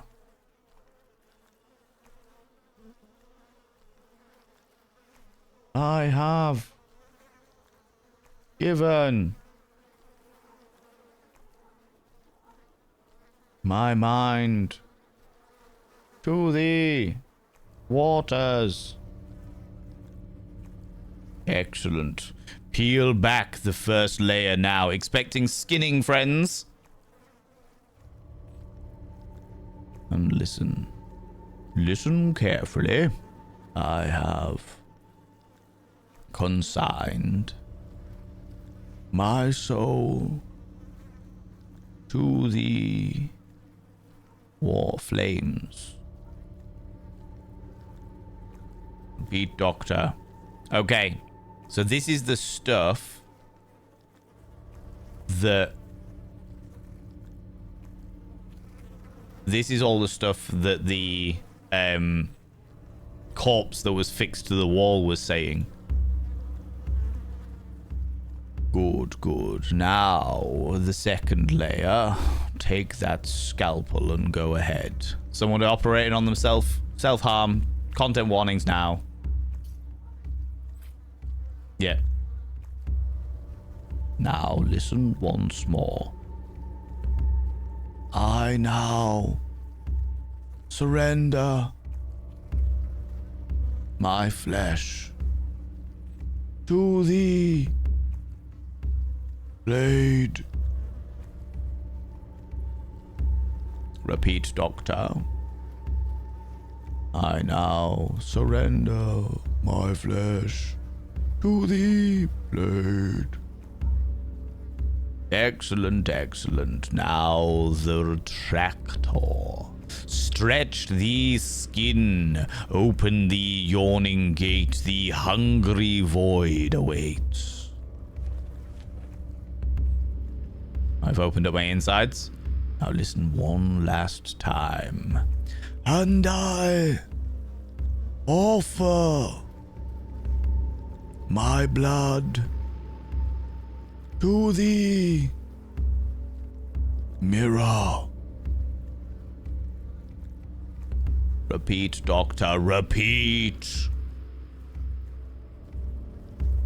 And I offer my blood to thee, mirror. Ascon, how you doing?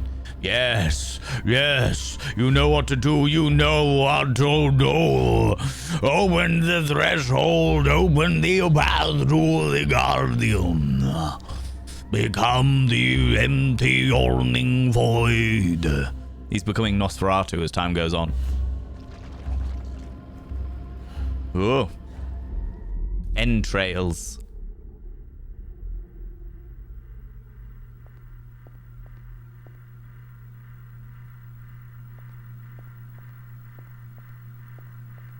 Yay, insanity!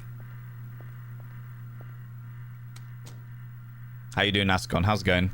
If I've got a mod available, could I get a shout out for Ascon, please? I lost something. What is this? Who goes there? Finally. What is this? Ah, the hollow one at last. I feel like I have been stuck here for an eternity. Thank you very much. Very well then. Let us get this over with already.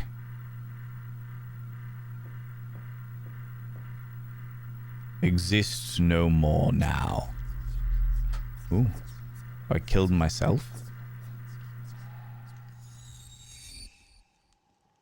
Yes. Yes, at last. Is this everything we are then?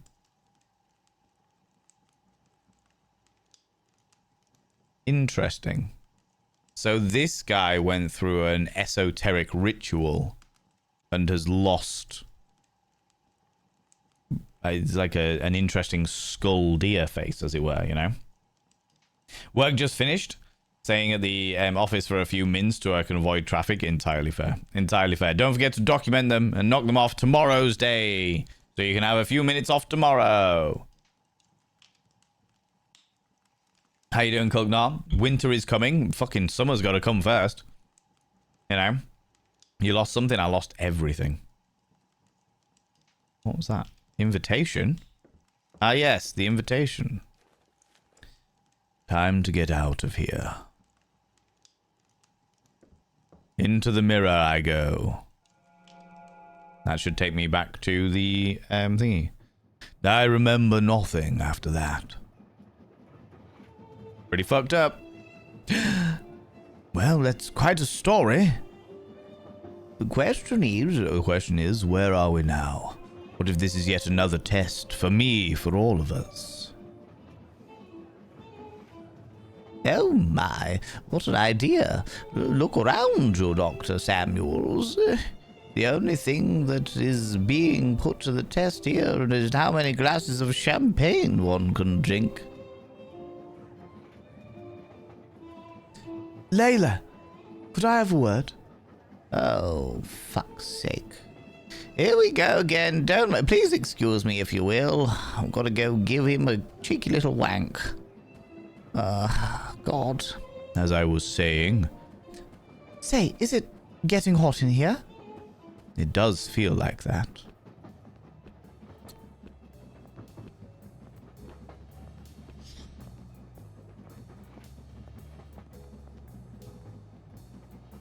What are you doing mingling with the humans?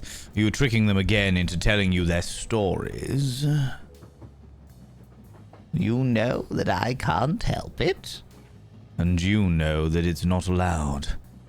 What do you find so fascinating about them anyway? Oh, I don't know. I wonder how it feels for them, I guess. The pain, the constant struggle, dying alone and forgotten, by their own hand even. But we can't mingle. We can't allow ourselves to... Wait. What did you mean by that? By what? By their own hand even. That's true, they should be at the back of the train. What are they doing here? I don't know. They just told me. You heard. No, there's something else here. Don't tell me you invited them personally. Please don't tell anybody. You gave them masks. You sent invitations. You collected them. You can't do this. They were meant for below. You know how strict the numbers are. Are you insane? These ones deserved it. You should have heard what they went through. That is not your call to make. I know. I'm really sorry. But I won't happen again, I swear. Oh, for the glory of... All right. All right. I won't say anything, but please don't do this ever again. They were meant for below. We're still going below, just a little less steep for them. Eligible for the redemption lottery every 144,000 years, even maybe never. It's still a bit better chance than what they had up there. Please, I just wanted to hear their stories. Layla. You're going to get us sent to the swamps one day.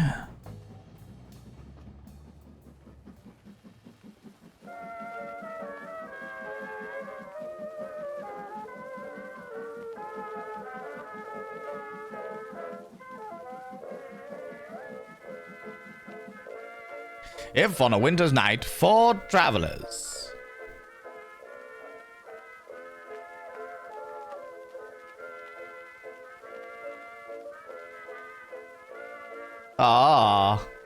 That was it. I thought there was going to be another chapter after that, but it turns out there wasn't. There wasn't. The last traveler was the undead individual who was taking them back. So I think what happened there was each of them had killed themselves. They cheated as one story. No, the fourth traveler... Yeah, so the fourth traveler was the old woman who just wanted to hear their stories. Each of them... Oh, death below is a life... A death blow is a life blow to some who, till they died, did not alive become. Who had they lived, had died, but when they died, vitally begun. Jesus Christ. Okay. Fascinating. So yeah, there was 4. There was the dog mask, which was the homosexual individual. The cat mask, which was the delusional lady. And the pig mask, which looks like a pig mask. Is it a pig? Yeah, some kind of pig mask, which was the doctor. And then the skull mask, which was the little old lady, but that wasn't actually her mask, that was just her face. each of them had really odd, peculiar lives, suffered horrifically, one for being gay, one for losing her family and losing her mind, and one for being a black doctor, black man of education in the 20s. And she wanted to hear their stories, but each of them sought some description of solace in the great beyond, in some way, shape, or form. And she invited them onto the train that basically did take them to somewhere in hell, but instead of the weird sort of suicide hell, she took them to a higher level of hell, which gives them a chance of redemption. Which is really, really interesting for me personally, because of the fact that I know that suicide was literally made into a sin because of the fact that the Catholics were running out of people. The Catholics were running out of people. Right, before I do anything else, let me quickly return the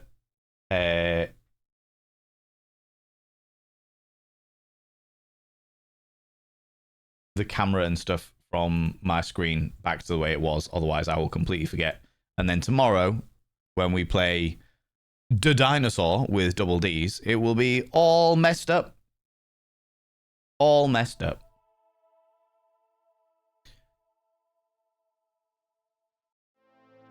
There we go. Okay, interesting. That was good. Good old Emily Dickinson. Yeah, that was a fun game. I appreciate the recommendation. Elden Lord, welcome on in. Can you please tell in detail about this? I'm actually interested. Down to learn new things about this game. So this was If on a Winter's Night for Travelers. It was recommended to me by a member of the community. It is free, did we say? Yeah, it's a free game to play.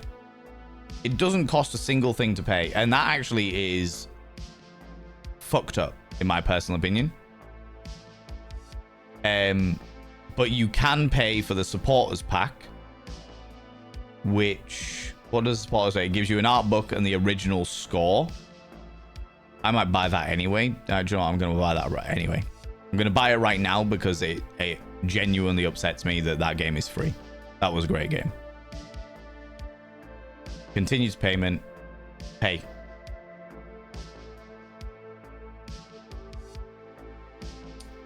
Where's my phone?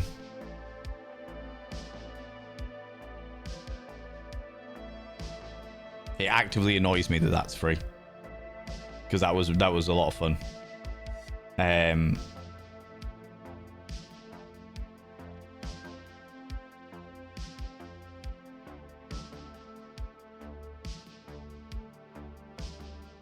So I'm gonna purchase the supporters pack right now, just so that I can give the devs some money, because that deserves money, in my personal opinion.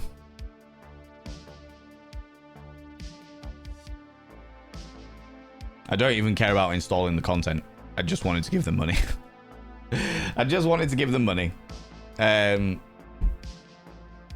So yeah, so that was if on a Winter's Night for Travelers, and from what we saw, the story was about 3 mortals who each had really convoluted life journeys around the things that they had to deal with in the 1920s, 1930s. One around homosexuality, one around grief and being a woman in that time, and one around being a black man in a racist community, a black doctor in a racist community. Very, very cool, very interesting. Was not expecting quite so many content warnings as we got there, but I think that each of them lent itself really nicely to the overall story. Very, very interesting game. Point and click. There was a couple of bits where I was like, I don't know what the fuck I'm doing.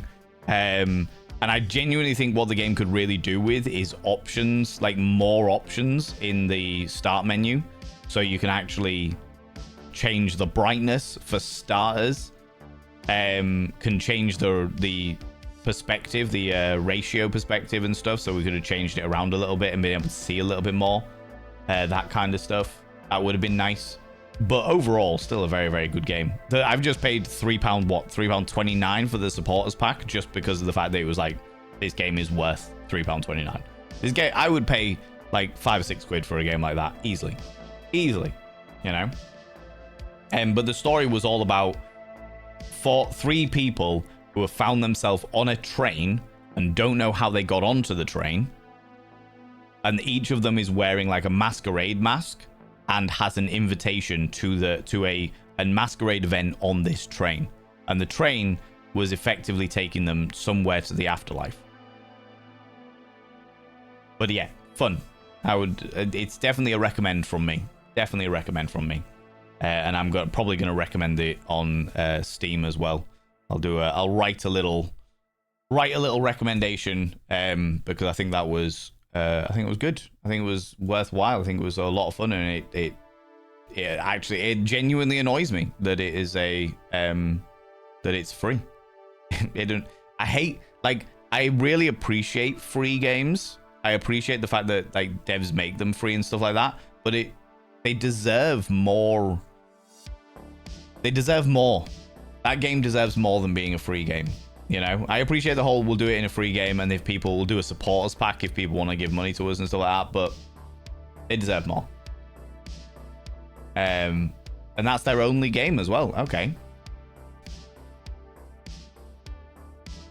Dead Idle Games is Laura Hunt, who does the coding, writing, and audio, and Thomas Mooring, who does all of the artwork. We make weird little pixely games. Well, Laura and Thomas, you made a fantastic game, and you should charge people for it. Stop being dickheads. I'm going to follow them as devs, because that was actually really interesting.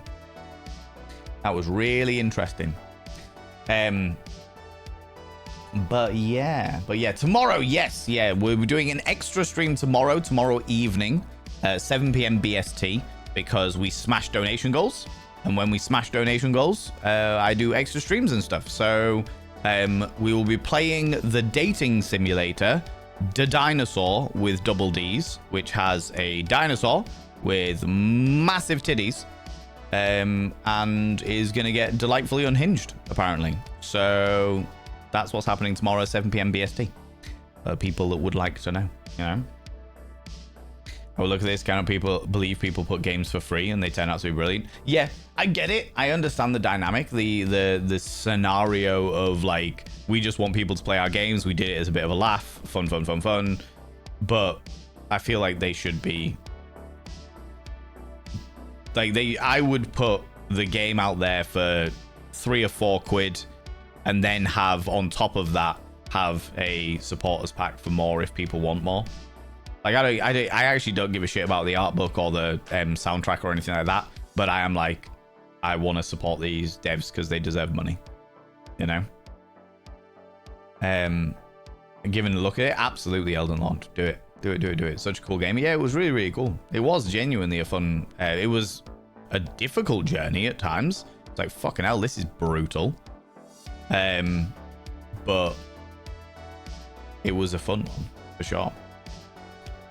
Sounds looks like an epic play. Yeah. The Dark Style reminded me of a game that I played that was set after a war. What, like another pixel style game, kind of like that, Major Jiggle? But wait, there's more. There's more? Is there? Is there? Also, because we missed it earlier on. People go check out my dear friend, Hey Alexander Griffin. Alexander Griffin's wonderful and spectacular and happy-go-lucky scamper for human being who I appreciate. Doing some co-writing, co-working, and studying. Eh? What are you studying? What are you studying? Big Titty Dino, say less. How you doing, Smactus, as well? Can I get a shout out for Smactus? Now that I've done one myself, you know. We've got dinosaurs with double D's. We've got Redacted and also Redacted. Oh, okay. So you know this game then. You know this game, Alexandra. Oh no, not the Redacted. Exactly. Thank you very much, people. Also go check out Smactus. Smactus is a wonderful human being. Both of these human beings are adorable, supportive, glorious, happy-go-lucky scamps of individuals both with their own little quirks and joys, and play some very interesting games as well, and just have really nice communities. You should definitely go over and click that cheeky follow button for both of these people. For sure, you know. Tig old biddies. Let me show you.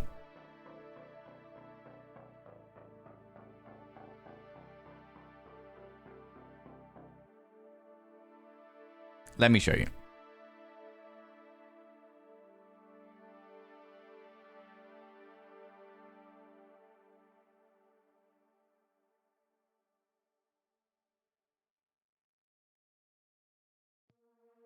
This picture.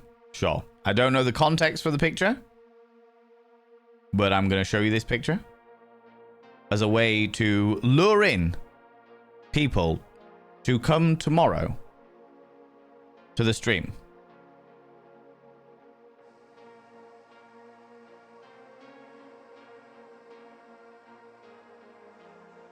Now, if this photo, this thumbnail, this picture, this screenshot does not lure you in to want to turn up to tomorrow's stream, I don't know what will. I don't know what will. I genuinely don't. Don't know what you're doing. Don't know what you're playing at. Don't know what's happening. Okay? Tomorrow, 7 p.m. BST, we will be playing The Dinosaur with Double D's, the dating simulator. What if he finds out that I'm actually a dinosaur? I saw Selena play this. I saw Selena, like, we raided into Selena when Selena was playing this, and then Selena told me to promptly fuck off because I have to play this at some stage. So I don't know sweet fuck all about this game. I was told by my dear friend Selena to fuck off so that I could play the game with no spoilers. All right? You got a few friends that have played it? Yeah. Thank you for the shouty. I didn't have my shit together enough to do crafting, so we did some co-working. Yeah, that's entirely fair. That is entirely fair, for sure. Dino Thirst Traps, bring on the nuggies. You know it. You know it. That'll get a lot of people to come. Good.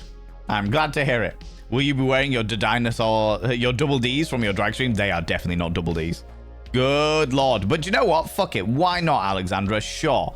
I will be wearing titties tomorrow, purely so that I can also be they're a dinosaur with double D's, and I'm a Vivalan vein with double V's. There you go.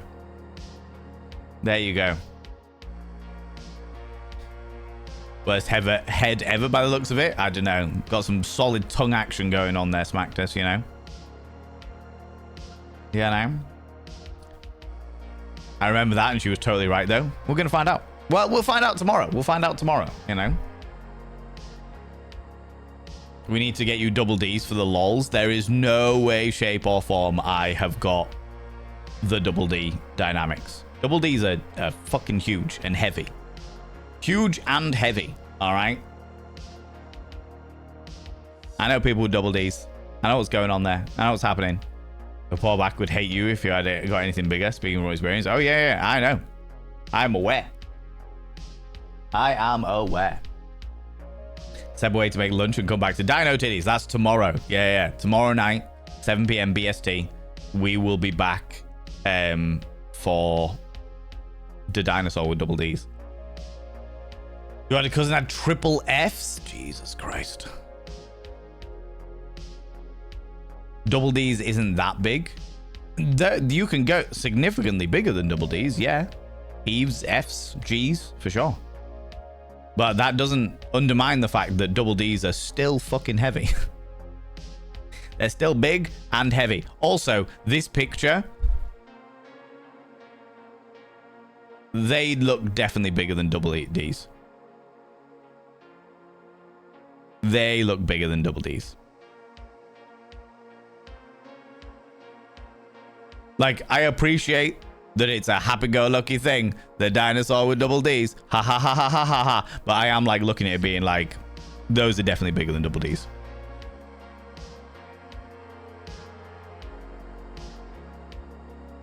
You know what I mean? They might even be bigger than that. I would say maybe they're an E. An E-cup, perhaps. You know what I mean? Of course, Dino has no shoulders. Of course not. Definitely not. And cuts into your spine and what have you, you know. Mr. Big Miller, come here, cheeky devil. What do you like claiming cheeky kisses, you cheeky individual? Good lord. Good lord. What do you like? Scandalous, I tell you. EF, depending on the time of the month. Yep. Yeah. Definitely swell with the decorators being in. Aunt Flo, the great red tide. Yeah, massive, more like double J's. Jesus Christ. We'll find out tomorrow. It's going to be interesting. It's going to be interesting, to say the least. I'm expecting it to be highly entertaining, you know? My testicles tend to be proportionate because the rest of me is chonk. Yeah. Cheeky for your birthday, Mr. Big Miller, you cheeky little devil. Happy birthday to you. Happy birthday to you. Happy birthday, dear Mr. Big Miller. Happy birthday to you.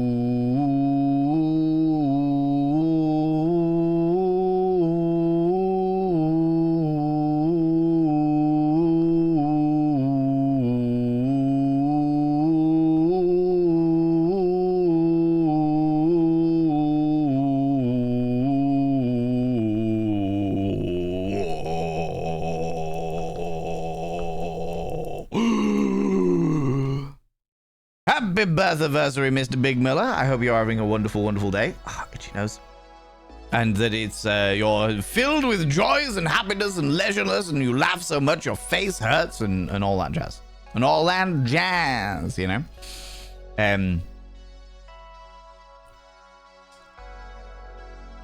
Double D's are big if you have a small frame. This is true. Everything in proportion, for sure, for sure. If you're a small framed individual, then double D's will be fucking huge. If you are a larger framed individual, then double D's may not appear that big. In exactly the same way that they say, like, little people, for example. Like the whole rumor of little people having massive dicks. And actually, when you look at it, it's like the penis size is a normal sized penis, but in comparison to the fact that they have the genetic condition that makes them into little people, means that it looks fucking huge, you know. Anti-look sensitivity in the wrong way, Jiggle. I mean, look, I am all for a good boob massage. All right, I'm all for it. Sometimes you just got to help your friends out, you know. Like, what's that? They're really sensitive and tender? That's all right. I'll give them a nice massage. Delicate. Tender. Friendly boob massage, you know? You know? How you doing, Brave Only Tentacle? I saw you in earlier and I forgot to say hello, but hello, how you doing? How's it going? Happy Smurf Day, exactly. Adventurous Sky as well. Come on in. How you doing? How's it going? But friends, yeah, that was that. That was the entirety of the joys of If on a Winter's Night for Travelers. Are there other games in? No, there can't be, because that was their only game. I had a feeling that maybe there was like If on a Winter's Night or If on a Summer's Night or something like that. Do you know what I mean? You don't touch your boobs, your own boobs, because of court ordered. Okay. Interesting. But yeah, that was If on a Winter's Night for Travelers, which was fascinating to behold. A very, very interesting game. Far too fucking good to be a free game, but it is what it is. It is what it is. I am now going to go and raid somebody, because that's what I like to do. That's what I like to do. I like to indulge myself in raiding over to see somebody new, somebody interesting, somebody happy-go-lucky. And I would like to take all of you with me, because that is the way. I like it. I would appreciate it, friends, if you'd stick around for the raid, even if it's on like 5-10 minutes, just to go throw some love at another wonderful, wonderful human being. I want to see if somebody's playing something delightfully creepy that we could indulge ourselves in, something a little bit unnerving, preferably a point and click, but I'll have a look what we've got going on. It's a reference to a novel, If on a Winter's Night a Traveler. Oh, I see. How interesting, how interesting. Before we go anywhere though, friends, could you do me a massive favor and throw out some mod loves in the channel? You can use any kind of mod loves from any kind of channel. You can use any kind of love hearts from any kind of channel. Say a massive thank you to those wonderful moderators. Mods! Thank you so much for all that you do. Thanks so much for all you do in and out of stream, all the stuff you do for me behind the scenes, and all the stuff you do for this wonderful community. I really, really, really appreciate it. You do so much for me and so much for us, and I really appreciate the fact that you are here for us, doing bits and pieces and helping me out and what have you. Let's have a look. Who are you and what are you playing, and how long have you been playing it? Something creepy, something creepy. I mean, that's a great game, but it's a lot higher pace than what I used to.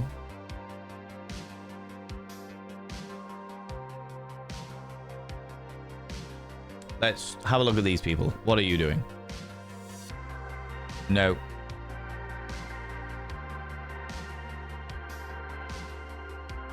Possibly.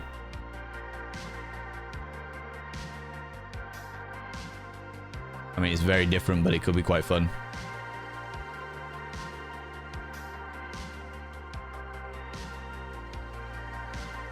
Do you know what?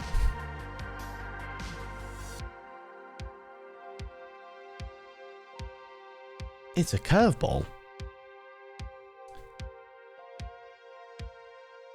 But I haven't seen this person do a stream quite like this before. It's a curveball, but it might be a good one. How long have you been streaming? Ooh, you're probably going to end soon. Hello, nurse. Indeed. Indeed. I mean, I don't know. No worries. That's all right. Like I said, if people can stick around for the raid, even if it's like 5-10 minutes, I would really appreciate it.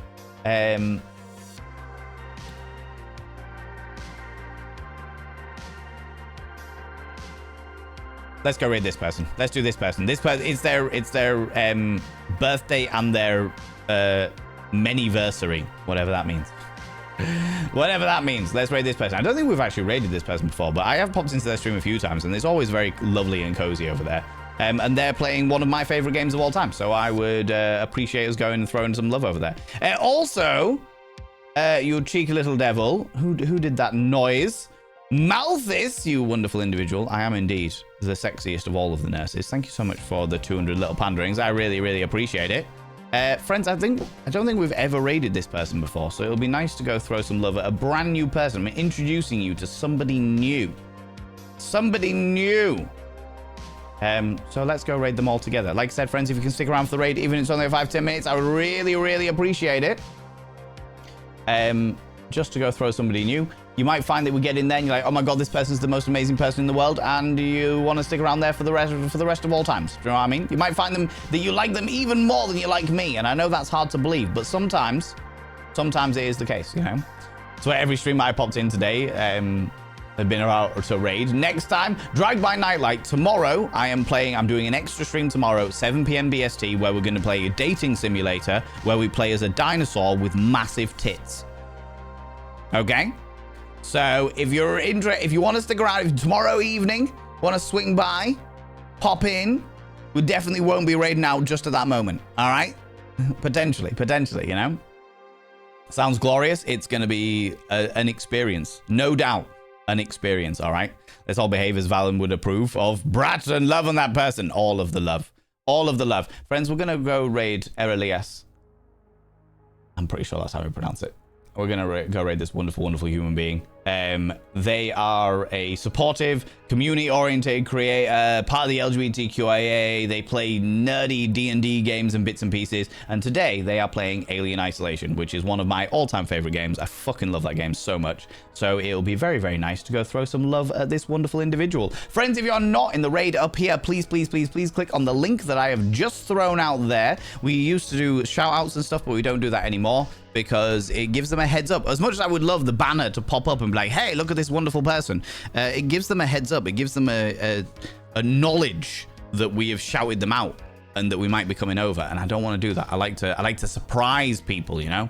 I like to pop up out of nowhere and be like, hey, how you doing? How's it going? Friends, thanks so much for being here. Thanks so much for rating the subs, gift subs, all the cheeky little bitties. Thanks so much for all your time. Thanks so much for joining in the conversations at the beginning, chatting away, chatting shit. Thanks so much for joining in the game and enjoying the game with me and voting for the games. Thanks so much for all you beautiful people that have been lurking, or as we call it, watching from the void. The silent watchers. Yes.